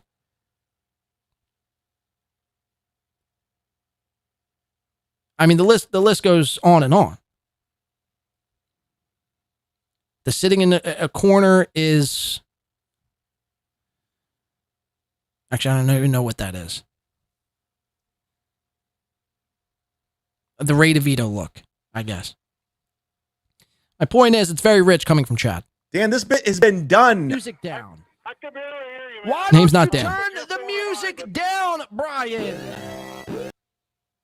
I figured out Brian was actually trolling me, so I was actually not as far as prank calls go. As far as my prank calls go, not one of my best. Do you hear Look at that? Chad here. Katy Perry in the background. I hear you believe in the whole space is fake thing. What's going on there, Brian? Katy Perry in space? I feel like it's a valid question, very topical. Do you believe she went or not? What the fuck's this? What is this? Who is this guy? Oh, this guy's good. Brian, can you hear me now, Brian? So this guy's playing games. This guy's playing games. I'm writing a bad Google review, Brian. Now, you've made me look like a fucking fool on my own show, Brian. So thank you for that. Made yourself You're look like a writing bad fool. reviews on... Fuck, man. Sick. I'm owned.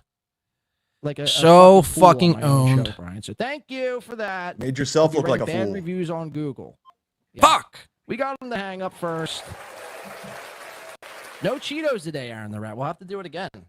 Yeah, you have to take more of my bits.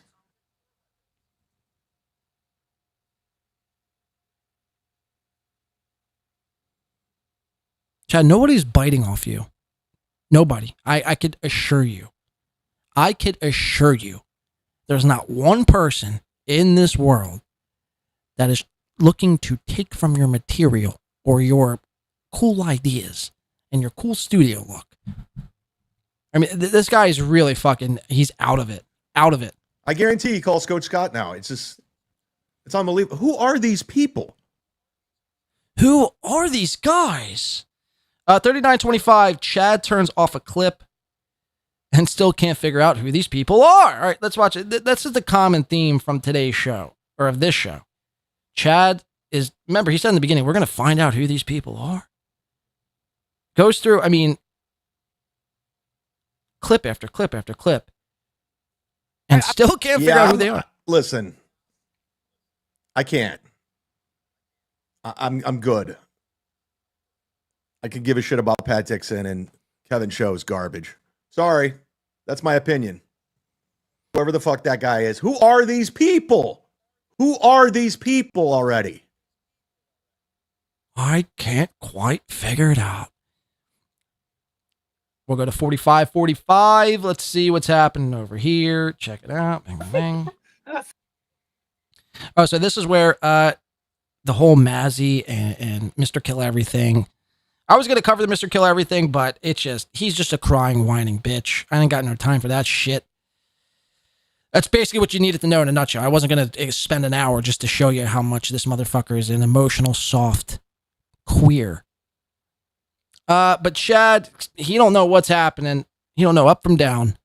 And he thinks this whole breakup thing is weird. He doesn't get it. I think about this is so fucking weird. This Mr. Kill Everything breakup with Mazzy. It's hilarious how it's always something. It's just it's so fucking weird. I don't get it. It's just Chad, for a guy who's supposed to like have a take on something and a guy who's like talks for a living, you're shitty at both of those things. Your take is, I don't know who these guys are, and I don't get, it's so weird. Like, the Massey and Mr. Kill Everything. It's so fucking weird. It's so fucking weird. I don't get it. It's just, why are we interested in this? Why? Why do? Because it's a grown man pretty much getting bitched out on a show called Clown Town, nonetheless. And he's breaking down in tears. I mean, that's... We care. I don't understand. Everything we did, and... Chad doesn't care, doesn't understand. He don't know who these people are. Let's see. You want to see Chad trying to call Scottie Pippen fail? Or 106.50, where Chad has a technical situation, then says, no, we'll skip that one too. 112.50. All right, this one's good. We'll do this one. This one, I'm going to need your guys' help in the chat here in a second. Let me just find it. Let me just fucking find it. It is weird how... Here we go. All right, I think that's it. No, Carl actually, is overanalyzing Opie now. It's really bad. It's hard to watch. Like, I try to like pull clips. It really is just a repeat. Everything he says about Opie is the same thing every single time. And Hopefully he's I get only this right. doing that. Okay, this is it. I'm going to post a question. I'm going to read Beloved Chatter's $2 super chat real quick and pose a question for $2. Why is anyone interested in you, Chad? Say less. So that's a good point. That's a good. Chad thinks he's like the pinnacle of podcasting and the pinnacle of entertainment. Chad's been doing the same fucking comedy routine for 15 years. He's like, I'm the only one still doing comedy. Leave me alone, guys. I'm actually doing clips. Like, Chad, Chad, think about it this way. And I want to, like, seriously, pose this idea to all the Clippers. Clippers, first of all, Chad, if there was no Reddit and no Clippers, you would cease to have a show. You would not do any work for your show. You literally just pull clips off of Reddit. And I do too, but that's not all my show. I'm also timestamping every fucking video. But I want the Clippers for a week to stop clipping and see how many shows just go void of content. You think Chad would be on every day? You think Kevin would be on every day? I mean, maybe Kevin, because Kevin could probably have some guests on, but, you know, there would be holes in all of these motherfuckers' podcast. That's my challenge to Clippers. Stop clipping for 1 week. Maybe not even 1 week. Monday through Friday. Stop clipping and see what happens. But Chad asked this question. Thank you, Beloved, for the 2. Chad is the pinnacle of comedy and entertainment as a whole. Chad's going to pose the question. I need the help from the chat here. Try to like. We got to figure out. I want you guys to try to guess what Chad is going to say here. So Aaron is making fun of Carl, calling Carl Opie, but there's a reason why I think Carl is doing this. Chad's going to transition into the reason why Opie is being covered by Carl so much. Could you guess what that answer would be? Clips.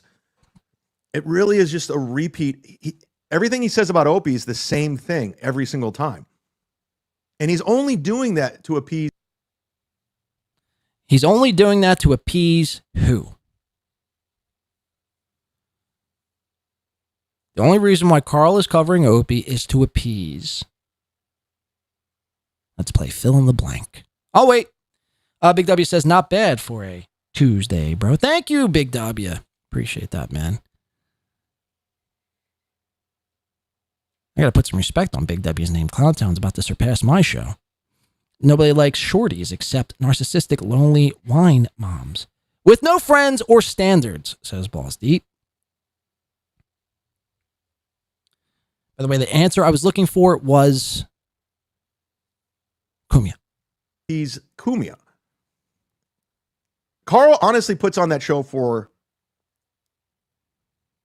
Missy and Anthony. That's it.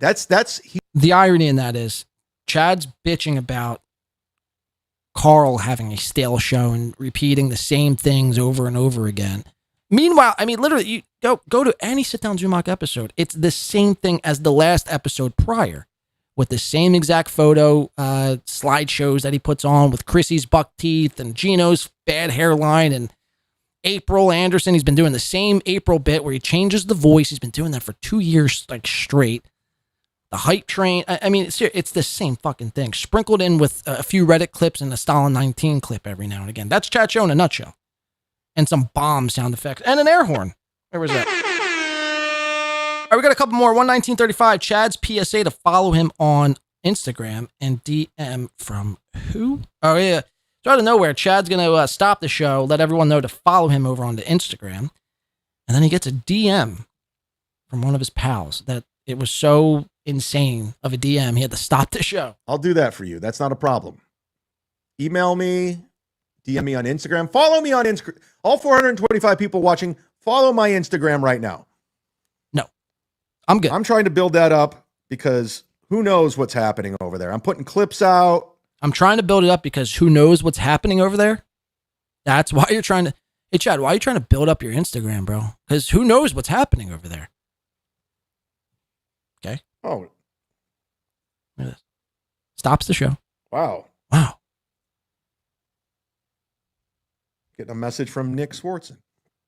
But leave a comment if you can on my clip. I mean, just out of nowhere, Nick Swartzen DMs Chad. And Chad needs to stop the show. Wait, is the chat frozen or... Oh, yeah. Yep. I missed all your guys' answers. Fuck. Sorry about that. I accidentally fucked up on the chat. He said he was shadow banned. No, he don't know what's going on over there. That's why you need to follow him on Instagram, because he don't know what's going on over there. Wow.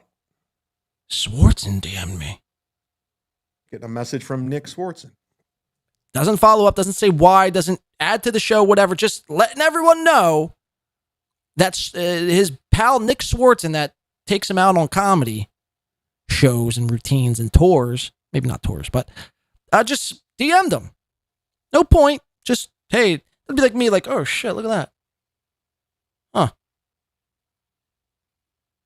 You're never going to believe this. W man just DM me. So, yeah, anyway, you'd be like, huh? I mean, why are you bringing this up? Chad does this because he has to name drop. He has to seem like he's got famous friends. He's always name dropping everybody. Nick Swartzen, Godfrey, Florentine. I mean, you know the drill. You know Chad. Always got to be the one to let us know that you got famous friends. In reality, it's like the only person who really talks to you out of the bunch, like consistently, is Swartzen. 135.20, Chad breaking down that with Dixon. Okay, so I thought this to be kind of cute, really. So we all know what Pat Dixon did to Gino was, in fact, assault, right? I don't need to catch anyone up on the Pat Dixon punching Gino in the bar was assault, right? Chad's like breaking this down as if it's like the hottest take off the press that day. Make no mistake about it. Rob loves, he would do anything to get back on MLC. And Rob's chat on his Twitter, in his bio, he had Misery Loves Company as a credit. You've seen him on. Sorry, here we go. Covered Mr. Kill Everything show from overnight yet. Yeah, we played it earlier in the show. I don't know what's going on. I don't know what's going on with this. I don't know who they are. I don't know what's going on. Going on this Clown Town show now and just shitting on Mr. Kill Everything, and Mr. Kill Everything's continuing to apologize. So you do know what's going on. You do know what's going on. It's weird. It's weird drama. I'm not even sure why we care about Mazzy and Mr. Kill Everything. I have no clue why. I don't get it. But we can't agree that live streaming is not helping Mr. Kill Everything. It's hurting him. And these people are just fucking with him. Including me. I really wish. Where the fuck is this clip? A swastika of that. sewing So humanity. People. I can't. I'm out. Here's the sad part. Like, I don't want anything happen to anybody. Well, I take that back. There's some people I wouldn't mind if something happened, but like I'm telling you, like if I got the news, I woke up and I heard Pat Dixon was no longer with us, I wouldn't even go, oh my God, what happened? I'm like, cool. Great. I mean, that's edgy, by the way. That's what Pat Dixon. Jacob Ryan S. for $1.99 says, I thought you were Chad's right-hand man in crime. What would give you that impression? What would give you that impression? So I wanted to, look, I'm not going to rehash the whole Atlantic City thing, man. But that couldn't be further from the truth. Could not be further from the truth. I've been making fun of Chad now, I mean, probably well over 2 years. And saw an opportunity in Atlantic City. I'll leave it at this. Saw an opportunity in Atlantic City. Wanted to cash in on an opportunity. And against my better judgment, I probably shouldn't have done it. But again, you know, I was holding out hope that maybe, just maybe,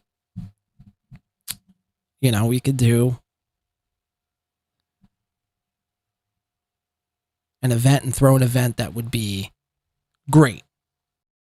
That was my mistake. You learn from your mistakes and you move on. I don't know why anyone would presume to think that we would be somehow pals or best friends or pals in crime, however you put it, however you worded it. So, but thank you nonetheless for the two. I don't know where this clip is where he's breaking down Pat. It means to me in my life. Something were to happen to him, I might go, overnight yet. Yeah, we played it earlier in the show. He was 136.20. I don't know what's going on. I don't know what's going on. I don't know what to tell you guys. I don't know what's going on. I really on. don't know what to tell you. I don't have anything going on. Like, is that all he says throughout the whole show? That's insane. Aren't my other I have no idea what's going on. I have nothing going on. I don't know what's happening. Who are these people? Until that, you know, I crossed that bridge. Yeah, then everyone's like, oh, what's going on in the show? I know. No, I'll just do my own thing. I don't give a fuck. Beloved Chatter says everyone is responsible for their own choices. Was it 133.20? Rob loves, he would do anything to get back. He did assault him. Oh, here we go. Yeah, sorry. 132. Do you think it's here it is. either Yeah, Chad explaining the assault. All created by himself. Yeah, I agree with Kevin there. Yeah. You know, at the time you guys laugh, but he did assault Gino. He did assault him. What he did was assault. Period. Oh, I didn't know that, by the way. Wait. You mean to tell me what Pat Dixon did to Gino was assault? Say it ain't so. Shout out to Weezer. K-Murph for 2 says, shout out to K-Murph. Says, couple bucks for the mistake jar. Thank you, K-Murph. Yeah, look, I've rehashed this over and over and over and over again. Time and time again. And J Ranger says, your show is called Kumius Cucks. Exactly. Dude, I don't know why people want me to go after Shulie so bad. I can't quite figure it out. Huh. People are just trolls. I don't know, because maybe Shulie's the biggest Kumia fucking cuck there is. I don't know. Call me a fucking contrarian. But no, I've gone over this at length. The whole Atlantic City thing, man. And people are really mistaken. Like, if you're like, yo, dude, what you were trying, by you accepting $1,000 and putting on an event that was going to provide content to a place that you only lived about 35 minutes from, you were definitely trying to get in to be Chad's best friend. It's like, okay, if that's the way you view the world and logic and reason, there's nothing I could say after that would convince you otherwise. You've made up your mind, and that's that. I mean, so what are we doing here?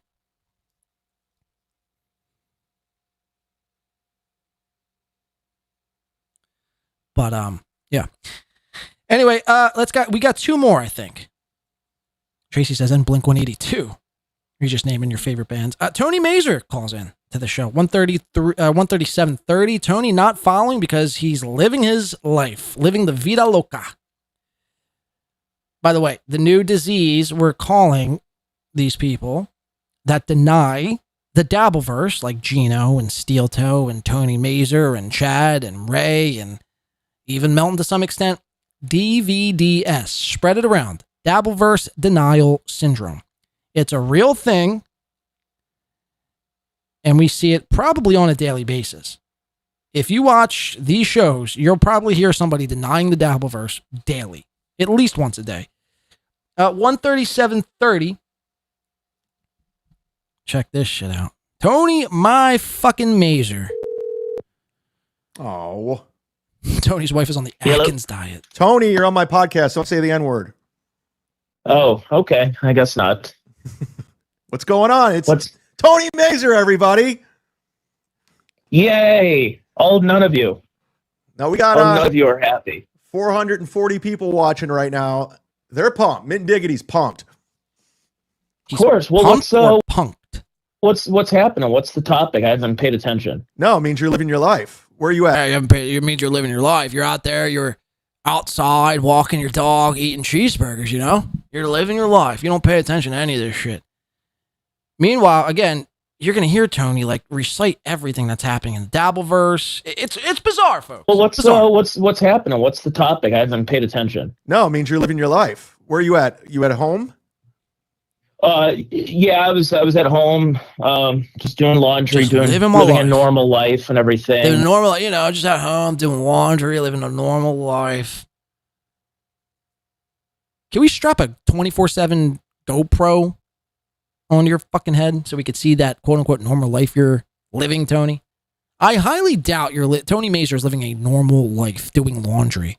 You bitch. I was at home, just doing laundry, living a normal life. What is the obsession with all these people living normal lives? Seriously, the more you say it makes me think you're hiding something. The more you say, I'm living a normal life, doing my laundry, walking my dog, eating my burgers, makes me think you're hiding something. What are you fucking hiding? You don't think I fucking live a normal life? The difference is you don't hear me spewing that every single fucking day. Guys, I just want to let you know I'm living my normal life. After this show's over, I'm just going to go touch some grass. Maybe get a chocolate shake or two. And, possibly get some fucking pussy. The mud shark. I mean, what the fuck, man? What is this obsession? They all have to...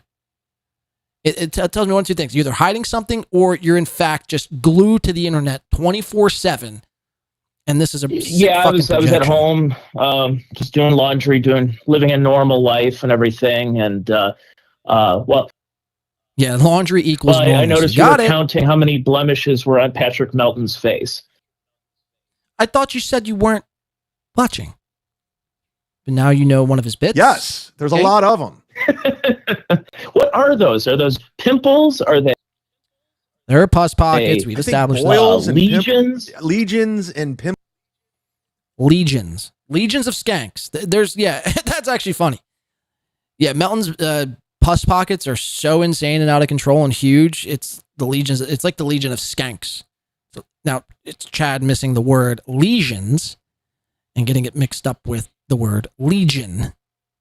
Two completely are those pimples? Are they? I think boils and legions. Legions and pimples. He's got Dave Smith's on his cheek. He's got Louis J. Gomez on the other fucking side of his chin. And he's got Big J. Okerson, that big fucking pus pocket right below his right eye. That's a Big J. Okerson style pimple. The Legion of Skanks, ladies and pimples? Are they? I think boils and legions. Legions and pimples. I mean, the guy obviously has a terrible diet. It's legions and pimples and pus. Oh my! What he's putting in his body. Because I talked to my friend Lisa Stewart. You know Lisa from Perry Skincare. Of course. I was asking her why is his skin that way? And she's like, terrible diet, not taking care of himself. Don't get. Wow, breaking news. Patrick Melton doesn't eat healthy or take care of himself. Involved in this. No. I just asked her. She has no idea who he is or anything. I just said, what's your take on this? Chad, neither do you. You don't know any of these people either. So you and Lisa have something in common. I don't know. Who are these people? Right, Lisa? Yeah, Chad. Who are these people? So you guys just like communicate? Like, is that how you communicate? Like, Lisa, I do a thing where I actually like speak about others, but I actually don't know who the other people are. Like, you see how fucking insane that is? Like, I do a podcast based on like calling out other cocks and stuff. You wouldn't know anything about it, I understand. But like, I don't actually know the cocks which I'm covering. Lisa, could you know the cocks in which? Like, what the fuck, man? I just asked her. She has no idea who he is or anything. I just said, "What's your take on this?" And she told me, "Yeah." So it's what Yeah, it's funny. We were all together down in Key West. My wife. Somebody's doing well. and Tony, Lisa Key was there West. and everything, and we're bringing up all this Dabbleverse stuff. Why? You're in Key West with your wife and Lisa from Perry Skin Care, and you're bringing up the Dabbleverse. Gross. I thought you lived normal lives. I thought you do laundry. Stuff and Hackverse and Melton and Nick and Aaron and everybody, and she's just like, I have no idea who these people are, and I'm like, good. I don't know. Stop asking me. I just don't know who these people are. Leave me alone And already. Aaron and everybody, and she's just like, I have no idea who these people are, and I'm like, good. That's ignorance is bliss. Yeah, she watched my show and she goes, "Yeah, I don't know who you're They were dabbling in talking Key about. West, It's yeah. funny, but I don't know who." Hey, Yeah, what's he she say? watched my show and she goes, "Yeah, I don't know who you're talking about. It's funny, but I." So she's retarded. So she watches a show in which she has no idea of any of the people you're talking about. Lovely way to spend your free time, I guess, Lisa from Perry Skin. Yeah, I was actually checking out your show, Chad, and I don't know anything that was happening. Funny, Lisa, me neither. I was hoping you could help me figure it out. Instead, we're two clueless nutsacks, not knowing anything about nothing. Bliss. Yeah, she watched my show and she goes, "Yeah, I don't know who you're talking about. It's funny, but I don't know who these people are." I go, "That's the way it should be. It You're should living be your best like life." that. The best is when I talk to Swartzen about it because he has no clue. Like, he'll see my tweets from time to time. He's like, "Who the hell's fucking SteelToe?" Like, what? Like, I have to explain it all to him, and he's just Dabbleverse denial syndrome, alive and well. like, he's just looking at me confused. He doesn't know what's going on. Yeah, that's especially when people tag him. He gets tagged in all this, like, oh, and then people try to cancel each other, and Stuttering John and everything. Which, by the way, I don't know if you saw this, but Stuttering John will be in the great city of Fort Wayne, Indiana, in December. Oh, I did not see that. Are you going to make the road trip? I already made one trip. I Yeah. don't think I need to make another. Yeah, you know what? You've seen his act. It hasn't changed in 20 years. So what's the Well, point? do you think he's going to have new jokes by December? No, not at all. Come on. I mean, they pointed out his jokes are the same from like 15 years ago. Nothing's changed. So Chad, your jokes are also the same from 15 years ago. Insert air horn here.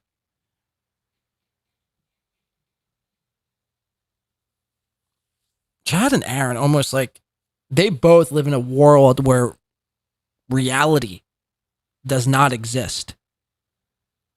They make up their own reality and then they just spew it out. And that's just what it is. We're all supposed to be catching up. Chad, you literally do the same jokes from 10, 15 years ago, too. What are we talking about? You think he's going to have new jokes by December? No, not at all. Come on. I mean, they pointed out his jokes are the same from like 15 years ago. Nothing's changed. So So do you think his closer is going to be about him? Yeah, Love Chad says, drive drunk, they can't catch us all, which is that's not even a Chad joke, but that's like one of his jokes. Unreal, man. Ejaculating on himself and cleaning it with his underwear.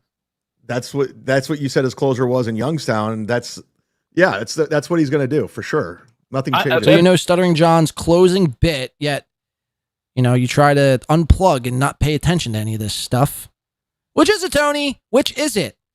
Where's Mondays with Mazer? Could we get that hit show back, please? I really do miss that fucking show. By the way, spoiler alert. Yes, that's what he ends with. So just in case anybody wants to make the trip and see what's going on. Remember Tony was supposed to build a new studio? Whatever happened to that?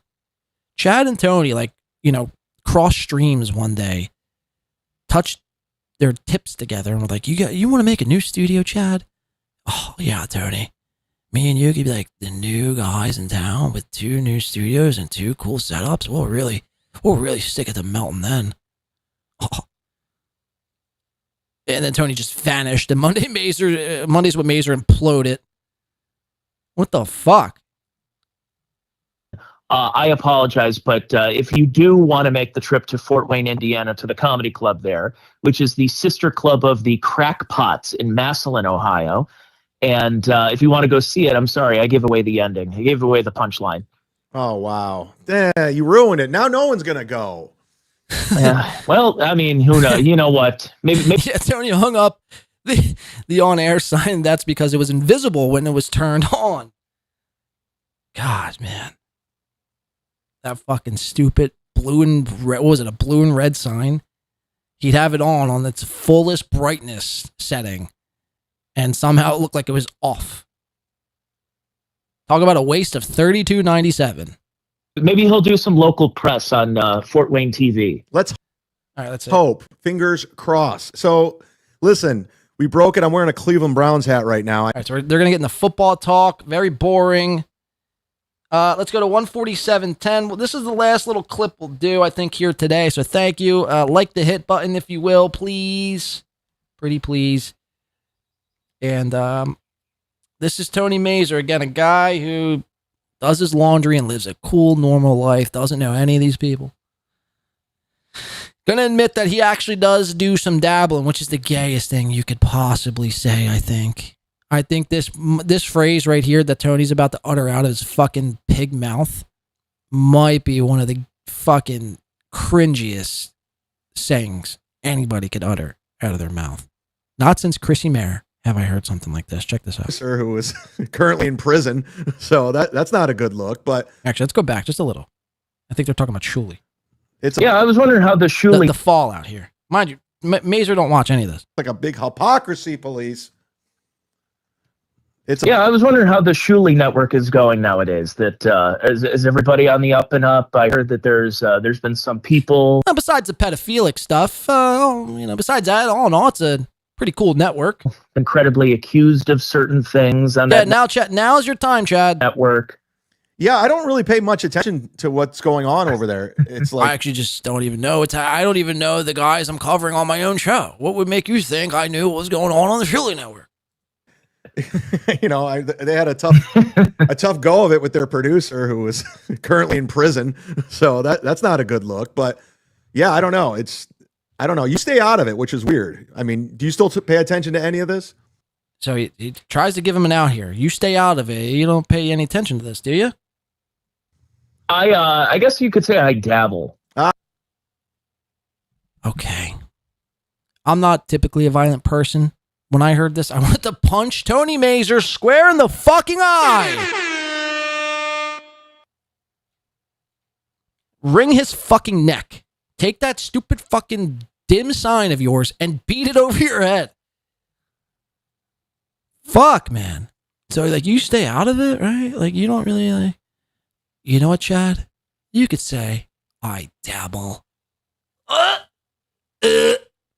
Fucking disgust. You disgust me, Piggy Mazer. I mean, do you still pay attention to any of this? I guess you could say I dabble.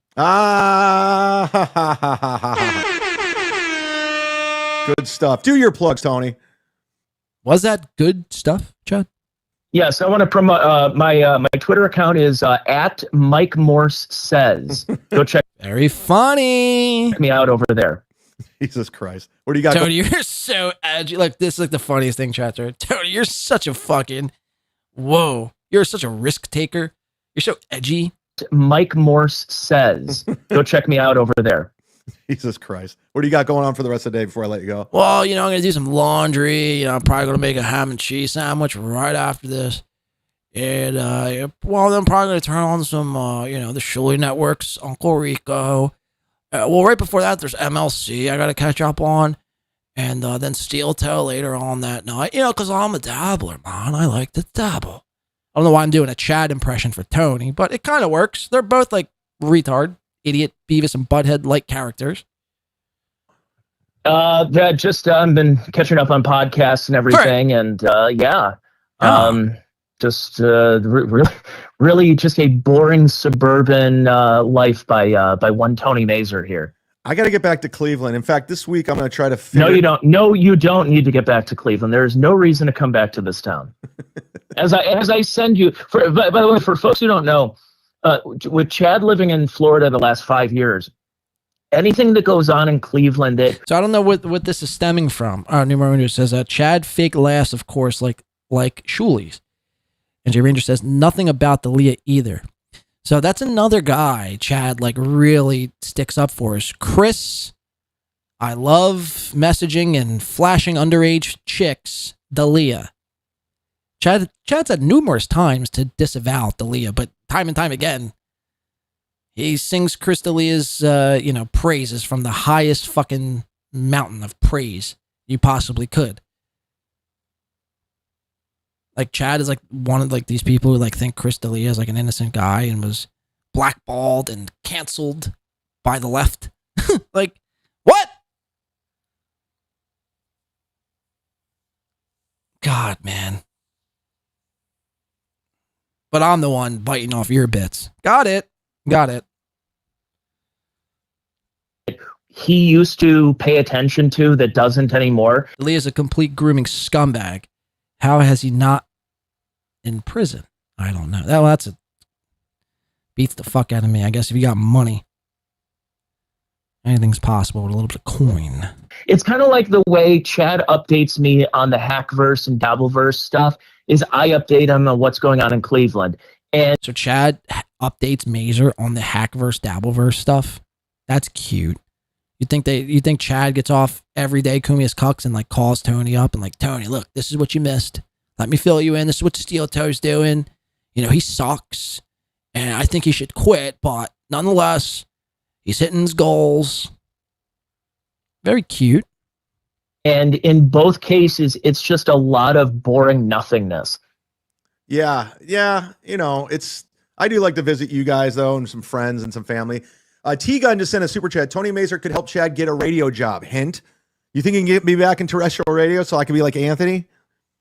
I don't know. I mean, all you have to come out there and say you got to apologize for your skin color and that Shedeur Sanders is being blackballed because of the color of his skin, and you may have a shot there. Then okay, we should do a radio. Let's both get back into radio together.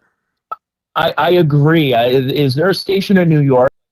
All right, so this is a good point. I think I'll do this other clip too because it's Chad related here, and since we're on Chad, this will be the last clip we do of the afternoon. So thank you. Like the hit button. This was Chad's bizarre logic. Hold on. Courtesy of Chad Zumach. Boozy McBoozermock. Big beak. It's the Wet Brain Follies. Chad Boozmock's staple fucking segment. On today's episode of Chad Zumach, Wet Brain Follies, Chad is not having luck finding a job and has stopped applying after many rejections. Is begging Deadpool to come back, still can't get penny, quote unquote, $100 sponsor, right? And more stupidness from Captain. So Chad's got the captain's hat on. That, means business. Don't fuck with the mud shark with the captain's hat. Listen to this take, though. This was like, I still can't follow it, though. He's like, Anthony is like so stupid for like getting back on radio. Like, but then I was trying to get back on radio. He's like, the radio is such a dying industry, but Kumi is getting back on it. And I tried to get back on it, but the radio wouldn't hire me. So fuck the radio. Or it's something like that. Listen to this. It's bizarre. Last clip we're doing. Still saying it's unbelievable that he's back on radio. It's not. I was trying to get a radio show as a goof. Okay. So he's saying it's unbelievable. People are saying that it's unbelievable that Kumi's back on radio. Chad says it's not. I was trying to get a radio gig as a goof. To which they said, just to make fun of it. And I got fucking turned the fuck down. So you tried to get a radio gig as a goof. They said no.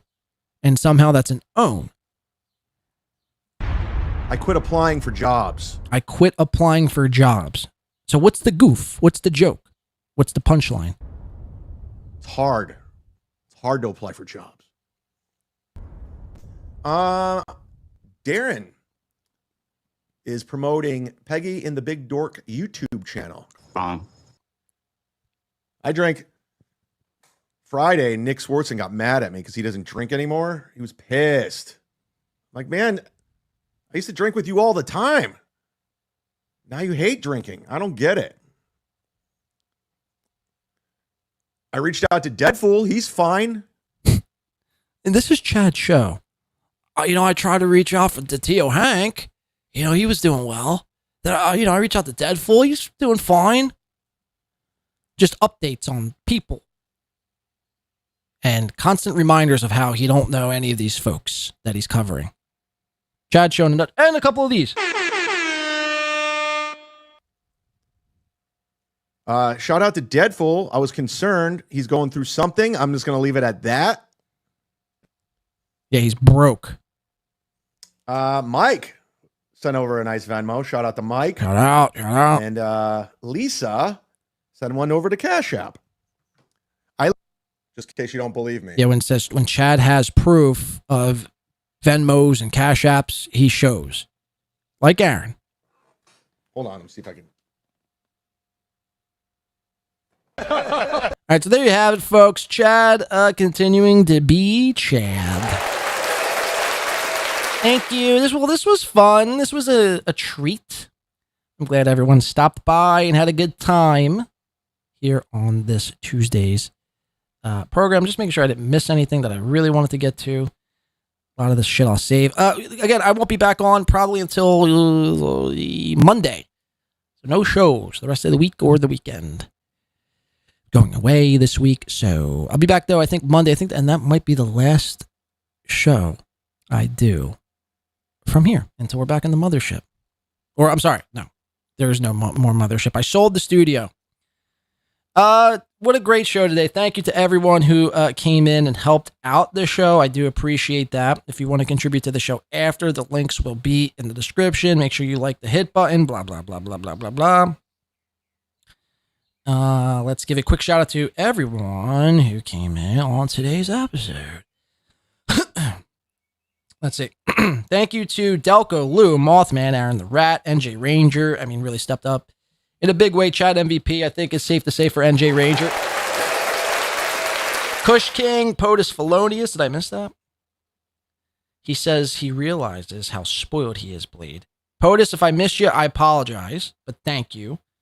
W Man came in a few times. Beloved Chatter, Poignant Pachyderm, Skies in Neighborhood, Jacob Ryan S, and K Murph. Thank you, guys. Thank you. Thank you. What happened to the rewind button? It will be live, Noga, right after I click end. So right about now. Have a great rest of your week, guys, and have a great weekend. And we'll see you on the next show again. Expect Monday. Next Monday. It's been a blast. You know what to do. Stay black. Stay hairy. Stay focused. And most importantly, if we're going to start doing podcasts, don't do podcasts with your significant other. I think that's a great lesson to be learned here today. Clippers, again, I'll say it at the end. Stop clipping for 5 days and see how many shows fucking falter without you. See if they could all do it. They'll be forced to have to clip out segments themselves, and they'll completely fucking fail. Shulie, I think he's just a pedophile apologist. I think that's a great lesson I learned here today. Look at me. I'm just stealing Chad's bits all over again. We learned that I stole Chad. I'm just kidding. I'm not doing a whole we learned segment. Aaron is obsessed with the weather. Just figured I'd let you know. Anyway, this has been fun. Thank you. Have a great rest of your day. Stay black. Stay thirsty.